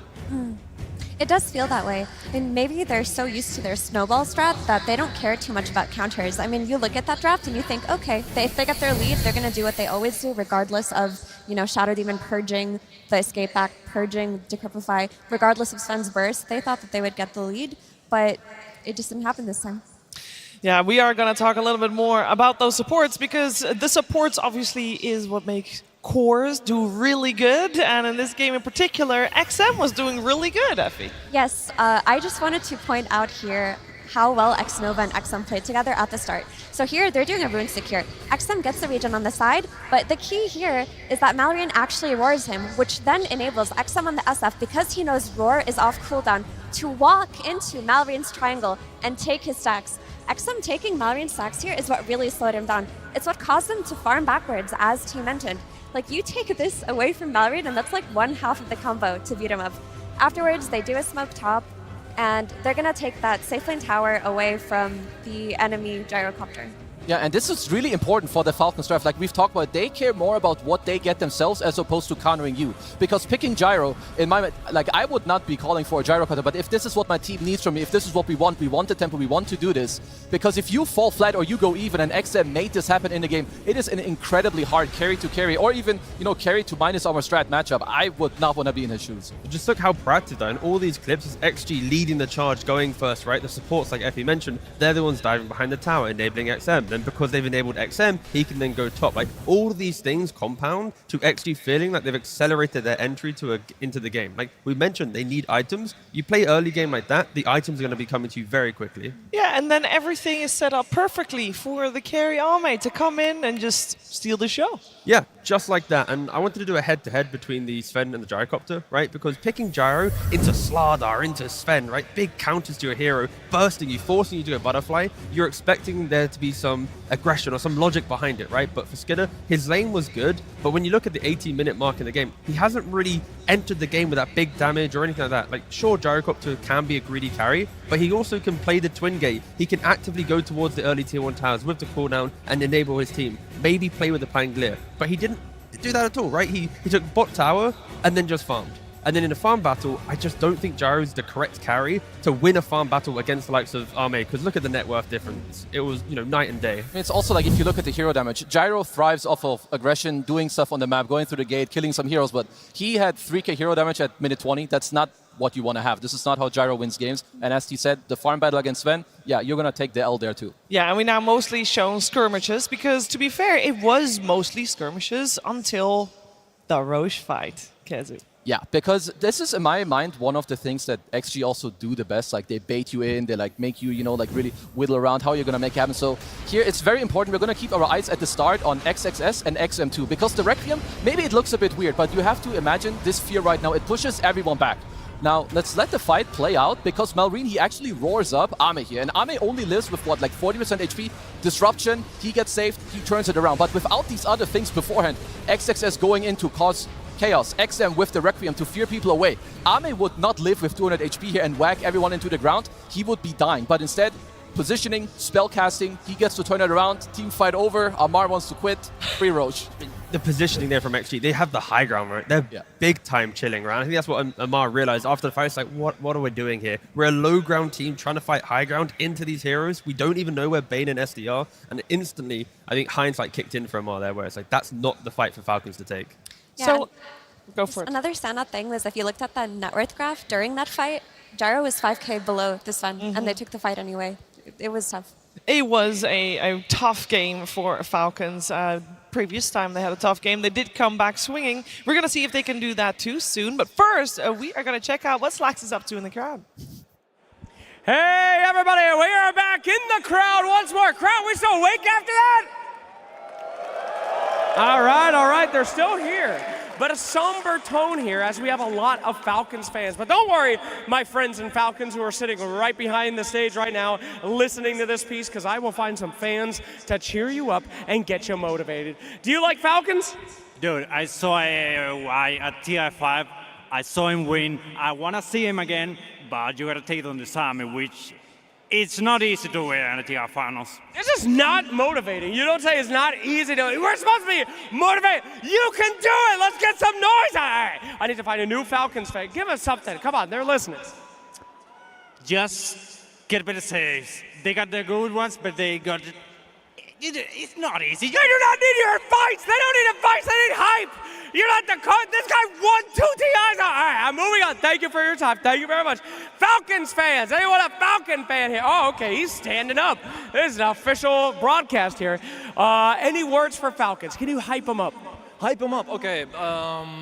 Snaking, love your zoo, love your healing, amazing. Skitter, please, no Nature's Prophet out of position. Okay, that's flaming. That's not what we call hyping people up.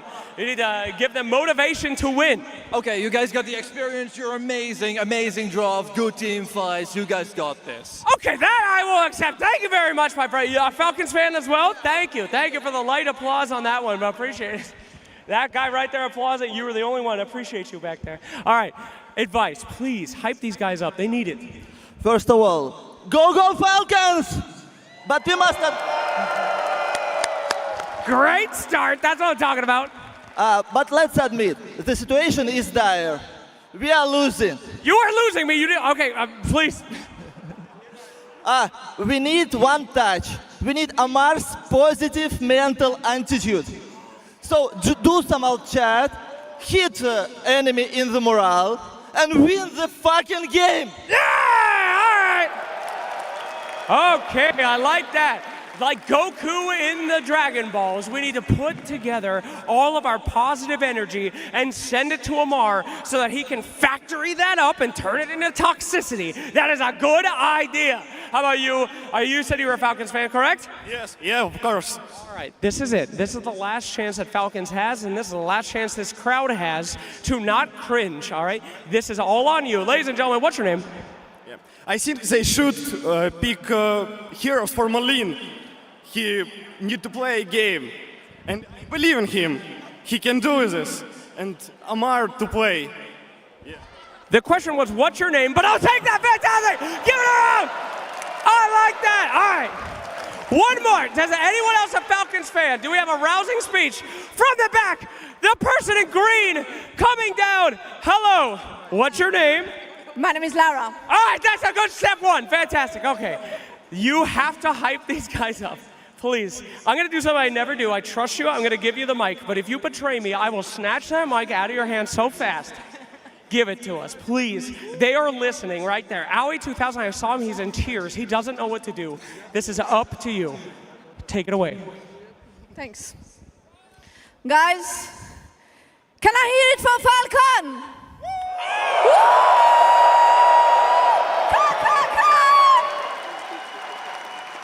You can do it, guys. I believe in you, no matter what. You're the best. That I will tell you, well done! They are motivated. If we don't see another game win from Falcons, I don't know what to do. Thank you so much, crowd. Can we please put our hands together for both of these incredible teams one more time?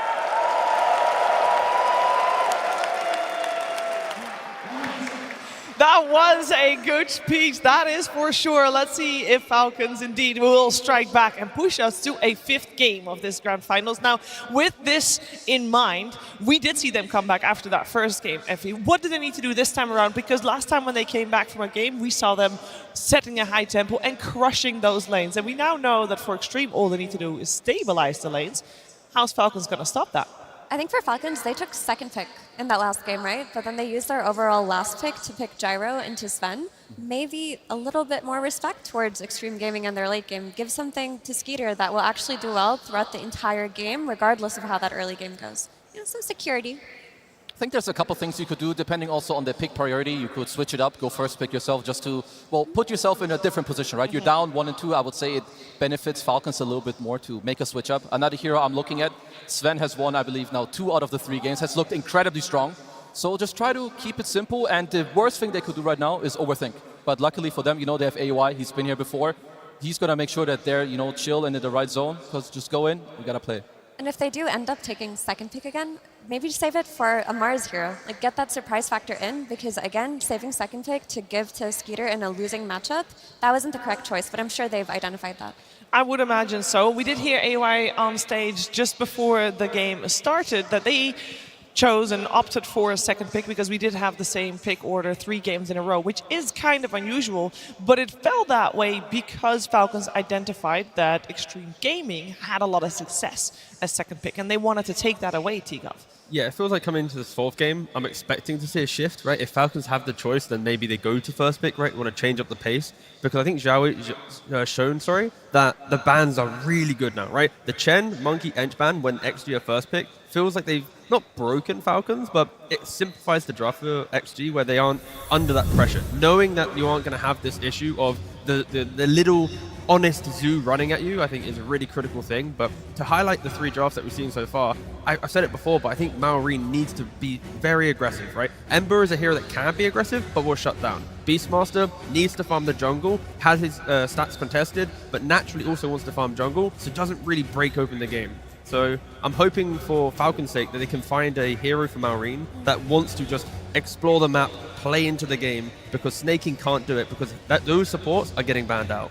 Yeah, and it's also like their supports are so important for them on Falcons. Like you have snaking, you have crit. It's a different reason also why I would like first pick for them. Like force Xtreme to also ban your heroes. So you want to get your hands on the snaking Chen, on the snaking Ench, to maybe get the Malrine Sand King and also this Monkey King. Like there's only so few heroes they can ban. Do something new for you, because skill-wise these teams are very evenly matched. Yeah, I will say also we're coming into territory where it is a best of 5, and teams generally do not play a lot of best of 5. So the meta evolvement that we're seeing within the series, it is extra important and extra interesting to look at as well. And I will say that when it does come to experience in grand finals, now we do know the experience of grand finals at TI, but this year in particular, Falcons has had quite a few grand finals.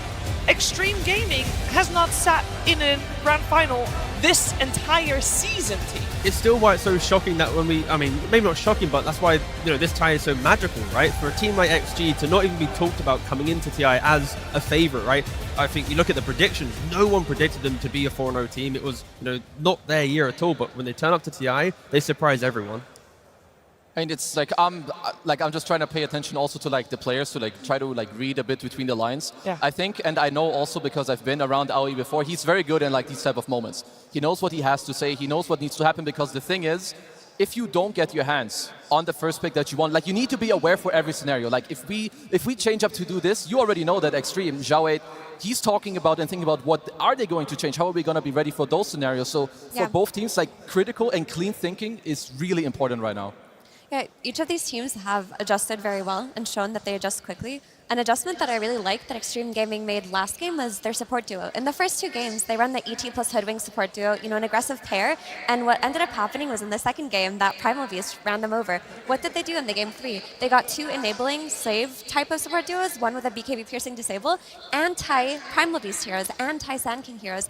These heroes, Bane plus Shadow Demon, they stop the way that Malrine's hero pool wants to play that first 15 minutes. We also do know that Malrine has a massive hero pool, though. He doesn't have to stick in the trends that he has been playing this tournament.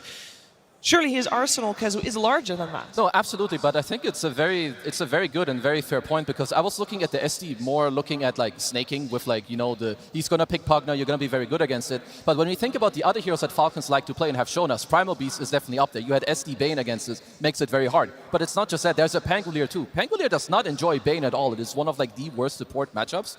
So this is absolute something else to take into account. So for Malrine, he has to think, okay, what are other heroes that I can pick into this that make it very annoying? So maybe he wants to look for something more elusive, like a Puck himself or a Void Spirit, get in the back line.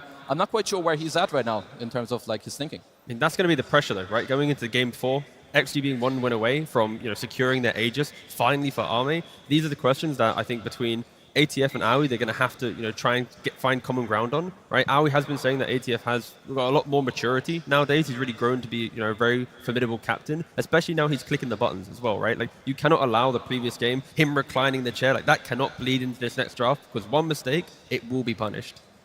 So how much do we feel like Falcons is going to change things up in that earlier stages of the drafts? And when they do change things up, it'll be little things, like one small matchup here or there. I think that they truly do believe in their style of play and the heroes that they play. I wouldn't even be surprised if they ran back the Pugna, just not versus a Shadow Demon. Like, they lost that game 1 with Enchantress, they picked her in game 2 anyway. The same thing could happen here, but more respectful of the individual matchups inside of the game. I mean, something else I can see too, because this is, we talk about this a lot. Marine is very important for this team, as of course is everyone else, but they play through his tempo and they play through his lane. So looking to maybe secure his pick later, and I think Effie made a very good point about last picking Skeeter. I don't think it's like the S tier thing you can do if you're Falcons. He's going to do his laning stuff. They're going to play through him, but you can take his hero early on in the draft as well. It's also that thing where you can kind of bait XG to go for the saving supports, and then Snaking just suddenly plays like a silencer or something, right? Like you can draft a way to take away the fight, but again, for Malrine, he's not getting access to his Sand Kings, his Shakers. Primal done really well in 2 games ago, but not really opted this time around. And it is also like important to know that for like in the incoming games, like even if Falcons are to win this game, I think that the pick order, and not just that, but also like the mindset that you go into these games with, is like incredibly important, because of course the gameplay matters more than anything else, but it comes from your emotion, it comes from how you feel. Do you trust each other? Is there any disbelief? Do you feel like you're getting outplayed even though the game is even? Things like this cannot be in your head.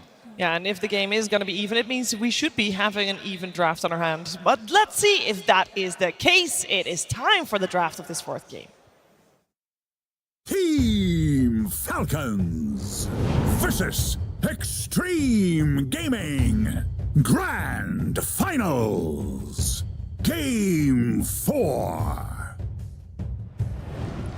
I'll repeat myself, it's match point for Xtreme Gaming, 1 game away from claiming the ages here in Hamburg. Let's see if they can get off to a good start with the draft here in this 4th game. We got Xtreme this time on the Dire side, Falcons on the Radiant side, and it is, once more, Xtreme Gaming with first pick, Falcons with overall last pick.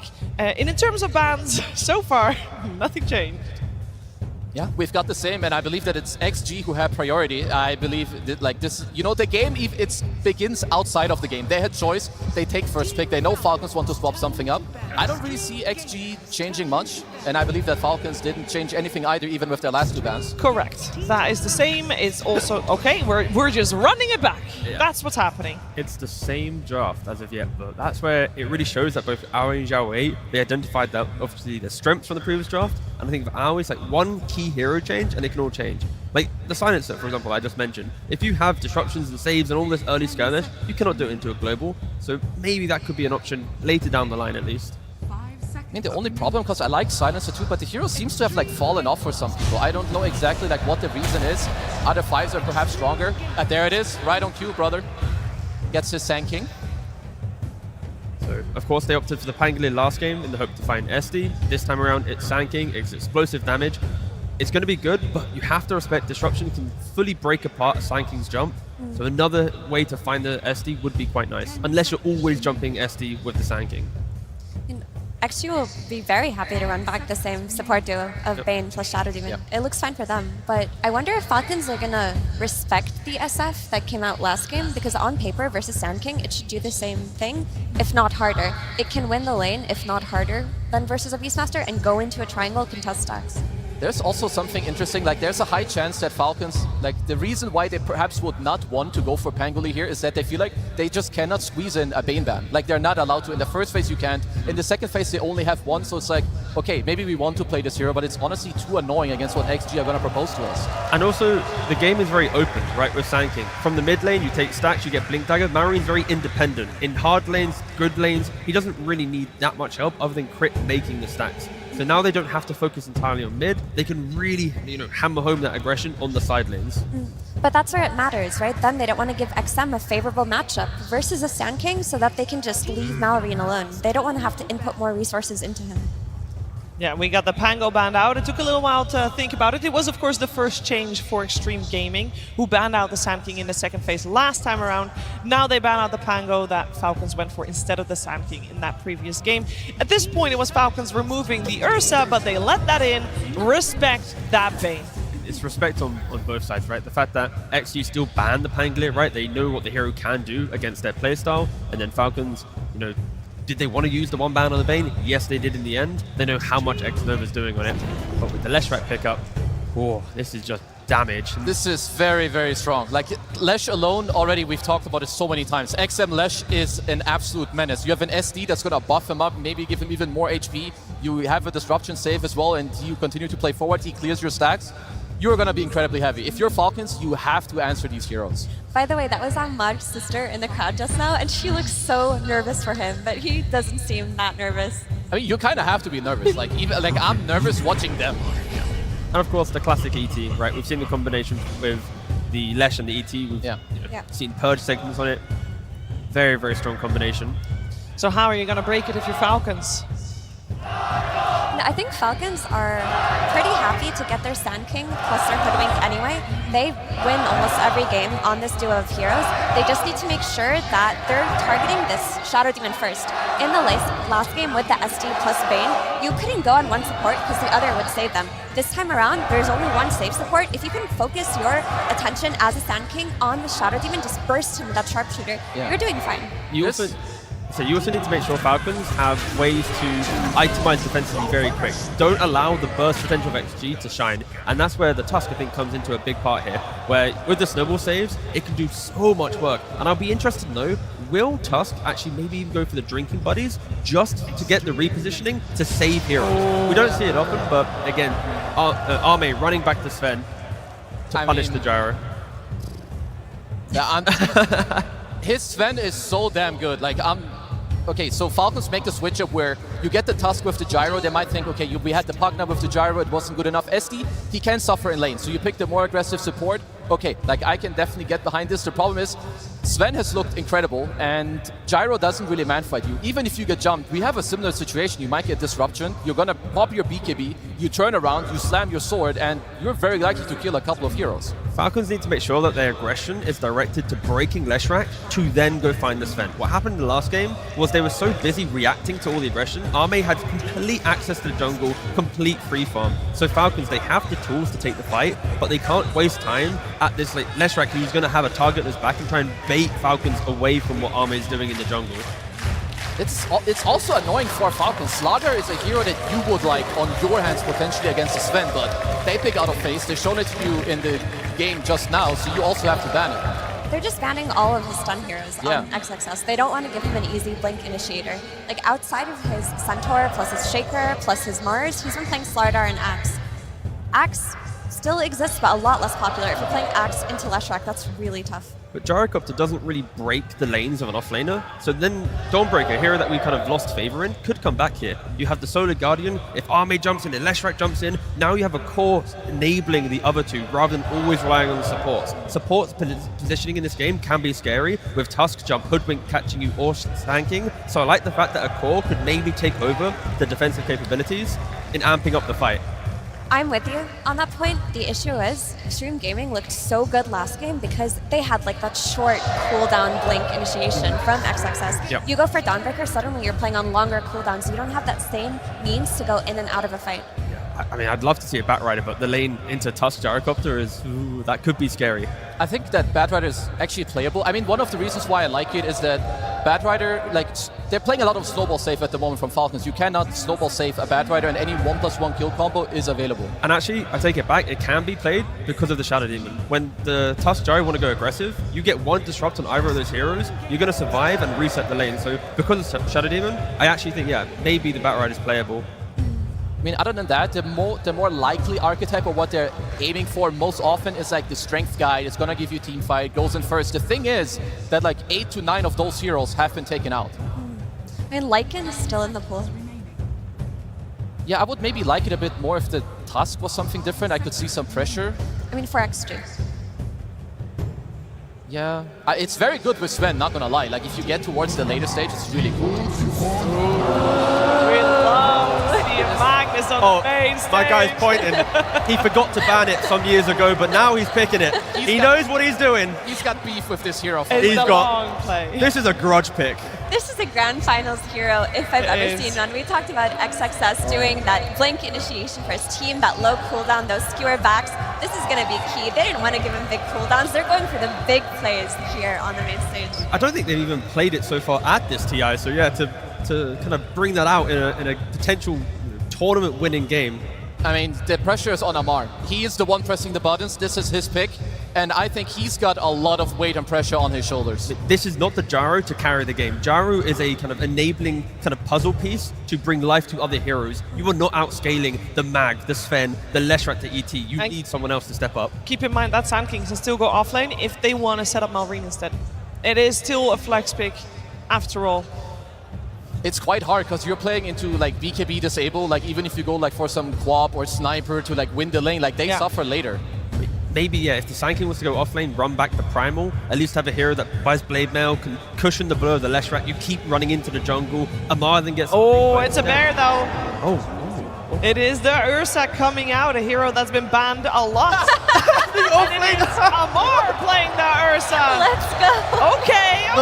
Not a single soul in this entire arena would have ever gone, you know what? Amar in a potential, losing game to a, is picking offlane Ursa. Guys, you gotta respect this. I respect the hustle. My guy's got confidence. Listen, Ahmad only cares about one thing, okay? He just wants to win lane. He does not give a crap. He's like, give me Ursa. I will beat this Sven in lane. I will not give him the game. I will be in their faces all the time. Who cares about team fighting? Who cares about map control? I'm just here to win the lane against Ame. It reminds me of the other day where I'm looking at every hero and I'm like, nope, I don't like you, I don't like you, I don't like you. I don't know if he's going through like the same thing where he's like, okay, if I can't find something, I'm going to ruin your game. So he's going to do it to the carry again. I mean, they have to make something magical happen, like early game aggression. It is kind of the script. It looks horrendous and it's weird, but it can work. Okay. I'll say, Amar has played some Ursa before. Back in 2023 when he played carry on Nigma Galaxy. One game and he lost, but it doesn't matter. He has that one game of experience. And the thing is, Amar, he plays like the offlane Slark 6-7 months ago. He wants to be annoying, like Effie mentioned. If you can win the lane, sure, he likes to be chaotic. I respect it. He wants to be different. And I think being different in a potential elimination game, that's what can potentially win it for you. We talked about how Falcons need to do well in their lanes. That's kind of like their strategy against Xtreme as a whole. Can this draft do it with the Ursa offlane? It's unusual. I think it's weird. It's weird as hell, but it can.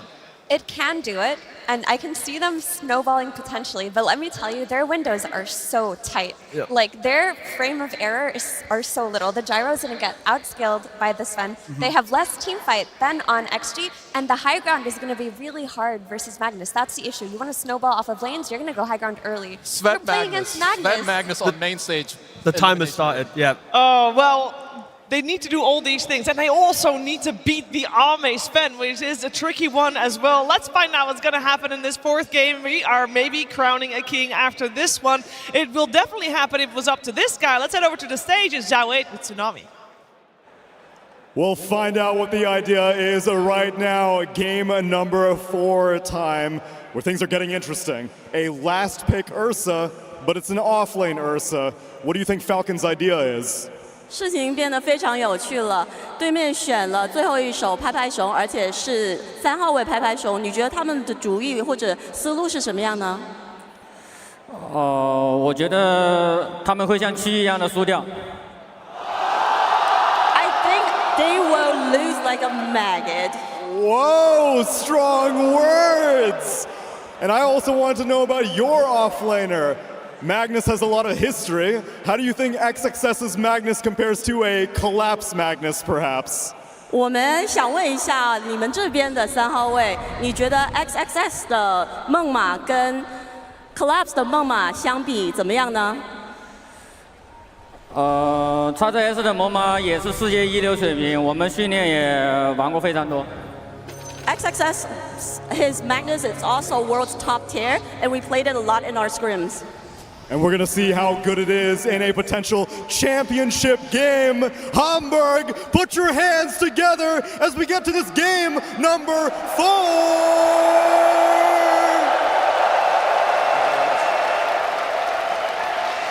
Xtreme Gaming had the chance to exercise the demons of their history, to right the wrongs of the past. And in the face of all that gravity, Amar says, screw it, let me carry.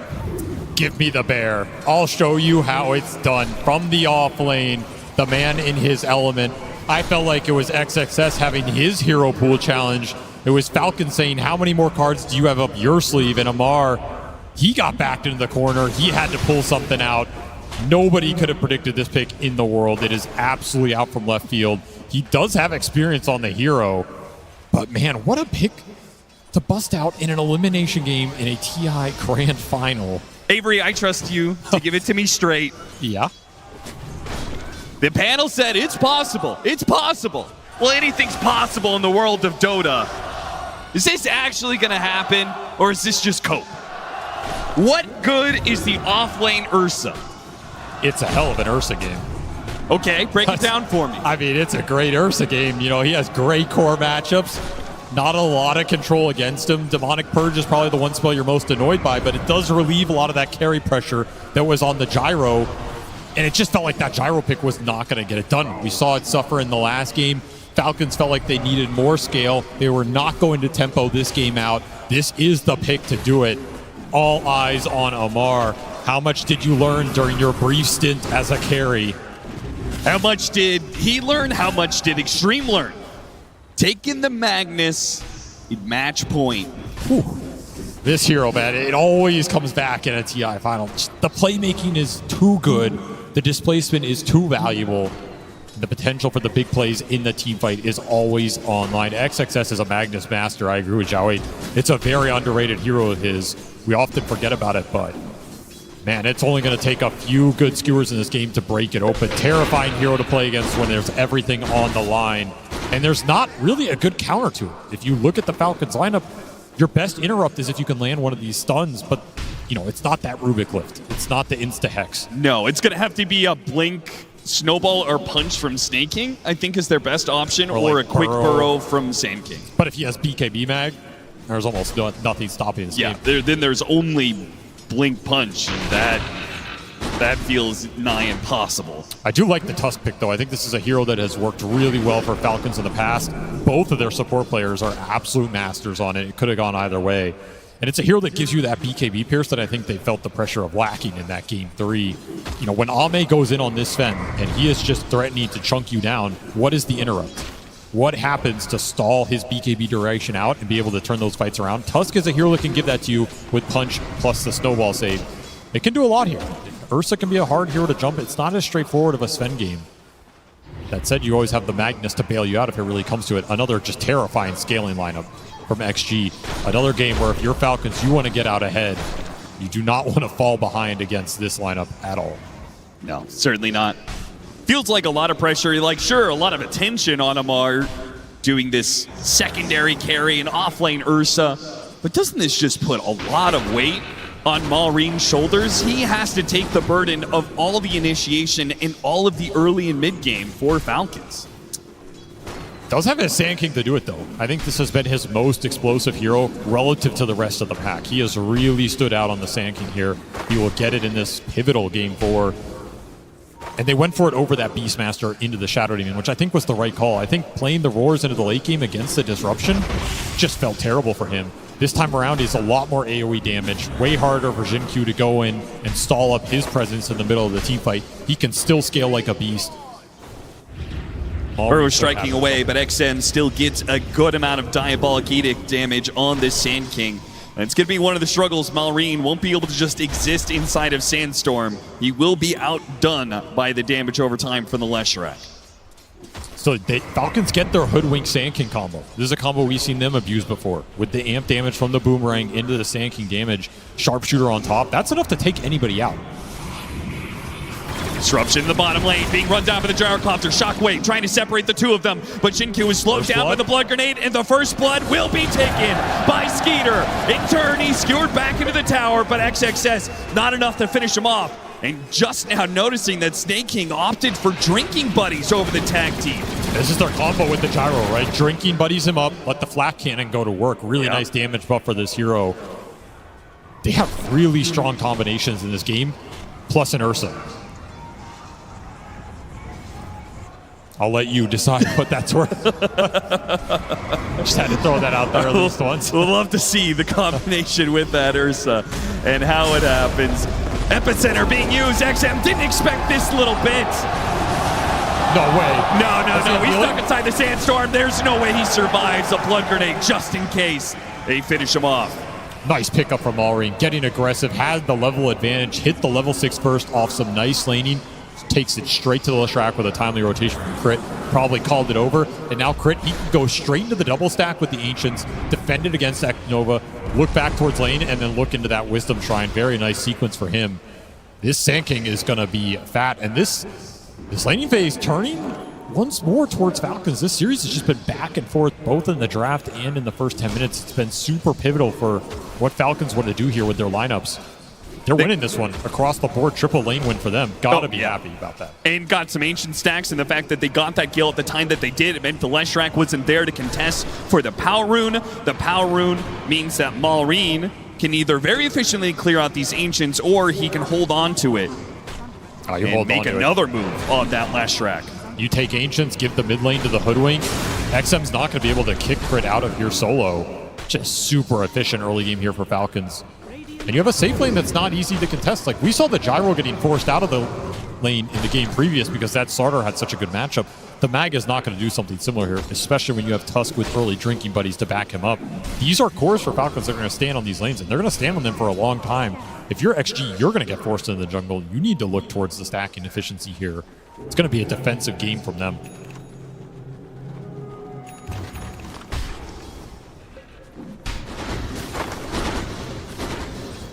Everywhere you look, Falcons max efficiency. Malrine's going to join them here in the bottom lane. Goes after the Shadow Demon. They've got him.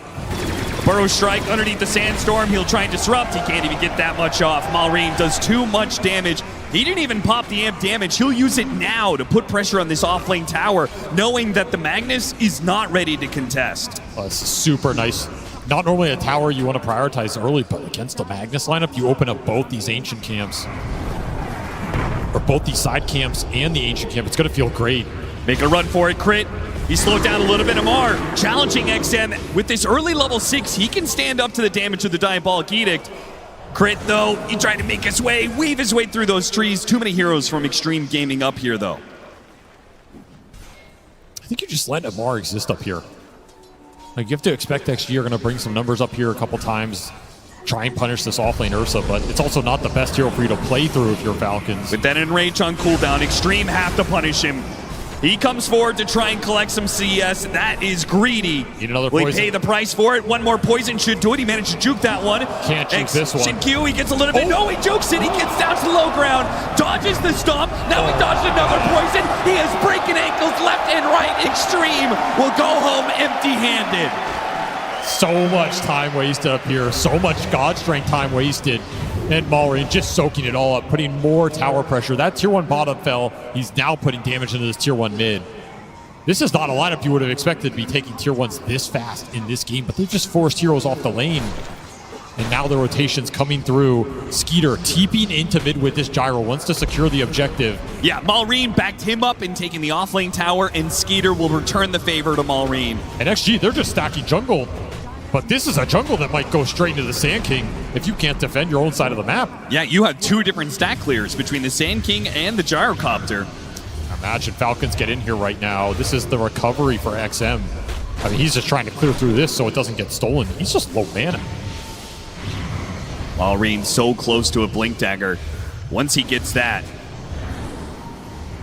Nova, I think he made the read there. Snake King taking down the tree for a more optimal ward, but probably gives a sign to Nova to what's going on here. They do clear through most of the stacks for the Lesh. And now they're hunting for Ame, but Ame's already backed out. His Sand King already has Blink, 20 gold. Another deep ward place. This is all to set Malrine up around the map, let him control the plays. Every jump from this Sand King with support follow-up should be a kill. Battle Fury Ursa. I was wondering if we were going to see maybe some fighting build. You know, there used to be like Diffusal builds of the past or something, but yeah. No, I'm just going to carry this game. Don't worry, Skeeter. I'll put you in my backpack. It's just so Amar. XXS chased after, missile, and a snowball. And now the ultimate over the top. Double ultimates to secure the kill. Beautiful connection there. This is why I like the Tusk for them so much. I almost think they forgot about this hero for a little bit. They're like, oh yeah, we're super good with this hero. We have some of the best Tusk players in the world, and it'll give us a lot of more scaling comfortability. Nice combinations with our cores, great catch around the map. This hero gives you everything as long as you can get it through the lane, and they did just that. Similar play, Malrine has been hiding his Blink Dagger for about a minute here. Finally picks it up as Crit is ready to smoke him to a part of the map that Xtreme Gaming are inhabiting. This game is just flowing for Falcons right now. You can feel it. Everything is just coming together. And they have an Ursa. Smoke. Smoke is coming. Two-man team looking for Ame up here. Malrine, he knows. They are going to go. Crit had to go back to pick up Amar in this smoke, but Malrine, he's got the vision. And in Mame, there's no way out on this one. The kill will be taken by Crit. But it doesn't matter who takes the kill, who gets the bounty for that. The important part, shutting down Xtreme Gaming's carry. It looks like XXS was debating, can I go the Helm? Do I need to rush the Blink before I even go Helm with Dominator on this mag? I think he would have really liked to just get Helm and start farming up. If this game were a slower pace, that might have been the play. Now he's just considering I need a Blink and we need to go do something. I agree with this. Things are escalating far too quickly. You have the Blink Dagger on the Leshrac. You can get the Blink Dagger on the mag. You can actually push back against some of Falcon's aggression. They're looking to do just that. Gank the Snake King Tusk mid with the fresh Blink Dagger. Tagged him with the poison. Hesitant to go. It's just a fine position, guys. They're going to smoke instead. Look for a bigger target. They want to core off this. Well, I'm not sure if they're going to find one. Crit is in prime placement here to break that smoke. Xtreme Gaming have actually just pinged on him. Shinkiwi's not even going to get in range. They miss out on that. And Amar is backing away. This is going to be a smoke entirely whiffed. Just awkward timing too because your Magnus Blink just arrived. So you're trying to make a small play with the Sledge, but you do commit the smoke to it. And now XXS sitting here like, guys, I rushed the Blink. Time to make a play. Yeah, play around me. You just don't have much map control, and we saw the stacks being cleared through by the Sand King. I mean, the stack differential in this game must be insane. How much that triangle was built up for the Sand King here. He gets an Arcane Rune on top of it. Well, Malrine has already secured the early game for Falcons, so he can think about his own scale, which we've seen these Sand Kings. They just get stronger and stronger as the game goes through. This Aghanim Scepter allows this hero to do so much more in the late game than he used to. A lot of times, strongest period being that level 12, level 2 Epicenter plus Aghanim Scepter. That's what he's working towards. Falcons taking full advantage of the fact that they own a good 60 to 70% of the map. Playing behind Skeeter and playing for that 14-minute Wisdom Shrine. Xtreme, if they want to be able to contest this, it's going to have to be XXS pulling out a sick play. He's got the distance. He can maybe pull them into that tier 2 tower area. Got to scout with the ET Spirit here. Gain some sort of vision advantage. Scan lands, they know they're there. Malrine, he blinks backwards. Skeeter, he's the one to play on the front lines. Gets a little vision. Spots XM. XM, he's in danger of being blown up right away, but holds the jar copter. He's pulled backwards there. TRP lands a 3-man. A skewer to finish off one, but the damage is not done yet. Malrine fighting underneath the sandstorm, and Ame behind the shards can't get to his allies. He's blocked off. He is blocked off, and now Falcons start making their retreat. Xnova desperately with the stomp. He gets two. Ame, here comes the hammer. Malrine, he makes the bro strike away. Malrine's out. They'll try and get Snake King, but a shards to block him off again. Ame, he tried to show up for his team, but the path was blocked. 6 shards from Snake King there, salvaging that engagement. If Sven gets in there, you are all done. And Amar is absolutely right. That was a 4 versus 5 fight. I wasn't sure. At first he was talking about the Sven, but no, he's talking about himself. I was just about to say the same thing. That was a fight without the Ursa there. That's the fight you're supposed to win. You landed a massive RP. The only downside of that is he skewered him out of the Earth Splitter. He was trying to get him closer to Ame, but you ended up dodging the Earth Splitter's damage and then pushing them next to Ame. Didn't pay off because he got stuck behind the shards. I also think in that situation, you cannot afford the Leshrac to be the one to jump first. He does the most damage, and he rushed a Blink Dagger. He is not tanky at all. He just sacrificed himself on the front line to try and get the clump, which he did do. I don't think that's a terrible recipe for the team fight. They just couldn't clean it up. And Amar laughing all the way to the bank. He just gets to free farm the whole time. Well done, team. learning what Skeeter feels like every game. That is. 5,000 net worth lead, 7-2 to the favor of Falcons. Another 1,300 gold for that Aghanim Scepter for Malrine. Another 1,200 for Skeeter to get his own Aghanim Scepter. This Ursa's forcing heroes off the map solo, man. Yeah, just existing in this part of the map is limiting Xtreme's ability to farm. And soon he's going to have a Blink Dagger and be able to join his team if he chooses to do so. XG, as always, though, will keep farming. This team, pretty hard to force them behind unless you just completely route them off the map. They'll always find something. You have a lot of cleave mechanics to go to work, so got to keep Honey here with this Sand King. Keep putting Malrine's strength to use. Combine it with the supports. Look for the big key pickoffs. You lost some vision off of that fight. As usual, Xnova on point with the D-warding. I like that Falcons went back to D-ward that high ground. Clearly in that team fight, Xtreme Gaming played around a high ground ward. They take that off the map and just make it a little bit more claustrophobic for Xtreme, who are currently huddled around each other in the mid lane. For good reason. This gank coming through bottom would have landed if you're farming around in this area. But then what about the top lane? You can't just let a solo Ursa continue to bully you. It's a nice Ursa game. It's a nice Ursa. It's a very nice Ursa game. Not a lot in XG's lineup that wants to run at him for a very long time. And in fact, this is the flip side of that matchup we saw earlier, where it was the Ame Ursa against the Sven, right? He absolutely took it to Skeeter in that matchup.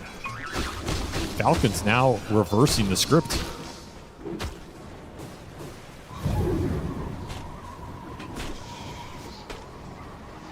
Well, at this point, it feels like Xtreme are just going to forfeit Roshan. They're going to forfeit Tormentors. I mean, if you're not playing anywhere close to the river, it just kind of guarantees that Ursa's going to be able to take all these objectives for Falcons. Xtreme, are they just already ramping up for the high ground defense in late game? No, you can't give up that much in this game. They almost died on this ward down here. Oh, they're going back in. I don't know if this is where you want to be right now. Xnova sacrificing his life to get some information, and it will be his life, without a doubt. Better him than a core. That is true. But you are continuing to give more momentum to the Sand King and make those objectives harder to contest whenever Amar feels the time has come. How many more Helma Doms does Xtreme need at this point to be able to rat the map? Only have the one for now. We'll go a long way. Amar and Malrine. Just checking out the top part of the map, seeing if anybody's here, anybody's farming up the Ancients. They are limiting control. It feels like XG want to make a move with Ame's Blink. I mean, you can fight if you bring the Sven into the play and he's part of your initiation, but it's a very risky move for Ame. Yeah, if that goes wrong, his game just gets thrown down the drain. And it's going to be an instant Roshan or whatever from this bear if that fight is a disaster. Oh, certainly. Without a BKB, there's a lot of magic damage in these team fights from Falcons. It pretty much means that you have to get a sick initiation if you're Xtreme, if you are going to take this fight. Especially with Ags done on the Sand King. Maureen's timing perfect here. Just as XG thinking about gearing up for a move, the counter punch arrives, and it's a big one.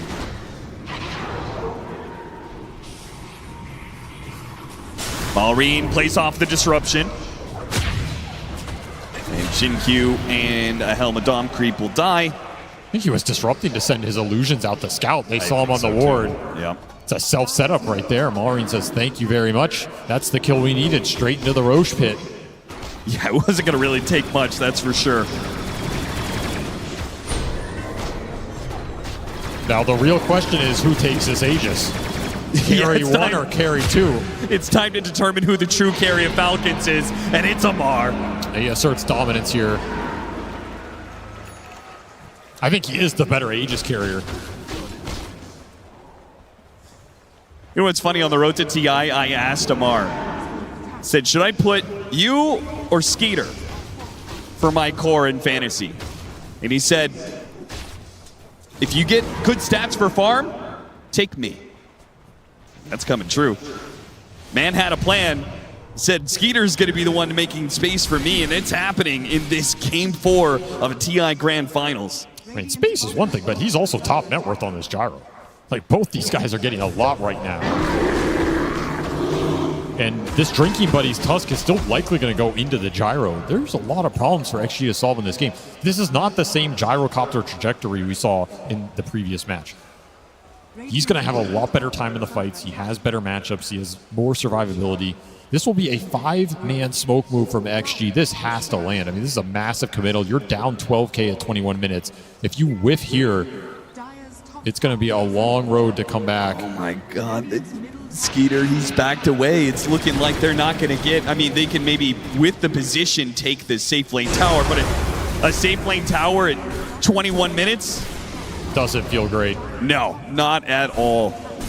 I did kind of like the timing of that. Was interesting. It was right as Wisdom Shrine was going to spawn at 21, which Malrine, he went for, so he was nowhere in the neighborhood as a result.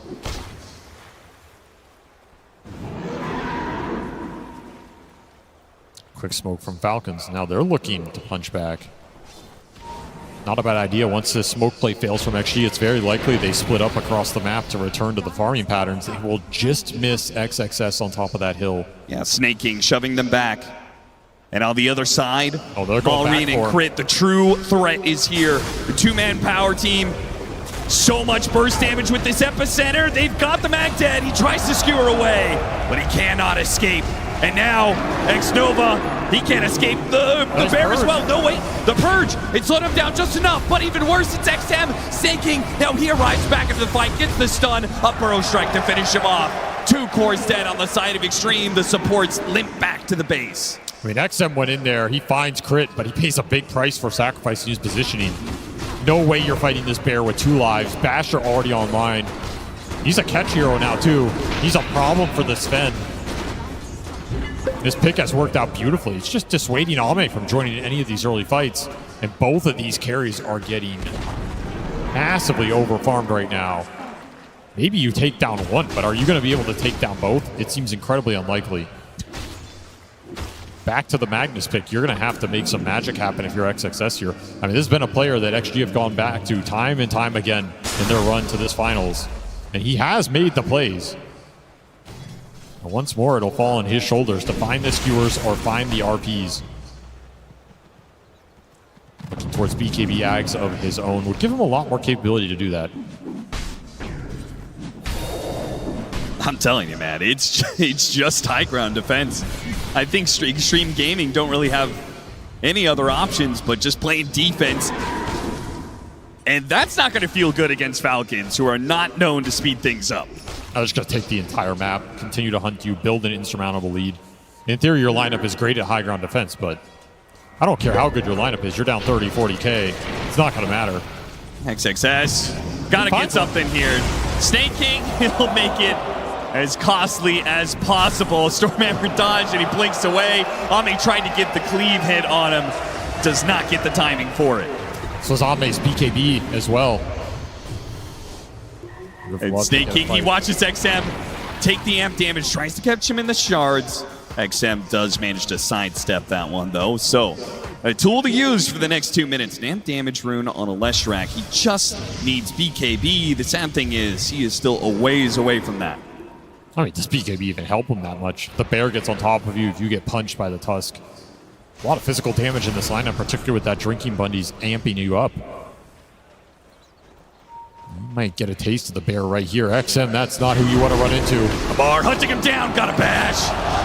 Not required, but Crit will lend a helping hand. Thanking Amar for the kill. I mean, I think this is thanking him for that pick, because this is just working beautifully right now.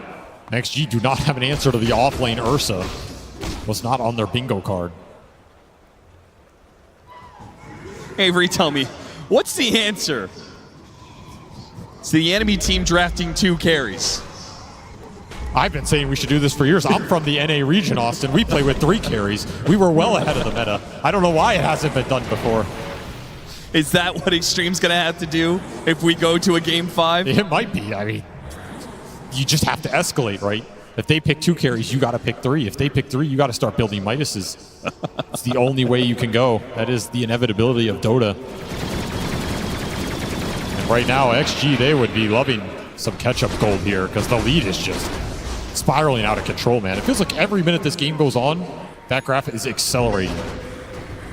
Well, the upside for Xtreme, if they ever do find a 4th kill in this game, they'll get a lot of comeback gold, as they are currently down 19,000 net worth. Another 2 minutes to Roshan. If Xtreme is going to make a move, I anticipate it's going to be around that. I'm looking for any items that'll change the nature of this game. It's still XM's BKB. I think Daedalus for Ame. Give him the big crit, empower this Sven. If you land some clutch stuns, clutch RP, clutch stomp on the Ursa when he's enraged, stuff like this, slow that fight down, let Ame go to work. This hero can output the DPS. You can bring anybody down. Maybe he can kill Skeeter before the Satanic allows him to heal up, because that is what Skeeter's going to have. If Ame has Daedalus, Skeeter will have Satanic. And we aren't even going to talk about what Amar's going to be able to have. A level 20 Ursa with an Aghanim Scepter. You have to kite somebody in this lineup. And it's likely the Ursa try and take down the Gyro. Like you said, if Skeeter gets to Satanic before this next Roche, which looks really likely here, man, he is tough to bring down too. Then you're going to need to get some good skewers here. Abuse the scouting from Xnova with the ET Spirit. You can find somebody, skewer them in, look for the RP, and then you have Disruption to bail out the return jump from Falcons. That kind of team fight can maybe out-execute. Yeah, and you, on top of all of that, you have the Elder Titan to fish for the Magnus, right? He can keep on... If you're going to push into them, it's actually just so obnoxious. Stomp after stomp. If you ever do get hit by that stomp, you might get skewered back to the base, and then Demonic Purge and everything else you said. There's that punch interrupt. I mean, Snaking can always bail these situations out. He's having a really good game on this Tusk, so he got a very early blink in this game. He's going to be farmed. Looking for a Yules, that would be another interrupt. Of course, Magnus BKB prevents a couple of these shenanigans, but the punch can always land. There are the BKBs for XG. I mean, this is their best time to strike back, right? Triple BKB core timing, long durations on all of it. If you can try and land an RP, all in some of these heroes, yeah, Amar is strong, but he can't power through everything. Against seemingly insurmountable odds, Xtreme Gaming, 5-man smoke, push out. They get somehow a pick-off or a team fight that works for them. A fast Roshan could allow them to start changing the narrative of this game. Amar, though, he's fearless. He just jumped straight to XXS. Look at the damage he did. Both to XXS and Xingqiu, who was in the way of that Battle Fury cleave. And Xnova is way out of position as his team got jumped. He hides away in the corner, gets a good ward down to contest Roshan, but he TP's back. But now Ame. Ame's spotted. He really doesn't want to have to use his BKB here. Amar looking for another entry. Has this deep ward on the lane. Ult is up. That's an Ags ult too. Can't go on him first. They will get the D-ward though. Valuable D-ward here.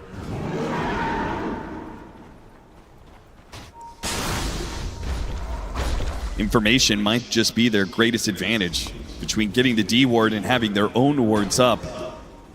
These 5-man smokes are just usually not the ticket. Yeah. We're seeing XG all in their base again. When you're in this position, it's very tempting to just pop that and look for something, but it almost never works. And you're still closing in on this Daedalus for Ame. You really want that item to try and make this comeback possible. You know, Avery, it's kind of fitting. I feel like there's been a lot of nostalgia at this TI. And I'm really feeling it looking at this kill score. 12-3, 29 minutes in. I feel like I'm back in like 2014 Dota. It's one way to look at it. Yeah. Be quite a different set of teams here if we were back that far. Some of the same players, though. It does take around 10 years to win a TI. Unless you're Thompson. Very few Royal Roaders in Dota's history, that's for sure. All right, Falcons are the ones to have the smoke. With Roshan at its almost max spawn point, just another minute for that. They know it's guaranteed. They know it's coming their way. It's going to be in this bottom pit, so they're going to clear out this area. Get some good vision down. Xtreme, they only have this one ward to play around. It doesn't really see that much for it. Just glimpses in that river around this bottom pit. Falcons, they don't want to reach too far with this smoke. Just clear the area out, secure the objective. Don't force a bad fight into all this turnaround potential. yeah, you have an insane gold lead, but it can vanish in an instant, all this crazy scaling in AoE. Put Xtreme in a position where if 5 people inside their base to play for Roshan, they'd have to just go for a Hail Mary 5-man smoke. And you've only got 1 more smoke left for time being on X-Nova. So Xtreme say, just play for farm. Get an Aghanim Scepter on XXS. Get that Daedalus you were talking about on Ame. This Roshan will give them a solid 30 seconds, maybe even a full minute to get some farm. Ame maybe could take a Tormentor if he's real quick with it. I think you gotta get something right here. Aegis onto the Gyrocopter. This time around, Skeeter takes it. He will siege the high ground with that item. The harder hero to get a good skewer back on, right? 100%. And even if you do, he might be able to survive through with Satanic. There's the Daedalus, though, so big crit's gonna come through. That's an empowered Sven. Almost level 20 as well. Does have the Gunpowder Gauntlet. Insane amount of burst damage coming out in those first few hits. Might just decide the fight. Yes, he may be behind the Gyrocopter and the Ursa in net worth, but the Empower adds so much. The Epicenter fine gets the Magnus, though. And there goes all the initiation. Ame is going to try and chase after them, but they're already out. They're up to the high ground, and you cannot go blind up there. I mean, also the Magnus is your catch. He gets found first. Your chase potential or looking for anything else goes down the drain. So God Strength used, 70-second cooldown. What is Falcons going to get done in this window? Go high ground. At least threaten it. Look for some opportunities on the jump from the Ursa while the gyro hits. No Magnus, you're not afraid of the skewer play. Drinking Buddies gives you the flak. No one can really approach here. An awkward glyph timing too. That was not the greatest. No, with the wave not even there yet. An Octarine done for this Ursa. He's getting to that untouchable state where he gets to 25. He's jumping around with the Earthshock all the time. He will just be perma-enraged. Look for the skewer. Got the skewer back. No save this time. Snaking trying to pull him back. Shockwave dilutes him a little bit deeper. XXS got to be careful though. The second carry almost dies to Amar, but the demonic purge is there from Shin-Q. Good responses from Xtreme, but it simply doesn't feel like it's enough. Gotta find ways to output damage, and that means waiting for God Strength to be back up. If Ame's available for that jump, there's turnaround, but he's still waiting on the cooldown. 2 seconds left for this ultimate. Gotta fish again, gotta find another skewer. Skeeter getting closer and closer. Ame goes to challenge him, and he's pulled away a little bit by the Drinking Buddies. Now he pops the Satanic, and it's Ame's turn. Ame's low, corner HP. He needs to be able to hit something. It's finally gonna be Snaking. Gets that kill, starts backing away, but here comes Malrine with the Epicenter to slow him down. They take out Ame. XM in trouble outside the base. He'll be run down as well. 2 cores on Xtreme, neither have buyback, and Falcons in a position to push us to Game 5. It is over. Xtreme call it early. They say that's fine. Touche. We'll see you in Game 5. This series will go the distance. I don't even remember the last time we had a Game 5 other than those Spirit series going way back to those TIs. Yeah, that was the last time. TI-10 was the last time we had it. I mean, we've just had so many one-sided grand finals. I think everybody in this stadium is just thrilled to have a Game 5 between any 2 teams, let alone these 2. That is going to be an intense single game of Dota with so much on the line, so much legacy, so many first-timers that would love to lift that Aegis. A couple of 2-timers in there, a 3-timer potentially. Don't forget about AUI looking for that 3rd Aegis. I just cannot believe that this has actually gone to a Game 5. This is the most one-sided Game 5 finals I have ever seen in my life. It's completely one-sided every single game, and I have no idea who's going to win. It comes down to draft, it comes down to laning, and it comes down to those final few adjustments you can make as the clock strikes midnight. Has there ever been a finals that has felt so draft-dependent? It is just insane how one-sided these games are as a result of that draft, and that is why it is so crucial to take as much time as you can, figure out what strategy you need for this final game. One of these teams is going to be lifting the Aegis very soon. Let's head back to the panel to break down what we could be seeing this upcoming Game 5. Oh, it's crunch time, all right, for the teams for sure. I can't even imagine the pressure they must be feeling. But we're going to take it slow. We're going to break down the game we just witnessed because it was kind of one-sided. Effie, we did say that Falcons, they had a shot if they did well in the lanes, and we were wondering if that Ursa was going to work. It worked out. It worked out so well. Not only did they win their lanes and just do the typical Falcons, farm the entire map, choke out the enemies, they made no mistakes, right? The issue would have been if they were going into that Magnus high ground too early, if they were playing into team fights maybe at the wrong timings, if they went to an incorrect side of the map.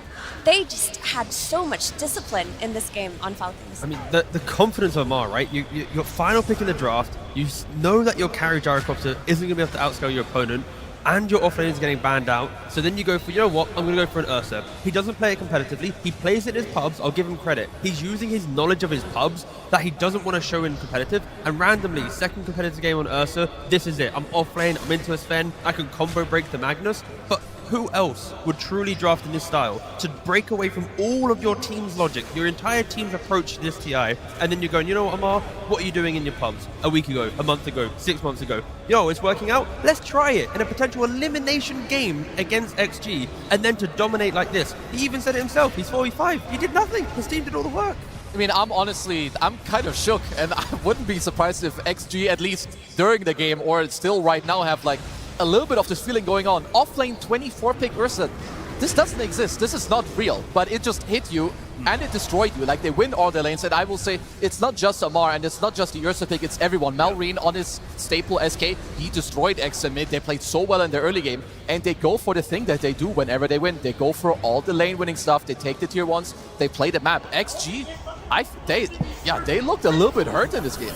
I love the fact that Snaking also went for Drinking Buddies on the Tusk, right? They turned this lane into such a dominating bit of aggression, right? You apply the Drinking Buddies onto the Gyrocopter, you can chase down the lane, you also then have the saves throughout, so if the game was difficult, Snaking would have been able to step up. But it was so snowbally that we didn't really get to see it shine, but changing up the facets, playing for the offlane Ursa, I don't think XG was ready for any of this in this game.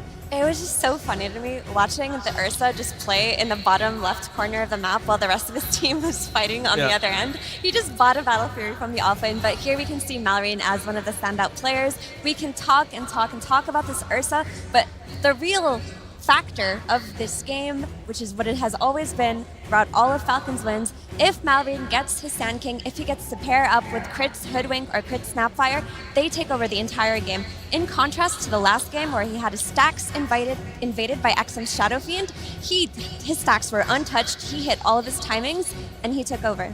I think a critical thing Falcons identified during the draft is that Leshrac, Sven, Magnus, all these heroes, they kind of farm the lane and then go farm the jungle. They keep doing farm, right? They're never overlapping their heroes. They're never really fighting. You might throw like a Stormhammer here, or Lesh might rotate, but it's not as explosive as the likes of the Sand Kings and the Gyrocopters and Tusk. Like, they want to sweep through the map, and I think XG, that farm game has been punished once again.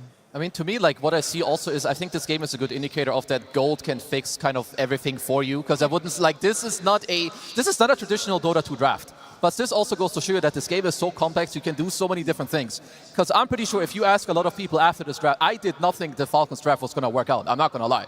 And that's one of the beauties of this game, where you don't know whether it's going to work or not until you actually see it played on like the highest level. Yeah, and we've seen Sven so dominant, so I also thought, okay, this Sven's going to be a tough puzzle piece to solve. It didn't look like it, Kezu. No, and it's like, it's honestly so crazy. Like, I'm still in halfway of like disbelief, but we have to show. And guys, a quick reminder, this is not carry to carry comparison. This is offlane guy Chad, last pick called for like some Amar Ursa against the Ame Sven.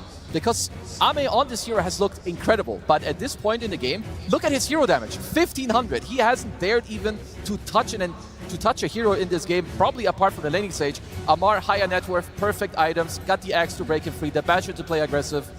Yeah, I don't know where to go from here. I'm a little worried for XG. The fact that he was just farming so freely on the Ursa and Key, he had the gem on him, right? Because Amar, the way that he played this Ursa is when, he had that short stint playing offlane Slark. I just had like deja vu watching him. Like, you basically get 2 or 3 items, you run through the map, you keep the warding, you're inviting the enemy onto you, right? That's kind of a Falcons thing, right? Some player at some point, if they're thriving, tries to bait their opponent. And when Amar got the gem, got all this, he was doing it exceptionally well. Yeah, it was, I mean, you might have thought at some point that it looked like a carry Ursa, but it was a frontlining tanky Ursa. Yeah, exactly. And I have a very brief clip to kind of summarize what I was, or show you what I was talking about just there. But yeah, the way that Amar played it, of course, they have a 20,000 gold lead. It's easy to kind of say this is good, but even if this game was closer, Amar would be playing in the same way. If this was a 4K lead, 3K lead, a 100,000 gold lead, he's still going to do the same thing. He's going to run in, use the gem, jump the backline, and in the pressure of the draft to identify how do we stop Magnus and have additional scaling. Now that you think about it in hindsight, of course, it's like, this is a really cool pick. So again, props to Amar and Aoi to kind of collectively come together and find this very, very, very niche pick. Ursa aside though, and again, it was so cool, very fun to see it on the mid stage from the offlane. Falcons did what they always do to no punishment in that early game. Before Ursa could even be a factor, the best thing that he did for his team in that first 15 minutes was win the lane. That's what he picked the hero to do, right? But still, you got this Snake King on a save support, different than the ones he's been playing, but he got it. Malrine, he got his Sand King. Crit got his Hoodwink. Yeah, it was very good looking for Falcons, and we keep mentioning they had a very strong early game. And what exactly happened in that early game, Purge? The Ursa got to do whatever he wanted, and that was the entire point of this pick. They were trying to dismantle the laning stage for what XG had, and a lot of that comes down to the Elder Titan here. He's supposed to be able to punch and fight his opponents, but because Ursa is stacking damage every single attack, in a lot of cases, X-Nova just stopped hitting him. This was actually one of the few times in the entire laning stage that they ended up trading. And from there, Crit basically messed around over on the right side, trying to stop pulls and things like that X-Nova's trying to do. And then eventually the supports just left the lane. And no joke, we are 8 minutes in. You remember this gank that happened where Amar dodged a lot of stuff and they played the music and all, that where he actually got low? Look at this tango in his inventory here. That is one of his 3 starting tangos, and we're 9 minutes into the game. That is how little harassment there was in his lane. He hit creeps, and Alma hit creeps. So it was kind of just, the game was solved in a lot of ways based on him just picking his hero. He got to get his Battle Fury on time, he got to get his Blink Dagger, and then he just became a normal hero. The game smoothed out because it was a bit of a farm fest. And then, again, the best things that Falcon got was they got the Malrine Sand King, which is ridiculously expert. I've made so many segments like this where Sand King does this stack clearing, then he goes into a teleport, into a gank lane, which he does very expertly here at 7 minutes. Usually goes to the off lane, but this time doing the safe lane. They kill the Shadow Demon. They take the tower with the Sandstorm. Very broken stuff. You know what he does next? He always takes a second tower. Here it is, 10 minutes in. So they get the lanes they wanted to. They get the ahead Sand King that they wanted to. They get the Blink Dagger at 11 minutes, and then they take their first team fight and they don't get crushed in it. And from there on, the game is basically just in their hands. They have a gold advantage, they have map control, they have the heroes they want, they have multiple carries in this case, which made it even better against Sven. They basically just took the game in their hands with that Ursa pick. Thank you very much, Purge. That was a very strong Ursa pick. Very good game from Falcons, and definitely something we're thinking about for Xtreme Gaming going into game number 5. But we should talk a little bit about game number 5, because after that game, we will have a new champion for the International. And I want to focus a little bit on the people that we have on stage. You can make a great case of why anyone deserves to win the International if there ever is such a thing. But I want to just quickly touch upon one certain individual, and we might do some other ones too, but I think for one certain individual, it's not the first time he goes to game 5 of a grand finals. It doesn't happen very often, guys. It does not. It can't happen again. If he wins, it's like, you've broke the curse, you've done it. If he loses... That is lifelong trauma. Yeah. But it's not only that, like he's going to game 5 again, it's 2-2, but it's like Magnus is also like the bane of their existence. Whether you pick it yourself or they have it, like you have to like get the hero like out of the game as a whole in like bans, because it's really in your head right now. They just need to relax, okay? They need to regroup. I like what Captain SVG said about how draft dependent this series has felt. Yes. This almost feels like coach versus coach instead of player versus player. So what we really need right now is for both of these coaches to focus on what they do best. For Xtreme Gaming, what they need to think about is that mid lane. Sure, there was an offlane Ursa, but what happened ultimately? Malrine got to play Dota the way that he always does, and he set the pace for his team. When they were shutting that down, they were doing great. Yeah, Maureen feels like the life of the team. As much as like Effie's mentioning, the hype of everyone else, I fully echo that. Maureen has to be shut down if XG want to try and take the game 5.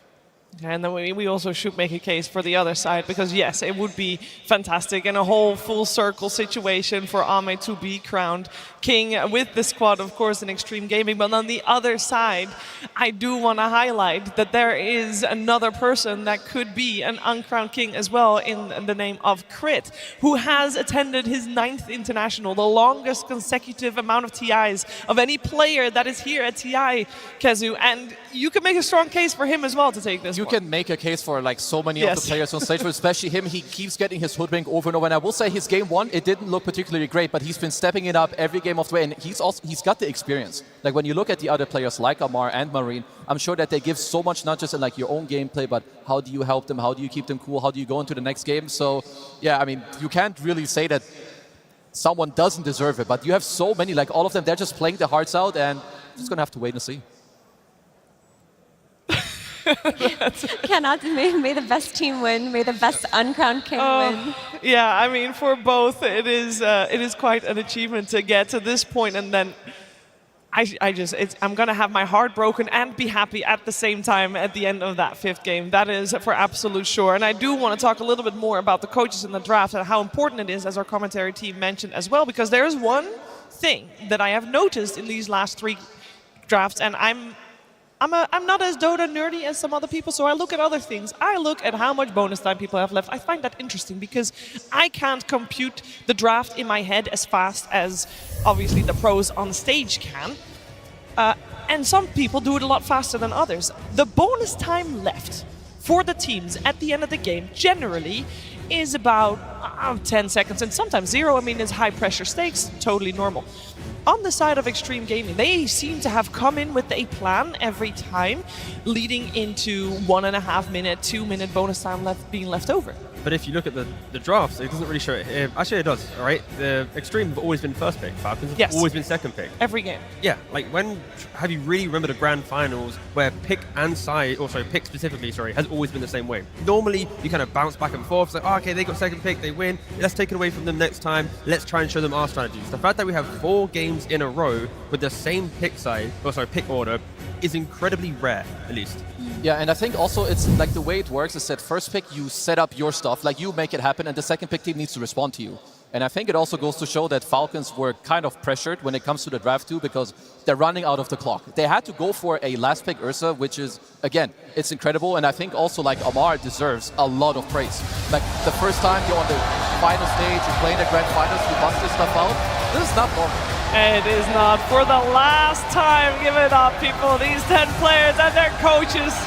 This is an absolute marathon in this best of 5. And they are heading into the 5th game of a grand finals of the international. I cannot imagine the pressure and the emotions they must be feeling right now. And the trick to be able to let it all fade away and focus only on that game of Dota, that is a trick that you don't get to practice very often, Tigo. No, not at all, right? To be in this position, it is so rare, right? And of course, that is now going to be testament to the maturity of the players, the experience that they've gained throughout this tournament, the emotions that they've had to harness through game 1, 2, 3, and 4. Everything now comes down to this 5th and final game.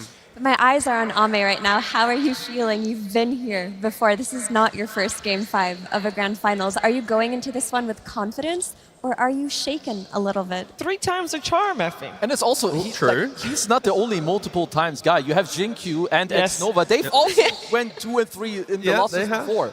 I hope none of them are thinking about it though. All right, that is. How can you not? It's impossible not to. No, I mean, Xiao Wei's had a chat with them. He's really dialed them in. Yeah, he ground them to watch their face. Yeah, you have to go in like hardcore to like drain that out. I think it's near impossible. You've got Crit, on the other hand. He looks locked in. He's ready. They're happy with what happened. I mean, absolutely. If I play some 4 Hoodwing and my bear is just smashing people left and right, and he alt-chats 4v5, I kind of like that even. You know, the alt-chat is considered BM, but I think put yourself in the zone that makes you feel at home. Try to lock out that you're sitting in front of thousands of people, hundreds of thousands watching at home. They were listening to that guy doing the interview in the crowd, right? He said he asked Amar to do some alt-chat to win the game, and then he did it. So whoever that guy is, yeah, shout out. You helped to win the 4th game. It worked out. All the positive words coming from the crowd during that time. They paid off. They made it happen. Falcons made it happen, and we are having both teams on match point and only one to come out victorious. And the pressure is mostly on these two players. For one, it's the drafting, as we have pointed out how important it is. But we also have pointed out quite a few times actually already before coming to the grand finals, XXS for Xtreme Gaming has been a cornerstone. He has been the one leading the charge to victory, and he is getting targeted in the ban so heavily. He's been the heart of this team throughout this tournament. Like him on his Blink Initiator type heroes, especially his Shakers, his Centaurs, and what have you, his Mars. Falcons identified that they don't want that smoke. They're going to take away their playmaker. And he's kind of running out of heroes that can make the same kind of play. That is why they went for that Magnus in that last game. They wanted that hero with a low cooldown on that skewer to be able to start the fights for them. But like if your hero pool is getting banned and at the very end your Slardar is getting taken out, it doesn't leave much for you. It's why Falcons are enjoying being second pick, right? Because they're entering the phase of the Mars ban, Centaur ban, and Shaker ban. When you look at the heroes he's played, how it's not easy to craft the Slardar lineup or a Batrider lineup, but the first heroes that I mentioned, you could first pick them in any draft, and you can eventually build something to fix some of their weaknesses. But the Slardars, the Batriders, it is a little bit, more niche. To me too, also it's 2 games in a row where they had the Skeeter Gyrocopter, and there must be something for XG also that they need to think about. Like this hero will come out over and over for Skeeter. We saw it even in a matchup where I would say it's a very hard game, but they don't care. But the thing is, with the bans that you're mentioning, it makes the hero a lot stronger. We also did learn something where they banned the Slardar in the phase after picking Gyrocopter, and XG had the ability to pick Sven or Slardar there. So Falcons kind of told XG, like, we're scared of this hero. So if the same draft is to happen again, that could be the change that occurs, where they pick the offlaner slightly earlier to protect it from later bans. And for Falcons, so long as they get their hands on a Malrine hero in a game where he's uncountered by XG supports, because that's what it feels like the draft was about a few games ago, they're chilling. They're the ones who are daring XG to make a move, come into our triangle, shut down the farm, play into our 7 to 10 minute tower pressure we're applying to your safe lane. I mean, the momentum is definitely on the Falcon side. Like you go down, you learn a few things, and then you win this last game in that fashion where you gave XG a lot of the things that they wanted to. The Ame Sven, you let him open with the SD again, you had the XM, Leshrac, the Blink Initiator on the offlane, you had the X Nova like on his staple heroes too, and you went straight through it. All games though, it's been one after the other, as an Xtreme 1 game 1, Falcons 2, vice, and continuously like that. So it seems like the teams are adapting just slightly. At this point, we would expect Falcons to also adapt, obviously, but they need to be one step ahead. They need to know, they need to get into the minds of Xtreme to think about how they would adapt after that previous game. Adapt. And that's the thing where for XG, they can't get in their own heads, right? Because we've seen before the offlane Huskar to beat out the anti-mage against BB, I think it was. And then you have, the Ursa here as well. Like sometimes in certain pick positions in the draft, you can now go, wait a second, they've not done it yet, but new people start suggesting new heroes and maybe gets a bit more, emotional because Amara is ready to do things that he's doing in his pubs, but not in pro play. That can really impact the draft. I mean, it's also like these are the type of moments as a player, like you live for a game 5 on the grand finals. Like if you can just try to enjoy and embrace, and I think it's also one of the reasons why OG did so well. Like back then, like you have to, even as stupid as it sounds, you have to enjoy the game. Try not to overthink, like have fun, go with the heroes you can play, go with your comfort and make it happen. Because a game 5 grand final at TI, it does not get more special than this. I mean, they're an hour away from lifting the Aegis, right? Opening the booth, confetti falling down. It is, one draft. It's so close for both of these teams. It is so close. One more game. We are going to that game 5. Let's get ready. Team Falcons versus Xtreme Gaming Grand Finals Game 5. And we were wondering how things were going to get shaken up for this 5th game, and there is a very clear difference going into this 5th game. And we have Xtreme, Radiant, Falcons, Dire, but the biggest difference is that Falcons, for the first time in this series, first pick. It's a big change, and it's a change that I kind of like. I would have already liked it last game, but I believe it was XG who had to face, and they were like, haha, joke's on you, we're not going to let you switch it up. But this time, Falcons, they win the last game, and now they force a switch up to not make it easy for XG, so I like the start. With only 3 bans now, we've seen those 3 bans be used with the 3 offlaners plus a Naga Siren. So which offlaner are they going to offer up to XG potentially to take in the first phase, which we haven't seen at all in the first 4 games? My heart says Earthshaker. Like, if you're going to pick between the Earthshaker and the Mars to give to Xtreme Gaming, you might as well give the Shaker and try to beat it on lane, because Mars does not need that much. With that Euls and that Blink, you're playmaking. What stops Falcons doing? Why not they first pick the Mars for ATF? Yeah, there's a lot of options. So you've got the Chen, you've got the Enchao, the Sand King as well. Mars, probably one of the next heroes. The other one that they have banned out almost every single time is the Monkey King. Yeah, and this is the thing. Like, you are first pick. You are forcing XG to at least give you something. Pick your poison, or you leave both in, and you get the chance to pick up one of the 2 yourself. If that is a good trade, I'm not sure. We'll see where Xtreme Gaming goes with this one, as they are thinking about this. It will still be the Monkey King ban. So we're leaving that Mars in the pool for now. So Mars is in the pool, Shaco can be in the pool. 10 seconds remaining. I mean, I would not be surprised if Falcons it's Amar's best hero. It's been one of the heroes of the tournament. You can slam in the Mars, but of course, this is game 5. There's a lot of mind games going on too. Like, the most obvious might not, be right there, because you have so much going on right now. They might already one step ahead where it's like, you know what, we don't care, because if we pick X hero, they get Mars and they build a plan. Like, maybe they want to bait it. So many layers. It really just depends on what Aoi wants to do in this. ATF actually. Sorry, he's clicking the buttons. Yep. They're taking some time though. They are deciding. This is the most time used in this entire finals in the pre-bans before the game starts. Absolutely. It is the most critical entry to the draft though. The wrong ban here, the wrong pick, it can set a domino effect to a very difficult game. I'm of the opinion that if they want to first pick something else, like the Pango or the Beastmaster, Mars cannot be the hero that's given away. Like, it's got to be the Shaker you give away. If they ban the Shaker, then, as you guys mentioned, you have to take the Mars for yourself. This is tense moments in the booth. Tense moments on the desk here, too. I have nothing to say. I'm waiting. I am hotly anticipating this. And they banned the Mars. Okay, there we go. Mars banned. And they take the Naga. Is the Naga. We actually completely forgot about that, because it's been first phase banned every single game, and not just in the grand finals, but almost the entire tournament long. This is a very strong hero.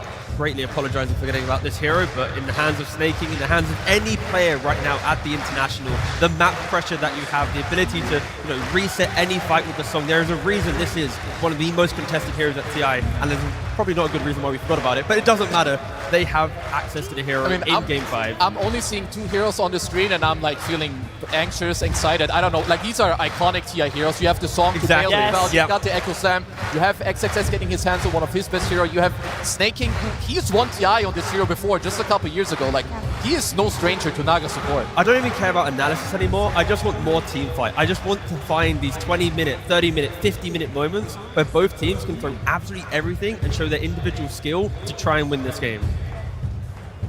So far, all 4 games of this grand finals have leaned heavily one way or the other. Hopefully, game 5, we can wish for a very close, even team fighty back and forth. I mean, it'd be the only way to end such a fabulous TI, right? Would be. A game would be 5, so fitting. tier 5 neutral item, refreshers and everything. Well, the strongest supports of the tournament, I'd say, are out to the position forwards anyway, with the Snapfire and the Hoodwink removed. It's still not really respecting the Elder Titan as of yet. XG will happily pick it up once more. With the Bane ban, double supports ban as well, getting the Spirit inside the song to get the sleep. And they could also, their Shadow Demon is open for them as well. If they want to play around Ame, that's one of the best heroes you can have to enable him. Yeah, I'm not fully sure where they want to take this here. Ooh! Oh, okay. Hold on. Okay, hold. Come on. Roll it. Roll it. Don't skip. Well, they already have a Hoodwink, by the way. Doesn't matter. Lion! Come on! He's lagging. He's lagging. He doesn't have internet. No!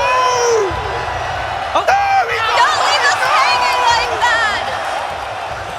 We will never know. The biggest cliffhanger I've ever. That's more important than Ame winning TI at this point. Get this man some internet. Hotspot him. It's all good. We're focusing our attention on the pick coming out from Xtreme Gaming. They have banned out the Amar Bristle.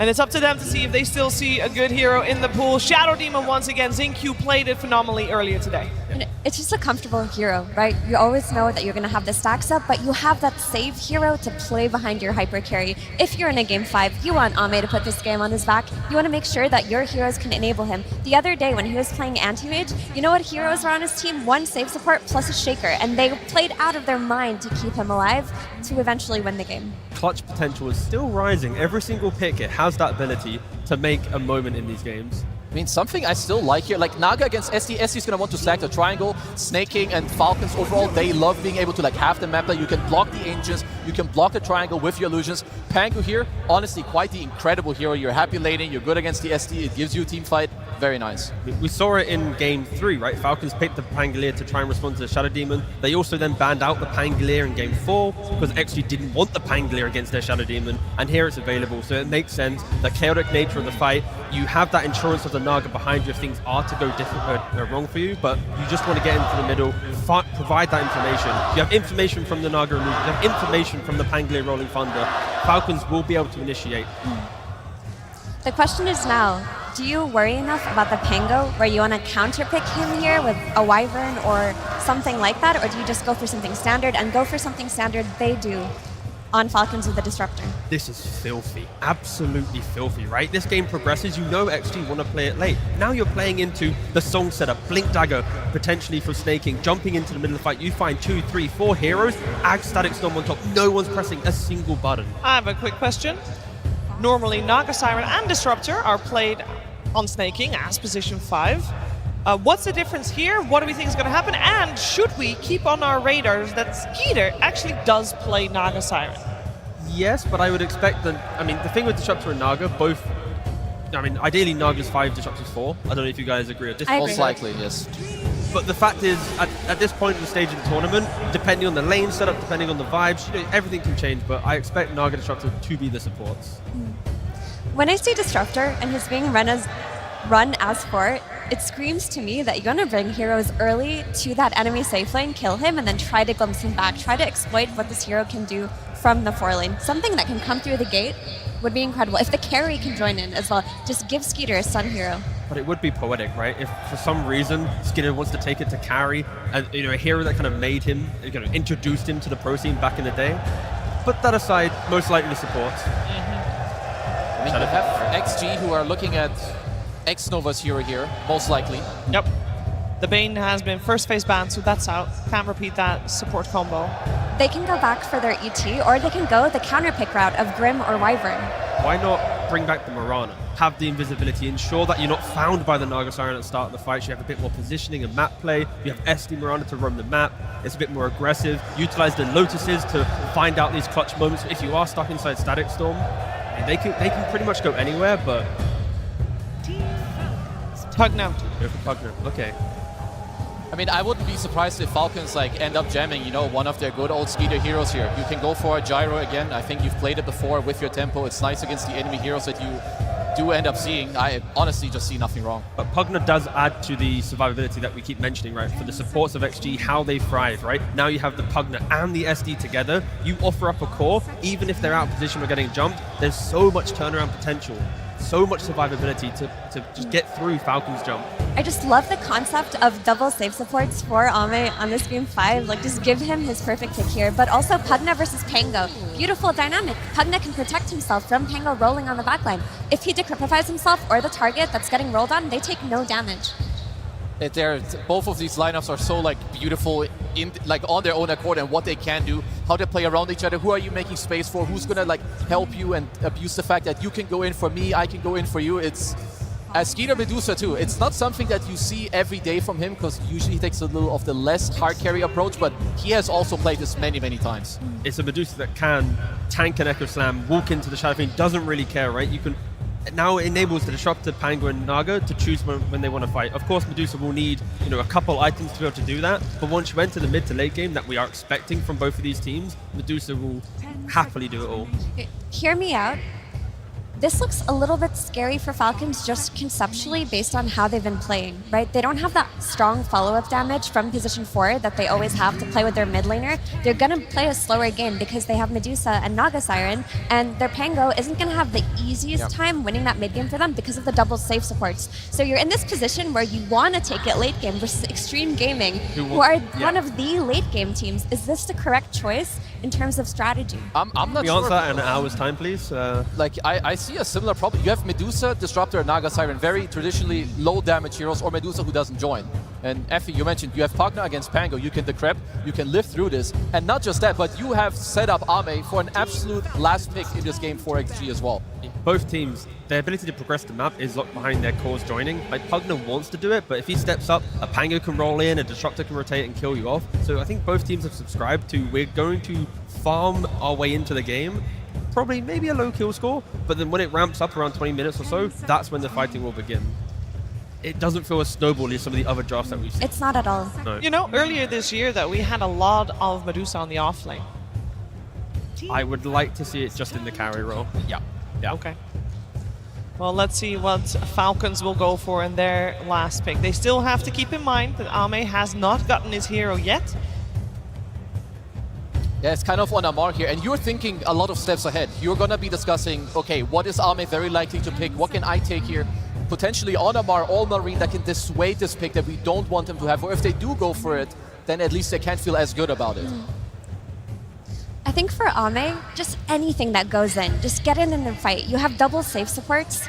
You have the Shadow Fiend who's going to provide a lot of range damage, and that's why they take out his Ursa and Anti-Mage, two of his go-in heroes. What does that leave for him? A Faceless Void, or does he want to switch to a completely different archetype and try to play a ranged carry versus Medusa? Personally, I would prefer if he just went in this game. It also depends on the lane setup, right? If they see a weak off lane based on Pango going to mid and there's something exploitable, then that could potentially change. And they go for the Magnus themselves. XG could not win. Or take the Aegis with the Magnus. And then Falcons take the Magnus themselves in game 5. Nice. Nice on the Magnus too. I will nice. say this can be poetic either way. Let's just leave it at that. They are trying to cause mental damage right now on Falcons. They want to force a game 5 Magnus game. A staple. Now, yesterday you guys said that Outworld staff, you know, doesn't matter if a team gets Outworld staff as the neutrals because it's good anyway. Can be good anyway.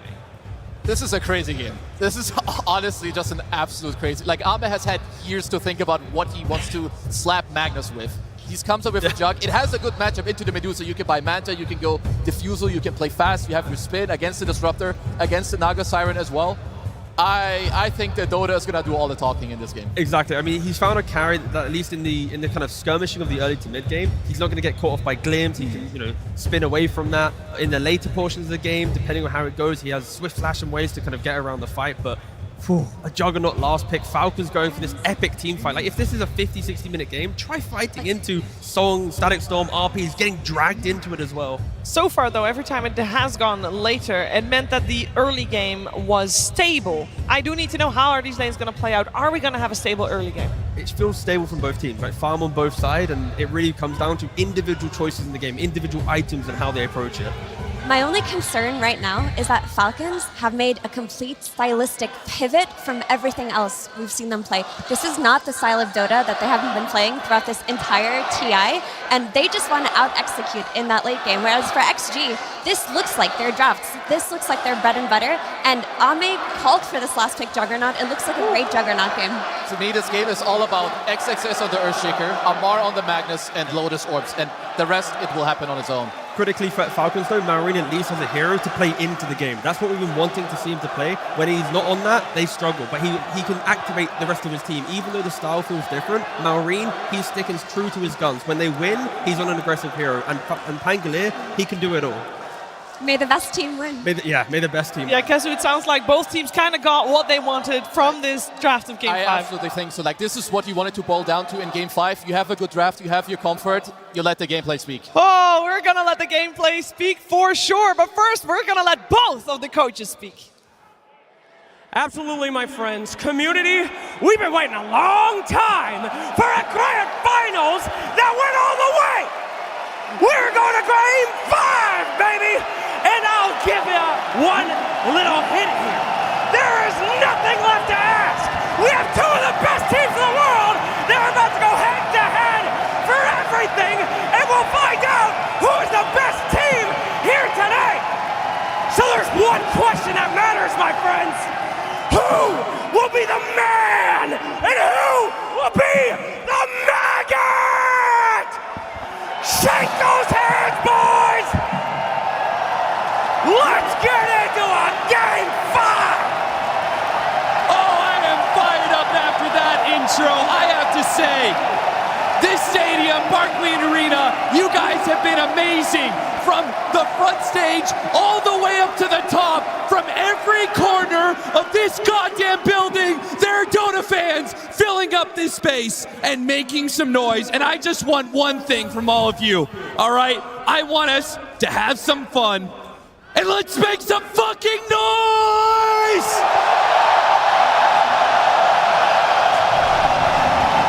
Game 5, Falcons versus Xtreme. Let's get it on!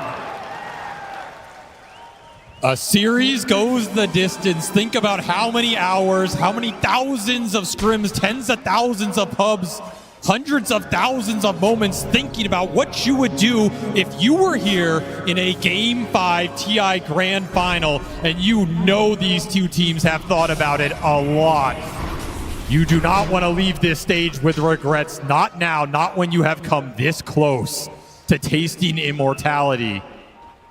There is so much history behind TI, so much history behind these players. So many of them have been working for this exact moment. For years, they've been dreaming about this moment. And now it's all about to happen. And nothing will be clean. It is going to be a dirty game, without a doubt. Pure magic as the only term for it. Man, if you are a coach of one of these squads, I would not want to be backstage watching this unfold with no ability to control it. Hard palpitations, the draft is set. The players are just going to play out your picks. And I mean, my God, a last pick juggernaut for Ame. You have to remember, this Ame juggernaut was the only thing that took a game off of Team Spirit in their perfect EWC run. That's true. The only thing Yatoro could not defeat. Ame will go back to it here and face his demons in a Grand Finals Magnus. This is what he chose. This is what he has to live with and what he has to make work here. I won't lie, I felt a pit in my stomach when I saw the Magnus come up for Falcons. I saw Ame facing a Magnus in a TI Grand Finals Game 5. Not again, not again. Okay, let's talk about it. Let's break it down draft-wise, because the games have been incredibly one-sided. We've been here before. We've all been here. Well, maybe some of you haven't, but a long time ago, we had TI3, right? Goes to a Game 5, but those were some one-sided games to lead up to it. Drafting, there was a lot of back and forth all the way back then. There is now today in this series. Who do you think, in your opinion, who do you think walked away with the draft win? This is honestly impossible to call. I cannot call it one way or the other. I give a very slight edge to Falcons because they got Naga Siren, and this hero has been a teamfight terror. But XG got some decent answers to it. They got the Shaker in response. It's a great matchup. You have long range disable. You have teamfight. They got the XM Shadow Fiend that was a monstrosity in that Game 3. They have their saving supports. They didn't want anything else. This is everything they want in a lineup. All the scaling that they will need. So much team fight. Just a matter of execution. Can you make these picks pay off? XXS looking for some pressure on Skeeter. Would love a first blood in this lane. Yeah, gets another enchant totem. And with Shinkyu getting so many hits off, it's amping up the damage. Don't forget about that innate, the menace that he's able to apply. Skeeter loses a lot of mana for that and may lead to something in the future. But for now, no kills just yet. But the CS score is looking mighty fine for Xtreme right now. And honestly, that has been part of the story of this series. It feels like who pulls ahead in the early game is who pulls ahead more in the mid game and who closes it out. Do you think that this is supposed to happen? When it comes to the look, I mean, we've got the Shadow Fiend versus the Pango. I feel like that is just a write-up. Pango's gonna, or excuse me, the Shadow Fiend's gonna walk away with a victory on that. Auto lane win there. I think this juggle free farm no matter what. You can't stop them with a Disruptor 4. This looks like a lane victory for XG. They put themselves in a solid early game position. And this is also not the fastest lineup we've seen out of Falcons, right? They went for Medusa, they went for Magnus. This is not a classic Skeeter hero for a reason. It doesn't make early rotations. It doesn't join the fight super early. It does give you more scale. Will that scale come back to haunt you, though, if it gets reflected off of some Shadow Demon illusions? You can turn this Dusa back against the team itself. There's a lot of small interactions like that in this game. And of course, you have Naga Disruptor. I mean, this is a combo. I don't know how many times I've heard AUI talk about his love for this combination. I played on a team where he played carry Naga to set this all up. He loves this little combo. I've been waiting to see it in this event with how popular the heroes have been. It will finally get busted out in this Game 5. Absolutely deadly in the late game. The sleep into the lockdown Static Storm. You have a disruption to soft bail you out of that situation, but there's a lot of team fight to back that combo up. There's a lot of burst damage. In that case, do you favor Falcons going into that late game? If we get into that scenario where the teams have not been able to roll over each other with an early game advantage and we push it late? I mean, honestly, I hate to say this, but it might come down to Omni Slashes. It's a gamble of a spell. I mean, you go in there, there's Lotus Orbs, there's Outworld Stabs. So much can go wrong, and yet so much can go right here. If you land the perfect ultimate, it can break that late game fight open. Disruption setup, Fisher block off, a bit of damage, Snake King though. Naga Siren, a very tanky support, and once again, Crit's gonna make the early TP rotation for the punish on Xtreme Gaming. That should lock it down. XXS has nowhere to run to, and First Blood is claimed by Crit. He makes the same rotation top he did in that other game. Turn that lane around for Skeeter, secure this safe lane farm. Do not let XXS get aggressive or have a free farm time up on this off lane for XG. He has been their biggest playmaker. He is their playmaker in this draft. If you shut the Shaker down, the game becomes a lot slower for Xtreme Gaming, and then you're relying on the lane win from this Shadow Fiend to power you through, which, by the way, he is winning the lane CS, but this Pango has been farming jungle incredibly efficiently. Malrine is getting through this matchup. XXS, he knew there was going to be some sort of glimpse shenanigans here, and now with the Fisher, he's trying to save his support, pull back in. Once again, this Gorgon's Grass is turning out beautiful when he's got so much set up for it, both the pull-in of the Ensnare and the glimpse. You have to find a punish somewhere on the map. This is just a straight tri-lane now from Falcons, and guaranteed kills with the net plus the glimpse. You can't really punish the solo offlaner here. It's a double Bracer Magnus, and you've got Pugna Juggernaut. You're just not going to get a kill with that duo. It's the downside. No disable on this Pugna to set up the spin kill. Means X-Nova's going to have to win. Early Rolling Thunder goes after XM. Malrine gets stuck on the cliffs. Still able to find a second hit, but now it's underneath tower. And XM, he's trying to get off the Requiem. Unable to do so. Maybe he can threaten it now. Oh, man, he's get a big heal off the Magic Wand stack. Malrine's the one to die instead. The race to finish him off. And now the punishment comes in twofold. The Shin-Q managed to get a disruption on top of that for a second kill. XM taunting Malrine. He was already walking away with the lane win, but now he's got a massive lead. 57 CS, a kill to be a part of. 3,200. The fifth. It might get the kill. Ooh, it was close, but not quite good enough. A raindrop is what separates Snake King from life and death. What a kill attempt from Malrine. He played that lane so well, salvaging it in the jungle, dodging the rough parts, went for the all-in play, but XM, he had Fairy Fire, he had wand charges, he's able to boost back up, turn that play around, and the support's there at the right time. That's a huge turnaround play for XG. When you pick XM, these lane dominators, you cannot let him fall. His Sniper and Shadow Fiend have been go-tos for Xtreme for a while, for a reason. They build a lead, they take the map over, they take that tier 1 mid incredibly fast. If you gank that hero once or twice and he falls, a lot of the momentum goes out the window. So keeping him alive is pivotal here for Xtreme Gaming. Also building up a lot of stacks for the Shaker. This is something Falcons are eyeing. They would love to get in there and either contest the experience or steal it away with this Pangolier. But we talked about all tournament long how it feels impossible to do so. You get too close, you're getting echo slammed, you're too far away, you don't get all that experience and certainly none of the gold. Snake King, the best he can do for now is block extra stacks. They do have a window. No echo yet on XXS. Miss Skewer. X-Nova, though, still taking so much damage thanks to the healing ward. He will stay alive.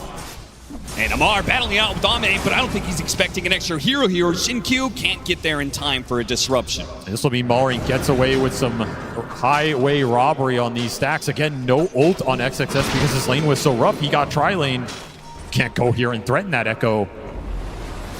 8-minute power rune, spawns top. Invis will go to the Pangolier here. No luck for XM on that one. An Invis rune pickup from Malrine. We'll see what he does with that. I mean, it's actually a decent rune pickup if you're going to be invading Xtreme Gaming side of the map constantly, as they're trying to push XM along, still has a decent net worth lead. He's already kind of rolling. XG, they missed the D-ward with this Sentry in the river, so Maury knows what's going on here. They're just baiting this SF out. I mean, they do not want to let XM fall in this early game. You can see the prioritization from the supports. At the same time, they're not kicking people out of this lane, and they're not hitting that tower, which is the progression we saw with the SF when they played it earlier. Right. That game spiraled really fast. This is getting stalled out a bit. This is buying time for the two side laners of Falcons to scale up here. And More Amar, stack contesting. He's feeling like on his Magnus game that the game is going to be slow enough that he can go for that Helmet Dominator. He's not going to be rushing the Blink Dagger, which, considering the lack of pressure so far from the Shadow Fiend, I'm inclined to agree with him. This is the normal progression you want right here. This is going to help you scale Early Omni Slash, and Amar, he levels up the RP, but he will not be able to outlast the Omni Slash. What a find from Ame. The timing on that is tight with the next wave coming in. You really have to get it on point. He had the exact damage. I think that was literally the last slash of that ultimate. I mean, Ame asked for the Juggernaut. You better be perfect with these Omni Slashes because this hero is so hard to work otherwise. Omni Slash is just such a fickle spell in that regard. But he is a Juggernaut master, right? This is his hero. He asked for it in this moment. You have to deliver. Meanwhile, stacks have been being built up for Falcons, and at the same time, the Naga Siren is denying the stacks over on the Xtreme Triangle. Snaking has been a menace with the blockage. Yeah, 9-4. Xtreme doing a lot more of the stacking, but considering the fact that Malrine hijacked probably 3 or 4 of those. They did not get them all. Yeah, feels about even. Still is XM picking up the farm right here. You did not get that early kill on the Shadow Fiend, so he's going to continue to power up. You just have to trade it out with some Empower efficiency of your own. Diffusal done for Malrine. Haste Rune in his bottle. Could be a nice little point to look for something if you're Falcons. He's really strong around the map right now. Not a lot of ability to control this Pangle either in the fight. That's the one downside for this lineup against the Pangolier compared to some of the ones we saw earlier with that Bane being banned out first. You don't have a VKB Piercing disabled to control Rolling Thunder in this game. Timing of this is going to be pretty tight because Xtreme are also almost online. XXS just needs another 200 gold and he will have a Blink Dagger. So if they make the play right now, which they are, 2-man smoke, Crit and Malrine. They want Ame. If he gets spin off, this might not work, but you have RP. RP straight to the Sack Storm. He gets off the spin initially. They're still going to go for the kill. The teleports are coming in. He may need a disruption to bail him out here. He got off that disruption right before the Static Storm finishes him with the silence, but it's not enough. Too much with the Rolling Thunder on top of everything. Falcons, they just bring too many heroes to this, and Xtreme, desperate to bail out their carry, just give more to Falcons. Such a nice timing to hit with this Pangolier. You even get to hold the Haste Rune. And you always have this RP threat on the Jug. You can't just spin TP out. You didn't have Healing Ward available, didn't have Omni Slash available for 5 seconds. No turnaround potential. They will take this Juggernaut down. An important kill in this laning phase. That Shadow Fiend is still powering up, but if you can disable the rest of the team, it's going to be a lot of weight on XM's shoulders in this game to carry it alone. Skeeter's been having a peaceful game. Any pressure that he got was matched by Falcons rotating supports up here. And while he's not quite up there with the Shadow Fiend, he's gotten a lot of farm off lane. He's been a part of a couple of kills. And if he wanted to, he could keep this tower alive. It's tough against the Pugno. 3 points in the blast. X-Nova will eventually get it here. That's true. And you inevitably will open up the map if you're XG. In theory, this is good space for the Jug to use later when you can, aggressively split push with the spin TP out threat. But again, you have Stone Gaze, you have RP in this game. Yeah. That is not guaranteed, especially when this Blink eventually comes out for Amar. You're going to be worried pushing these lanes super deep as Ame might have to play this game a little safer than you would normally want. Can still scale up really well, but he has to get that Battle Fury online and start putting it to use. Malrine. Look at another Power Rune and a great one. Amp damage for this Pangolier. Yeah, it feels like he's just getting everything he needs right now. I'd be really surprised if Falcons don't try and start something around this mid lane with this rune. Sweeping through the jungle, they are going to be spotted by this ward. Shin-Q just sitting behind this tree, seeing if anybody on Falcons oversteps themselves. Those have Demonic Purge for the Power Runes. Maybe that dissuades you a little bit, especially if you don't catch the Shadow Demon at the start of the fight. It's kind of the dream catch every time. Take the save out of the equation, take the Demonic Purge out of the equation, no reflection on the Medusa later on. Yeah, man, you can't afford to let Amar do this to you. He's taking too much. Falcons are still playing the top side of the map as well, but they're going to sandwich him. They punish. Kick him out. Didn't want to go for the Medusa, but they'll catch Amar on the other side, go through the gate, hit him with the Blink Dagger. And with that Skewer, there's nowhere really to run. They try the Static Storm to give him some time here, but another 5 seconds till Skewer, and he's just completely surrounded. Kill to Ame. Boosts that Juggernaut up. It's going to finish his Battle Fury right on time. Nice little kill to snag. I almost wonder if he could have TP'd out under that Static Storm. It would have been tempting. Still have a free farm Medusa in this game. This Medusa Juggernaut matchup it's a really tough one to measure. In theory, it's good for Jug because he has a little bit of sustain. He can build the mana burn items if he really wants to, Disperser later on. He has a great tool against you in the Omni Slash to kind of bypass the Stone Gaze, but it can also just go horribly wrong if Medusa hits her timings, gets a fast Butterfly, is taking Roshan's against you, and is just barreling down lanes. Yeah, she's such a damage soak that a lot of times these Omni Slashes are going to feel ineffective if Medusa's in the middle of them. Looking at Amar again, but without the Shaker, you don't have the damage and control to bring this guy down. 2,000 HP with those bracers while on shreds. Yeah, he dies once, he just runs it back down the lane. Says, go ahead, give it a try if you want. Yeah, he's just running at him. And Xnova's trying to run away, but Crit, he'll catch up with a glimpse here. Xnova doing what he can, but of course, too many disables, not going to be able to teleport away. A 5th kill for Falcons, but on the other side, a much bigger one. Skeeter, hit by the disruption. He got off the Stone Gates, they're going to turn themselves away. The Croakers stall him up a little bit, but he's already out. Xtreme really didn't commit too much for that. They could have tried to go for the Requiem, but it's hard to get that angle. Unless that SF is already on top of when you disrupt. It's difficult to walk in there and get that Requiem, believe you have the DPS to bring him down. He had full wand double Lotus. Yeah, that is pretty tough to get through. Such a tanky hero at this point in the so game. Why not make the same play as last time? A little bit of feint up to the top lane and then back through the gate. Sandwich Falcons again on this play. If you want to keep playing aggressive down here, we'll keep picking off the heroes. This time they only get the support. Malrine bait an illusion, but he does not have a TP scroll, but he does have Rolling Thunder. They're going to see he does not have TP. Can they get in front of him anyway? Nah, he's too fast. And they TP'd XXS down here as well, maybe feeling like he was backed into a corner, but the catch will not be there in time, and this is going to give up a lot of map control. Mid wave pushing in, top wave pushing in. Deuce illusions, adding fuel to the fire here with some Dark Troll Summoner creeps. Tower denied by Malrine. The game of such close margins. Look at this smoke. Without the initiator, though, this could be awkward. Oh, it's going to be very awkward. Spotted by a Helmadom creep. They'll get the 100 gold for it, maybe take some neutrals, but it's not the smoke that they wanted, especially with all this damage on this top tower. If you're XG, you also don't want this game to turn into some sort of, Naga ratting the lanes fest where you can't catch anything and you have very little information. This hero can make the map miserable to play. There's a rune denied. Nice deny from Snake King. But I like that dead even in this game 5. This was not a game that was just auto won off the lanes, and I don't think it's a game that's auto won off the draft. I do feel like Xtreme Gaming are going to reach this point soon where they're going to have to pick up the pace once they get this Blink Dagger on XM. I don't know if he could play the same game last time where he just farms up to a BKB and then to an Aghanim Scepter. I am very, very leery. The potential of the illusion push from the Naga Siren and the Medusa, that sounds... I don't want to get into that world. I don't want to be chasing around these illusions all over the map.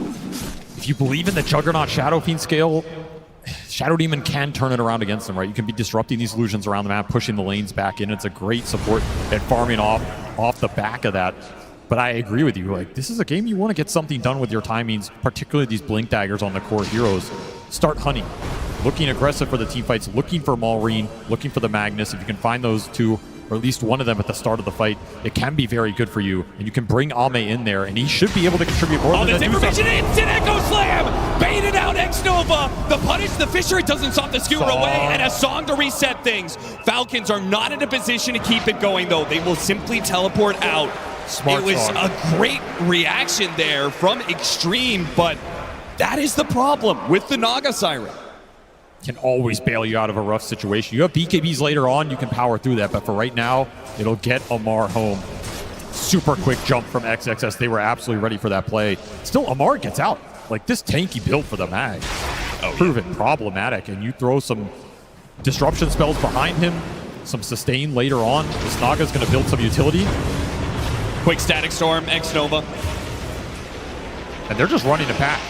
Quick Pugna kill, run the same heroes into the mid lane, grab the Shaker this time. Pull him back in with the RP and the Rolling Thunder to ensure that if Xtreme were to respond, it's a hard fight to take. XXS is tanky, but not that tanky, and XM tries to come in with a Requiem. He's doing this solo. Wait, no, Ame comes in from the side with an Omni Slash. It's a great one. Maureen, he gets a lot of damage on him, but it's not enough. One more hit, and Essence Ring. It keeps Maureen alive. And I'll pause as Ame's kill attempt falls short. One hit. He didn't want to spin for it, as you might sacrifice your ability to get back out. XM finally went for that Requiem. Unfortunately for him, Crit was ready. He hits him with the glimpse. So after the Requiem, there wasn't any follow-up raises, which Ame certainly needed with Maureen so close to death. That's the kind of team fight we expected from XG at this point in the game. I mean, you can imagine they win that if all three cores are punching together at some point in that sequence. Unfortunately, you lose your Shaker at the start. Your SF goes in, he gets glimpsed out. You go in with the Omni, he needs a little bit more follow-up damage. This lineup has to play together to achieve those kills, and right now Falcons just splitting them up. Yep, Falcons doing a better job of playing the group up game. And that is largely because they do have this split push in the first place, right? They do have the Helmet Dawn pushing out these side lanes. They do have the Manta Illusions running down lanes. They can play grouped up because the side lanes are already pushed in. There's a lot of lane shove in this lineup. Naga Siren, Medusa, Pangolier just ghost shoves it with the Swashbuckle. You have Empower, you have the Dom. It's going to be a lot of map pressure for this lineup to deal with. And if your Jug is afraid to show on lanes and get it back out because there is BKB piercing spells in this game, then you're really going to struggle. It's going to fall to Shaker to show a lot more, and he's your playmaker you want off the map, and it's really going to fall on Jin Hyu to deal with the lane pressure by returning the illusions into Falcons. Looking for the glimpse, force the spin. I don't think Amar's in range here to try and turn it around, so no damage, no foul after that pause. Yeah, but the spin on cooldown as well as the Omni Slash, Maureen feels very confident he can take this mid-tier 1 tower. The first significant blow of the game goes the way of Falcons. They now have a 3,000 net worth lead. And they are racing towards this Medusa Butterfly. That's the scary part here for Xtreme Gaming. This timing for Skeeter is going to be really strong. Their heroes do not deal with it well unless you can just isolate this Naga. And you can't do that until you have BKBs because Song can always bail him out, and then Falcons will reset with Static Storm, Stone Gaze. The game of initiations is going to be so crazy to watch because Xtreme Gaming, they already had the Blink Dagger on the Earthshaker. We saw the effectiveness of that when Amar tries to make his jump. But then you're also going to have a Blink Dagger very soon on Shin Q, and that's going to be a big pickup. Oh, look at the Mayan Amar down here. He blinked into XM. And he sure did. He brought XM with him when he tries to skewer away. One raise, where's the stuns? They've got none. They only have damage, and it's not quick enough. He blinked into that skewer. He's like, take me with you. I'll try and bring you down. Sick attempt to find the Magnus, but again, the tankiness of this build pays off. Amar's able to play very aggressively and get out. This is 20 minutes. Tormentor. Yeah, Falcons, they see all these heroes from Xtreme on the other side of the map. They know this Tormentor. It's all theirs. And so the Shard, that'll go to Snake King. It's a nice really nice upgrade. He's so rich now. He's only going to get wealthier. Song of the Siren giving max HP regen per second, so when he gets the save off. But then there's something even more special. Max mana regen as well. That's even more effective with this Medusa. It's great for all their cores. Beautiful Shard to get this early in the game too. Means you could just finish up that Solar Crest, go into other utility. They already have a drum on Crit. Early utility online for Falcons. Butterfly done for Skeeter. This lineup is hitting a PowerPoint. Once again, XXS baiting out X-Nova, who's going to try and play for the Wisdom Shrine. No overextension, though, from Falcons. Not yet. The Omni Slash is laying down. It's sticking on to Maureen. No, it's sticking on to Skeeter. He gets a lot of damage done. The Stone Gaze goes out. The Rolling Thunder has used so many ultimates. Popped by Falcons. They do not get control of the Wisdom Shrine. That goes to Xtreme. Xtreme not able to chase and punish. But I think they're happy just to be able to get something out of Falcons without losing anything in return. Honestly, this Omni Slash has been doing a lot of damage to these Falcons heroes. You get BKBs on these other cores, you commit in with that single punch, Echo Slam, Requiem on top, Omni Slash on top of all that. Some of these heroes are going to explode. Even if the Song is over top, the burst damage is insane. This is what XG are gearing up for right now. They will have to hit their stride in the next 10 minutes here before this Dusa becomes impenetrable. And that is Snake King's job. Slow this game down. Buy time for the Medusa to get to this Scotty where she becomes an absolute beast in this game. And look towards that Roshan. With the butterfly advantage, it feels tough. The Scotty, that'll be something different for Ame to have to contend with. He's trying to work on a butterfly of his own. There's that Blink Dagger for Xin-Q. Good pickup. And double BKBs will be coming in soon for both XM and XXS. I do not envy Xin-Q's position in this game, though. To decide between an offensive disruption and a defensive one, which one do you need more? It's very tempting to go for that offensive disruption on the Dusa and turn those illusions against Falcons. At the same time, you use it offensively and you don't have it to bail out one of your cores that gets RP'd or Static Storm, you're going to really regret it. That's true. And maybe that's where X-Nova is going to have to step up, because he also has a save available. Maybe it's not as effective, this Decrepify, depending on what sort of damage is being thrown around, but I mean, Falcons, it's a lot of physical damage, to be honest. Anytime you have a Pango, that's just going to be core that's all physical damage, so. I mean, Pugna's always annoying on that backline. It's just the displacement from the Magnus can be his problem. You pull this hero away from XG's formation. Very hard for Pugna to turn that sort of fight around. And once again, Falcons having the advantage. Push the tempo of the game. They're going to take this Roshan.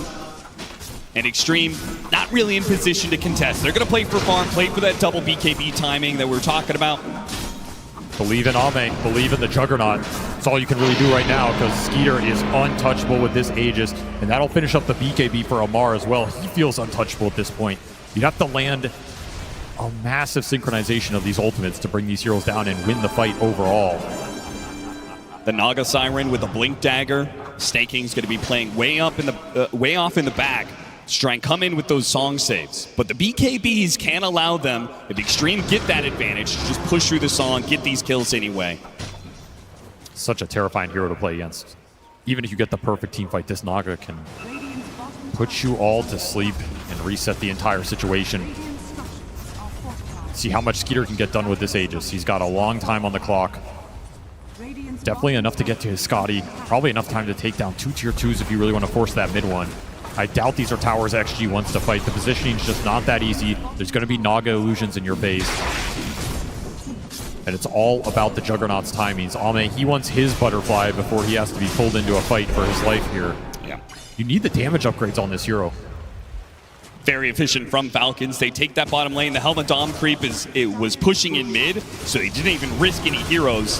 Falcons staying grouped up together. Now the Medusa is going to hit that mid tier 2, and it's going to disguise a smoke push in from Falcons. 3-man smoke into the triangle, not finding anything just yet. Xtreme, they've called their forces back to base for now. Oh, but they did not recall Ame. He is so close to being in range for that RP. He backs away just at the right time. I mean, you've got to remember, he doesn't have BKB. If you RP skewer him into Static Storm, that's it for him. He's gone. Kind of poke at Skeeter here, of course, with the Aegis. It's a Medusa. It'll take forever to kill her the once. There's no way that Xtreme are going to go on this, and Falcons know it. At the same time, they're smoking out. Says they're not afraid to take some sort of engagement, or at least look for a pickoff while this Aegis is online. There is a lot of information from Falcons with these deep lane wards once again. These are some nasty obs in this jungle, not being killed right now. XXS, he'll try and cut that mid wave. Thanks to his shard, it's made a little bit easier. Falcons instantly running back to this part of the map. Oh yeah, they've got so much vision here. Double wards in this jungle area. Could be a disaster. And they got the glimpse back. The disruption goes out. And on the return, X-Nova. He's fine. Amar, he thought about stretching out for that skewer attempt, but... I mean, you got to know there's vision here now. You either find it or you vacate the area. XG getting corralled early in this game. I mean, the net worths don't look too bad, but they're losing a lot of space, a lot of ground right now. Xin-Q going for the offensive disruption. Little harass the Skeeter here. Yeah, with the illusions combined with a couple of stuns, Dusa does take a lot of damage, but... That's a lot of damage, actually, yeah. Those things hurt. They do. Downside of the butterfly, right? Goes both ways. There's the Scotty, however, 2,000 mana pool. It'll be the downside of the Scotty as well. Oh, they found the bag. The initiation on the Magnus. A massive pickup, but he's still got the RP, the song. Still, the RP has to be used defensively alongside the song. They just got to run.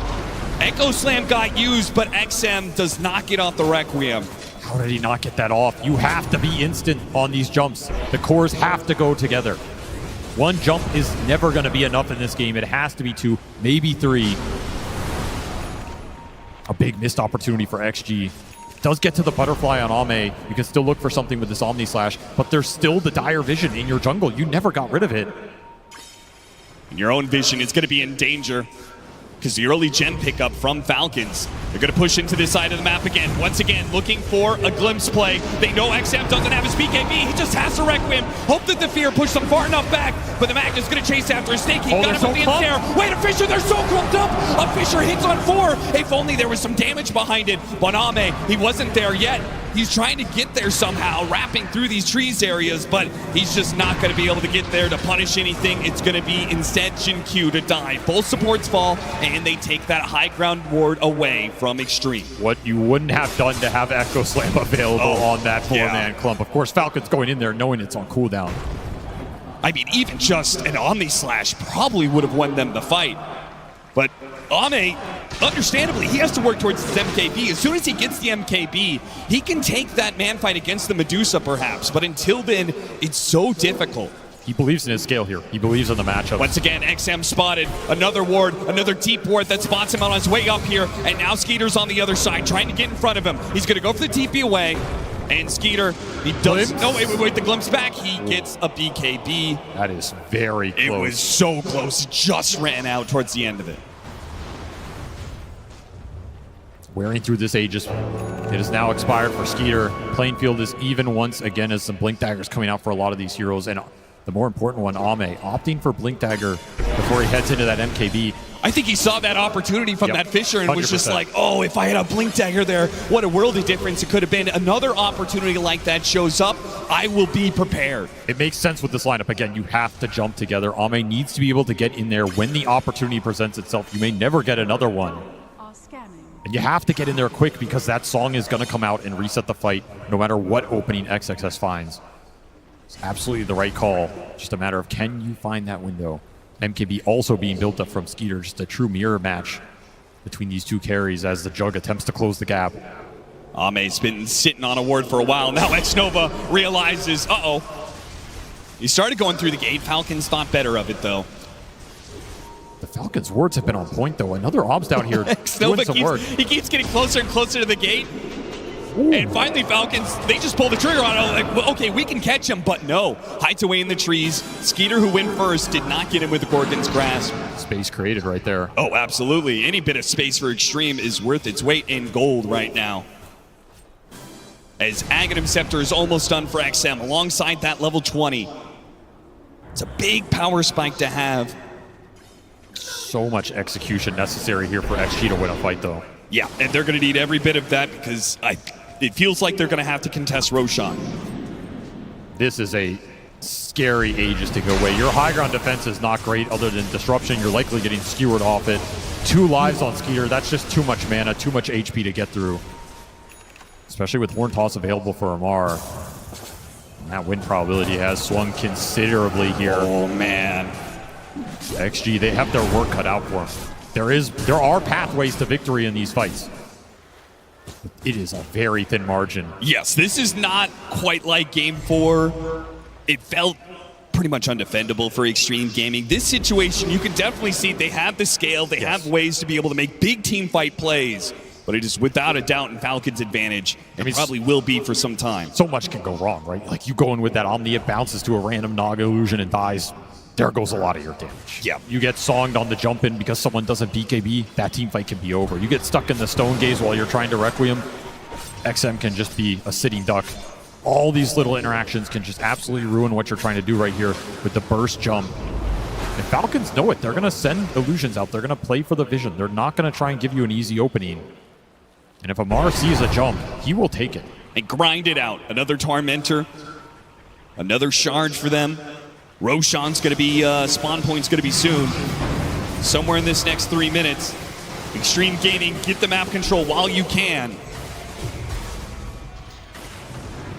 Mars rewarded. Extra skewer range, really nice here with this Horn Toss buildup. Yeah, you move these heroes far enough away, it may not matter what kind of team fight Xtreme Gaming is able to put together. They just can't reach the hero that is pulled apart. To me, it's on Ame and this MKB. Can he land a good Omni Slash in that fight? Can he output the DPS? He gets here, he has a chance to bring this Medusa down. He has a decent shot to bring the Pangolier down, even in a Rolling Thunder. Malreen's very susceptible to just getting burst down by this Juggernaut. doesn't have a defensive item. No Ghost Scepter online yet. Buys it out, flying it now. That's going to be a huge pickup for him. Yeah, we've seen part of the problem with this matchup for Pango in this tournament. He Rolling Thunders in. There's really not much he can do if he gets Omni Slash. He just has to steer his way into neutrals or his own team and hope that the Omni Slash bounces off of him. But if he is isolated, it's just 100-0. Falcons are building up the cheap answers right now. Double Ghost Scepter across their two cores as the MKB arrives. The Mag and the Pango. Goes fishing, finds the horn toss. Disruption, but only halfway through. And Malreen's going to ensure the kill, at least trying to with the Rolling Thunder. Xtreme protects himself. There's an Omni Slash. He makes it to his team. Malreen is still on. No, he goes down. And Shin-Q finishes him off with the Demonic Purge. Is this the opening? XG, can you find more right here? Oh, if they could just catch Skeeter, but the Fisher was just a little bit off the mark. Now he's teleporting away. The Croaker stopped. The disruption. It's not disruption. Oh, he was halfway through that animation. Shin-Q, you were on the precipice of finding the biggest opening in this game yet, and he was mid-animation. You cannot get any closer than that. Robbed what could have been an opportunity for Xtreme to take the Roshan, but instead, Falcons will have their heroes up to contest. Still very clutch disruption. They got confused as to where that target was going to come out. That Omni was dicing up the Pangolier. Did not get the Ghost Scepter off. A lucky bounce kind of bailed him out, but he ended up dying anyway. They do get a gem out of that fight. Big gain for Xtreme Gaming in terms of that vision advantage. And a misstep there for Falcons. I mean, they were thinking they were getting a free 5. Yeah, out with Blink Aether Lens on this Shadow Demon. The turnaround potential is immense. Still, Falcons, they feel strong. They're going to push into this area. Even without the Pangolier, they know some of the ults are on cooldown. And Xtreme Gaming, they are very dependent on some of these ults, particularly that Omni Slash. Yeah, Xtreme need another 45 seconds for that Omni Slash. And Roshan, they're going to leave a Medusa illusion inside the pit. We'll see it as soon as it spawns. I cannot believe they're pushing up like this without Ame. I don't think you have the damage to take down the front line without him. The Roshan roars, and that's the call to action for Xtreme. They bring their 4-man. But what about Ame? He's trying to make his way over here. They don't know how quick they go. They got the disruption out, and on the side there goes that Requiem, blowing up Malreen, skewered back onto the Shadow Demon. He got off a Demonic Purge. That is excellent. And Decrepify goes down as well. They have to Static Storm this Shadow Demon just to get the kill on him. This fight is open right now. It is. Ame wasn't even a part of that one, and now he's got his Omni Slash. Xtreme Gaming, there is an opening here. They do not want to press it. Can they force the fight? Can they take the Roshan, or are they just going to sit back and play for more time? Was such a clutch find from XXS. He saw that Pango for a brief second try and go up to that hill. That ward did so much work and just instant jump. Could see the difference now between here and that fight earlier. You get the stun on the Pango, XM, you better instantly get in there. You have about 2 seconds to make your play or it's gone. Skeeter is still playing inside this pit. Another roar goes out. Xtreme Gaming well aware of what's happening here. Stalling and stalling. Ame is just farming. He's doing Ancients right now. Yeah, he's almost to a Swiftling. It's like calling their bluff. It's like, you're not going to do Roche. And you would be right about that with Roshan now swapping over to the other side of the map. Just another minute of farm time for Ame. He made the most of it. Omni Slash back up, almost level 25. Do you smoke and try and contest this? Yes. XG will not give up this Aegis for free. A tough angle to contest. Dire Ward scouting the entry to their triangle, but does not see them deeper in. There's so much vision. Amar, they blink backwards on XXS. There were creeps scouting. Deal with the Watcher. The Roshan's already dead. The smoke up Falcons. Now on the offensive, looking for the glimpse pickup. Found it on X-Nova. Pull them back inside the Static Storm. These supports are worth the ultimates. The saves are too annoying for Falcons. They let the Medusa lead the charge. They don't have to risk anything else. The Swift Blink, it's done for Ame, and he's pushing to level 25 soon. Can this Juggernaut, can Ame carry this for Xtreme? They have put everything in this Juggernaut basket. I don't think there has ever been a more important Omni Slash in the history of this game right now. And if this is the spell you have to rely on, the tension in that booth must be at an all-time high. Yeah, it doesn't matter how good you are with the spells. Sometimes it just doesn't go your way. It just doesn't go your way. Luck can play against you. You leave it up to fate. Can you find that opening? Refresher arrives for XM. You'll have double Requiem to play with. Might buy you a lot more time in the fight, a lot more control too if you can land the double fears on some of these core heroes before the Stone Gaze comes out. Maybe make a zone of control so this Magnus can't get in there. All of that goes out the window, of course, if Amar just finds the jump with the Horn Toss Skewer. But Jinkyu, he's been ready for those plays. Disruptions have been pretty on point. Yep. It is also something Falcons could play for, right? I go in with the Horn Toss. I know the Shadow Demon's going to show. Someone else get that Shadow Demon when he goes for the save. It can be a two-sided play. Knowing how important this Omni Slash is, and the counter is right there. Everybody knows it. Lotus Orb. Look at Crit's gold. You make the call. What would you do? Would you get the Static Storm or would you go for the Lotus Orb? They have Song into Static Storm, Ag Static Storm. It feels like a guaranteed teamfight win, but at the same time, Lotus Orb is the ultimate defense against Ame right now. I would go Ags just because it's so guaranteed with the Naga. But Crit, he always plays for the team. He always makes the right play. I think he's going to go the Lotus here. He's going to try and reflect that Omni. No, he's bought out the Ags. He's already bought 3 of the components. 500 more gold until he's got an Ags. Somebody funnel him some gold. Amar fishing, got the Horn Toss, and Fisher is not going to stop the Skewer. Back into the Static Storm it goes. Once again, the support is picked off. There is still this annoying Shadow Demon with the disruptions, but it's on cooldown for a bit. Skeeter will take that chance to hit a tier 3 and take down the tier 3 in quick succession. There's that Axe. Flying out for Crit. If they get the right, no! It's gonna be Xtreme jumping first! They go all in for the Magnus, and they've got him! Look at Skeeter, he got feared into the base. He did, he got pushed in deep. Falcons get a bit separated, but Xtreme, once again, they're playing it slow. Hit the Fisher now, the follow-up. Ame, he's making the call to jump in. Takes a lot of damage. Oh no, they're both done the Omni Slash! No! Ame! What about the Omni Slash? Didn't get it off in time, underestimated the burst damage, was trying to hold it for the second life and paid a massive price. No buyback available for this Juggernaut right now. He is 600 short. The team gave him an opening. They got the pick off. He got too greedy with it. And now the team has to hold for him. Can they weather through Skater? A minute and a half left on the Aegis. They're trying to chip away at it, see if they can take it for free. It's like you have to wait for the Juggernaut here. I mean, you go in and Requiem this Medusa, it's just not doing enough right now.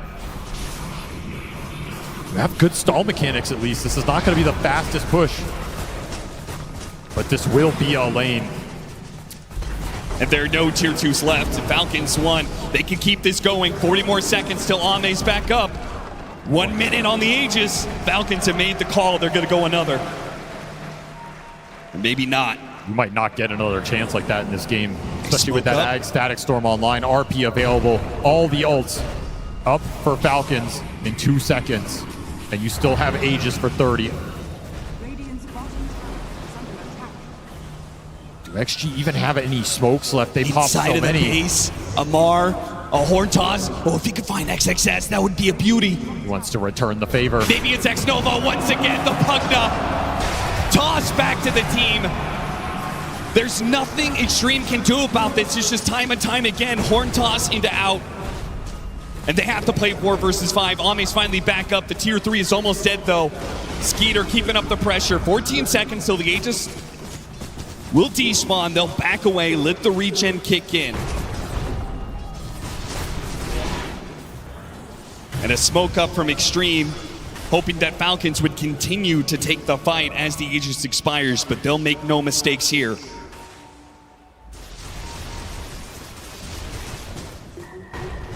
It's time, Avery. Snaking has Song of the Siren back up. He's got a Blink Dagger. I mean, this could just be it.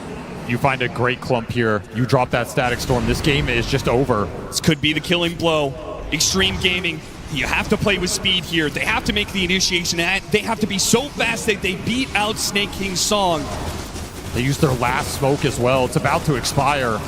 The vision is not on your side. The buybacks are not on your side. You're missing the 2 big ones here. The creeps are pushing in. The illusions are pushing in. The Naga Siren, the Medusa, it's all over the place.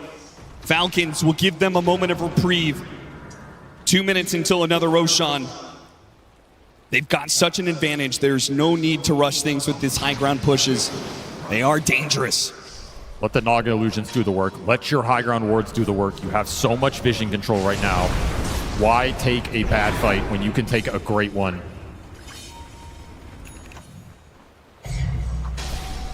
Skeeter is capped, man. He is 6 slotted. He can eat an Ags, buy something else, but... Yeah, they already have all their shards. There's nobody to get it from this Tormentor. Nothing left to get here. You have almost every advantage you could ask for Falcons. They have Ags on almost every single hero. They have a shard on every single hero. Xtreme Gaming holding on. They've got a couple ultimates. We got the Refresher on XM. We've got the level 25 on the Juggernaut. Opts for the lifesteal. He needs BKB though. He cannot enter the fight unless he's just instant Omni into spin versus the Static Storm, versus these RPs, versus the Rolling Thunder into the Medusa damage like we saw earlier. He buys out. I think this is the correct call, but no buyback available for Ame. It will not be available in this next fight. No room for mistakes here. But it might not even be a mistake. What if Snake King just songs into the base and they're able to just Static Storm it? Like, what is he going to do? He's just dead. You get disrupted and hope you can survive. That is it. Xtreme Gaming are going to have to be so disciplined on their spacing here. Even deep inside their own base. All the way back behind tier 4s. Yeah, they just don't know where the jump is coming. They have no vision right now. Falcons, they're probably just waiting for next Roche. But you don't know that if you're XG right now.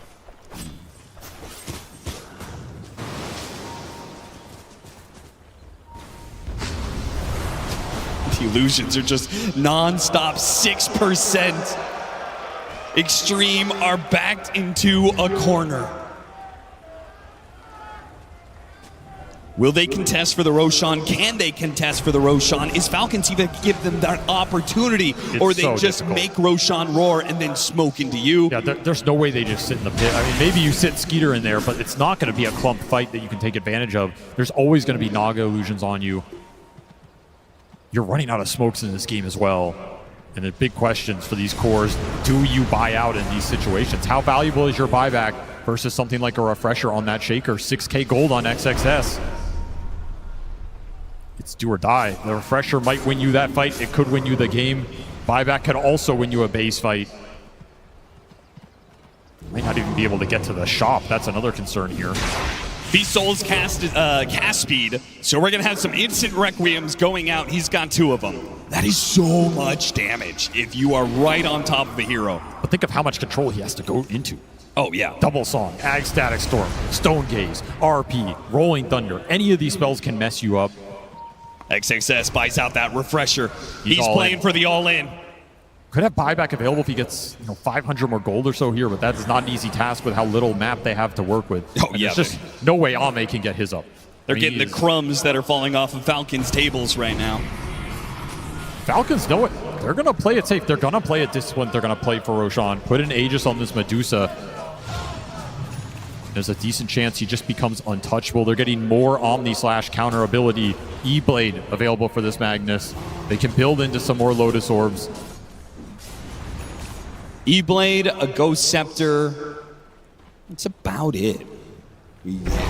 Surprisingly, no Lotus Orbs, which they could have just gone for that and let Skeeter hit high ground, just keep throwing those Lotus Orbs on him, but they played for the bigger kill.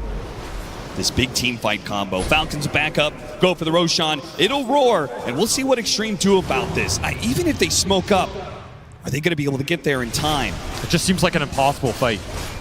If you know they're coming, you just song the play. You make them BKB early to have to commit. There's going to be some RP interrupt. Got the horn toss once again, the Pugna. Punished time and time again. Somebody has to die for this horn toss skewer combo. They'll get the pick off. They force the buyback, and they still claim the Roshan. The Aegis picked up. XM, he doesn't want to let them just push back into the base. They're going to try and play for this high ground. But again, these illusions are scouting things out. Falcons leaving nothing to chance here. Snaking is very familiar with playing a late game Naga Siren lineup in a TI Grand Final. This is a team that knows how to abuse the vision, knows how to look for the jump. They have the vision, they have the jump. This game is in their control right now. Break it down for me, Avery. How does Xtreme win this fight? Massive Requiems, a great catch from XXS, and the Omni Slash has to land. He got two inside of that. The man just took it to him. He said, what do I need? It's all me, baby. I've got this. Finds an opening on two. What now can Ame has an opportunity. Oh, that outward staff, man. It's just too good of a counter to the Omni Slash. Ame's making a run for it. He'll get back to the base safely. Falcons have bought back on Amar, though. They want to end it. They still have Aegis. They know all the ults are on cooldown. This junk did not do enough with the He's almost opening. out of mana on the first life here. Skeeter is getting quite low. They do have a refreshed Requiem available. Yeah. XM hiding in the trees, looking on this ward. Skeeter backs up. That's a one-team fight for XG, stalling out this Aegis. XXS does it again. This man finds openings out of nowhere, and he has been decisive on the trigger. Yeah, I couldn't even get to the preamble. He just saw a moment, went for it. Two steps in a blink. You have to play like that in this game if you're going to win it as XG. And the Slugger hits almost killed Snaking. He got hit by two fissures, a bunch of Slugger echo damage. Naga almost died from collateral. And that was with the song going out. That's the upside for XG in this game. If you can find the jump, if you can commit, if you can put your BKBs to use, there is no counterplay to that other than the RP coming through. And it's not always fast enough, and it's not easy to get through these Requiem fears. 2.5 minutes left on the clock for Skeeter. Round 2 here for Falcons. They buy the mag to continue the push.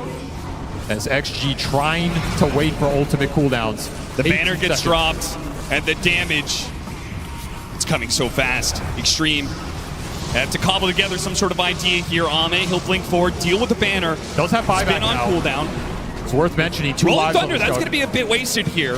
Malrine tries to blink it again. Very awkward. Very far forward. There's no punish, though. That'll be a second lane. No response from Xtreme on that. They are being pushed to the limit here. Bend, don't break. That has been the motto of this squad, but you can only bend so far. And amp damage is in that top rune. Falcons. Oh, do they see it? Does someone go back to see check? it, man. Skeeter setting up 2 minutes. He wants to force this now. Look, A on disc, ready to be assembled for ATF. You might not be able to get that same kind of play on the Magnus anymore. One building left till Megas. You gotta go here. Half HP, where's the jump? They make the jump now. Try and hit for the Requiem. The RP gets locked down as well. Song. Still though, the Fear pushes the Medusa inside. Little bit of a problem. Half mana for now. Try to stall things out. Got the Static Storm out. Glimpse back onto him. Refresh. He couldn't get off the BKB. He's in trouble. Decrepify's gonna wear out. XM, now he gets off the BKB. He's making a run for it, but the Stone Gaze will allow Skeeter. He'll take Megas. XG against Megas. Need to find he doesn't want to let him something. lead. He's running straight to him. He challenges Crit, but a cheese goes off. Crit, he's alive for now, but he's Skeeter. separated the rest from the Medusa refresh, and now he's got lots of suns. It's a Winkle, a little bit more. Requiem, Fisher, everything they have. A jump forward, goes after Crit once again. Wait a bash. Still though, the Medusa's in trouble. Ame, wait the song, and they can't stop him. Where's He's the teleporting away. There is no stuns. He didn't omni him in the ghost blade because he felt like he was gone, but the song bailed him out. Falcons escape with everybody. Another opening where XG just fall a little short. The fight recap shows Xtreme Gaming. You got nothing out of that. You've given up Megas.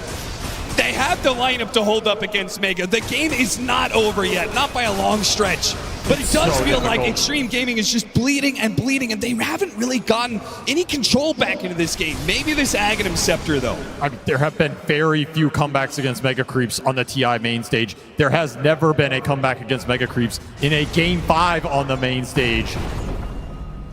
The pressure is building. It is almost too much, but XG, they are not out of this game yet. 5% chance.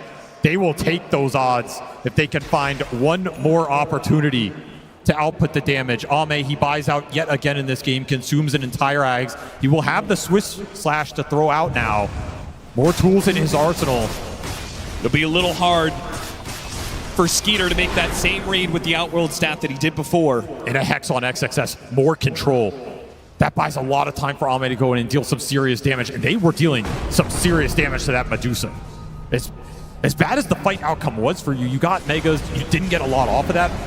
You gained some confidence in taking Skeeter down. You did. He died very fast, especially to XM's damage. Yeah, it helps so much that both the Requiem and these long-range Fishers, it pushes a lot of these Falcons heroes who are trying to sit behind the Medusa. It pushes them so far away that Skeeter just ends up on an island. Exactly. Isolate the Medusa, take him out. Even if a clutch E-Blade comes through, you might still just be able to push through it. You always have the Demonic Purge to throw on him. Guarantee the Omni lands outside of the Outworld staffs here. Falcons take a breather, decide to farm up, try and reset this game a little bit. Still firmly in control. But you're going to have to close this one out.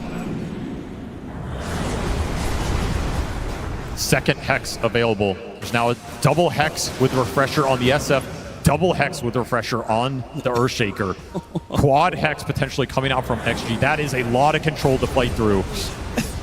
That's like 15 seconds of disable. What do you even do? No BKB on this Dusa. I mean, you could just throw all the hexes into Skeeter, remove a lot of damage from the fight. You might get RP'd, but if there's no one to kill you in the RP, is it going to do that much here? Look at all the Lotuses he's stacking up, man. Oh, they are stacking them. Another Tormentor. Once again, nobody to take the shard, just some gold for the squad.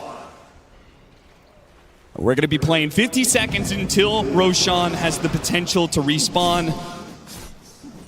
I think this is a situation where Xtreme, no way they can contest. It's just going to be a good old-fashioned base defense. It's just going to be sitting on your tier 4s, daring Falcons to get closer and closer to your fountain, where the buybacks are more potent. Those buybacks are everything now for XG. Ame, you're pretty much capped out. You just got to play for maybe a Refresher, maybe a Nullifier somewhere in this lineup, but buyback is a lot more important at this point. I mean, if he could get to Refresher, that would be sick. 4 different slashes to get around these Outworld staffs and these Ghost Scepters. Gotta abuse the fact that the fight is gonna happen in your base and you're gonna be able to reset a couple times.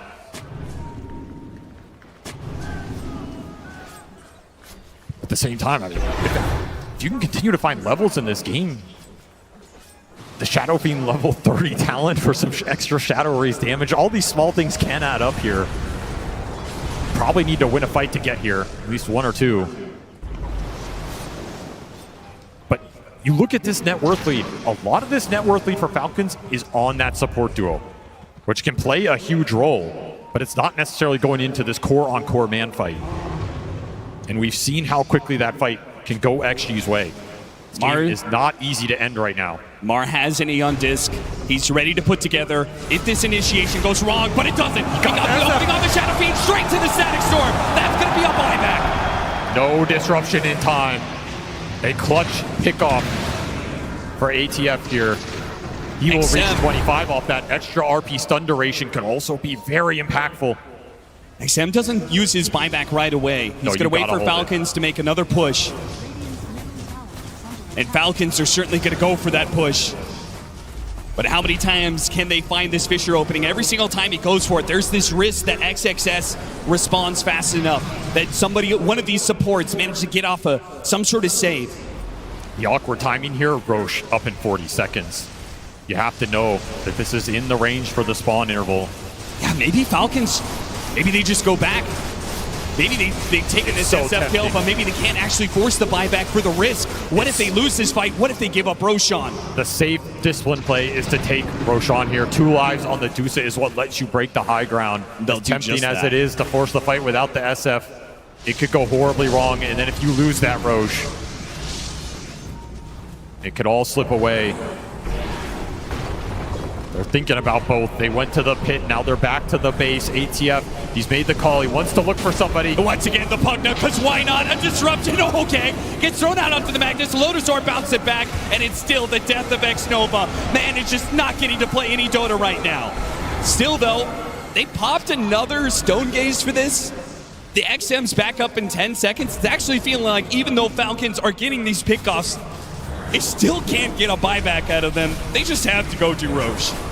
Most important things in this game right now are the buybacks for XG and their Glyph. These are the 2 things they need to maintain in this game to have a fighting chance in that base defense. Doesn't matter how much lead you grow from here. The fight is not going to change that much.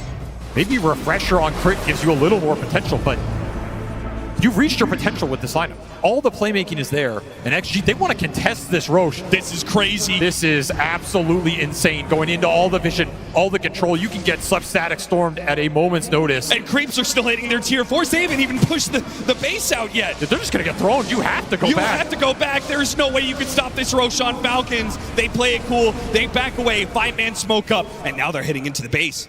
They lost tier 4s off that. They lost so much. They realize that Xtreme are a bit out of position. If they can get to the base before some of these other heroes, they can get yet another pick off. It's Xnova again. Does not have the buyback available. Is that enough, Falcons? Ame, he's tired of this. No, the Lotus Sword. Swift Slash, it was just a Swift Slash. Meanwhile, GQ, he just died in an instant. Skeeter took him out. And oh no, XM got bashed up right as he tried to go for the Requiem. And he's gone. XG crumbling right now. They're wearing through these heroes one by one. And Ame in frustration, he managed to get his spin up there at the instant side, but it's that Stormer response, and his song as well. Still though, the spin gets off the side spin and bounce backwards. It didn't get onto the heroes. Now what do? You need a refresher, XXS. He can't go back, he has to go in, he has to use everything he has. Refresher into the Echo Slam. They get one, they got lead. Half HP on Skeeter. Ame fighting for it. Can he take down Dusa? The song! He's almost, no! The song! And now a refresh. When he comes back up, Snaking has just saved the game for them. It was going to be the Dusa dead, and instead, it's a Falcons victory. Ame, you've been here before. Will you be denied again? 3 times denied. A horn toss, and it's over. Falcons, they've done it. Falcons are your TI champions. This series went to a Game 5. That Game 5 went to the 58-minute mark. It took every buyback XG had to hold on to that game. Every tower in the base. Falcons push it to the limit.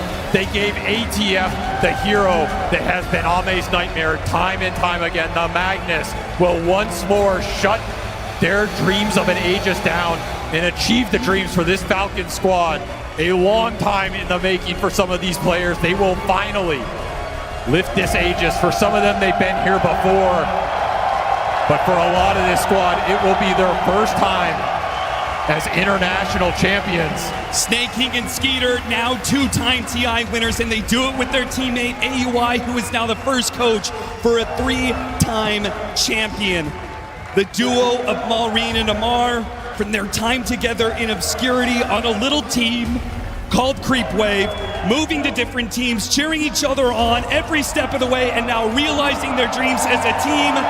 And then Crits, the player at this TI, the longest consecutive run, 12 years in the making for him, and now the moment of triumph. The International 2025 champions, Team Falcons!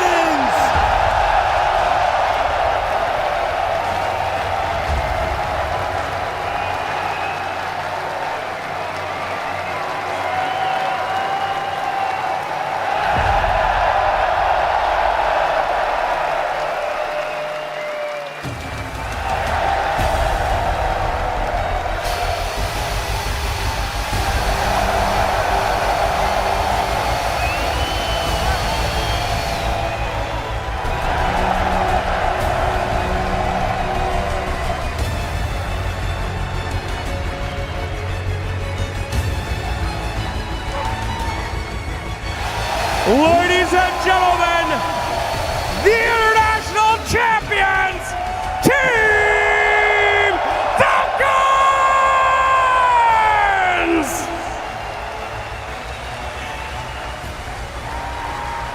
Congratulations, congratulations, boys. Of course, I'm going for you first. ATF, my man, you have told the world that you were the best player on your team, the best player in the world. And now, you got the proof, baby. Now, you were right. Ladies and gentlemen, may I introduce you to Amar, the first place international champion! Any words, my friend?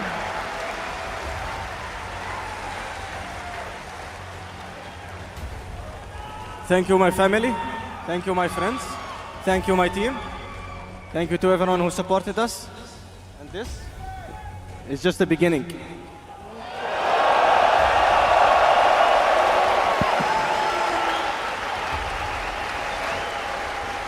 Skitter! I guess the debate is over. Wraith Pact TI was not a fluke after all. You carried your team in Singapore, and you have done it here again in Hamburg. Skitter, the mic is yours, my man. What's on your mind? I'm just so happy that I was part of a squad that helped Crit win TI after he tried so many years. I'm just so happy for him. And obviously for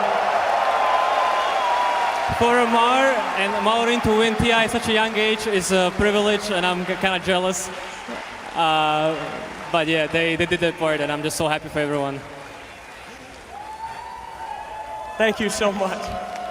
Snake King, my North American brother, you have been the glue that has kept this team together. You always believed in this team, and they have always believed in you. And now, you get to raise a second Aegis with your brothers!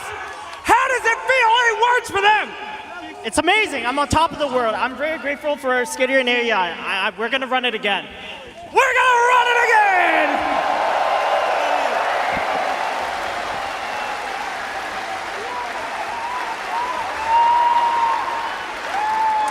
Maureen, may I bother you for a moment, and you think you could maybe lift the Aegis for me as well? There are only 11 different mid laners inscribed on this trophy, and now you are joining the ranks of Dota history on just your second TI. Now I know generally you got a lot to say, Maureen, but has a TI made you speechless? I barely can talk, but I never would dream and think that I would have any chance winning TI, especially as a earliest. It is a reality, Maureen. Start believing it.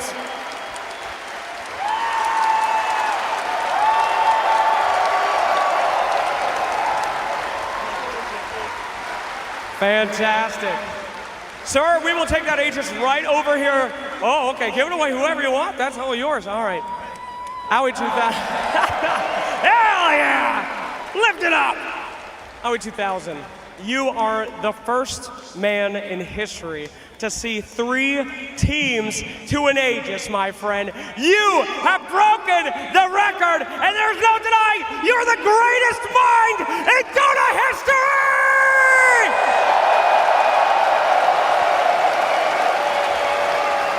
Is there anyone you would like to thank in this moment? I think just my team, Stas in particular. Thank you, Stas, carrying TTI. But no, thanks for all the people who make this game so great. Honestly, I don't know what my life would be without Dota. And I don't know, I just can't express my thanks enough to everyone. Thank you for watching, thanks for supporting us. And thank you for such an incredible performance. Thank you.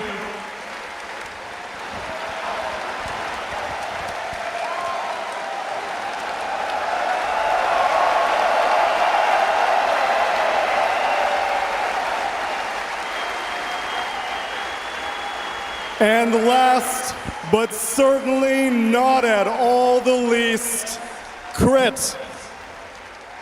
This moment is the culmination of 9 different TI attempts. When many people would have given up, you persevered, my man. No matter what the rosters, no matter what the setbacks, no matter what the region, you never gave up.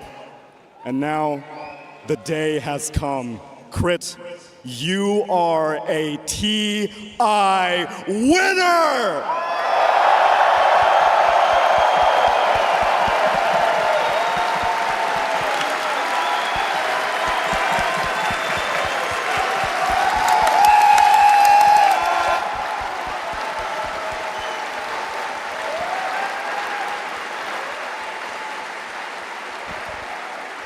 Yeah, I mean, I don't even know what to say. Like, it's been a long time, and I like to not react too much when we win, and I feel like this time I'm lucky that I can even talk.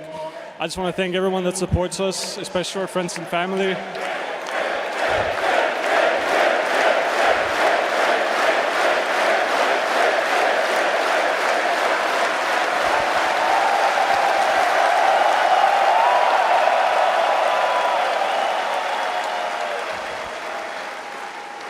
Yeah, just thank you, everyone. It means everything. Enjoy the moment, my friend. If anyone has earned it, it is you. And all of us, please, can we celebrate in this moment and make one more round of applause for your TI 14 champions, Team Falcons!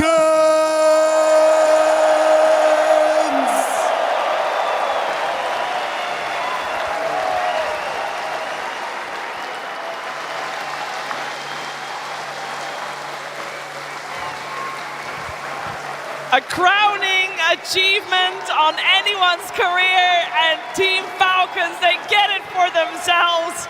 A team effort that spans beyond the 5 players and their coach to get to this moment, to get to this main stage here in Barclays Arena in Hamburg, and they have done it. They have finally done it, Kazu.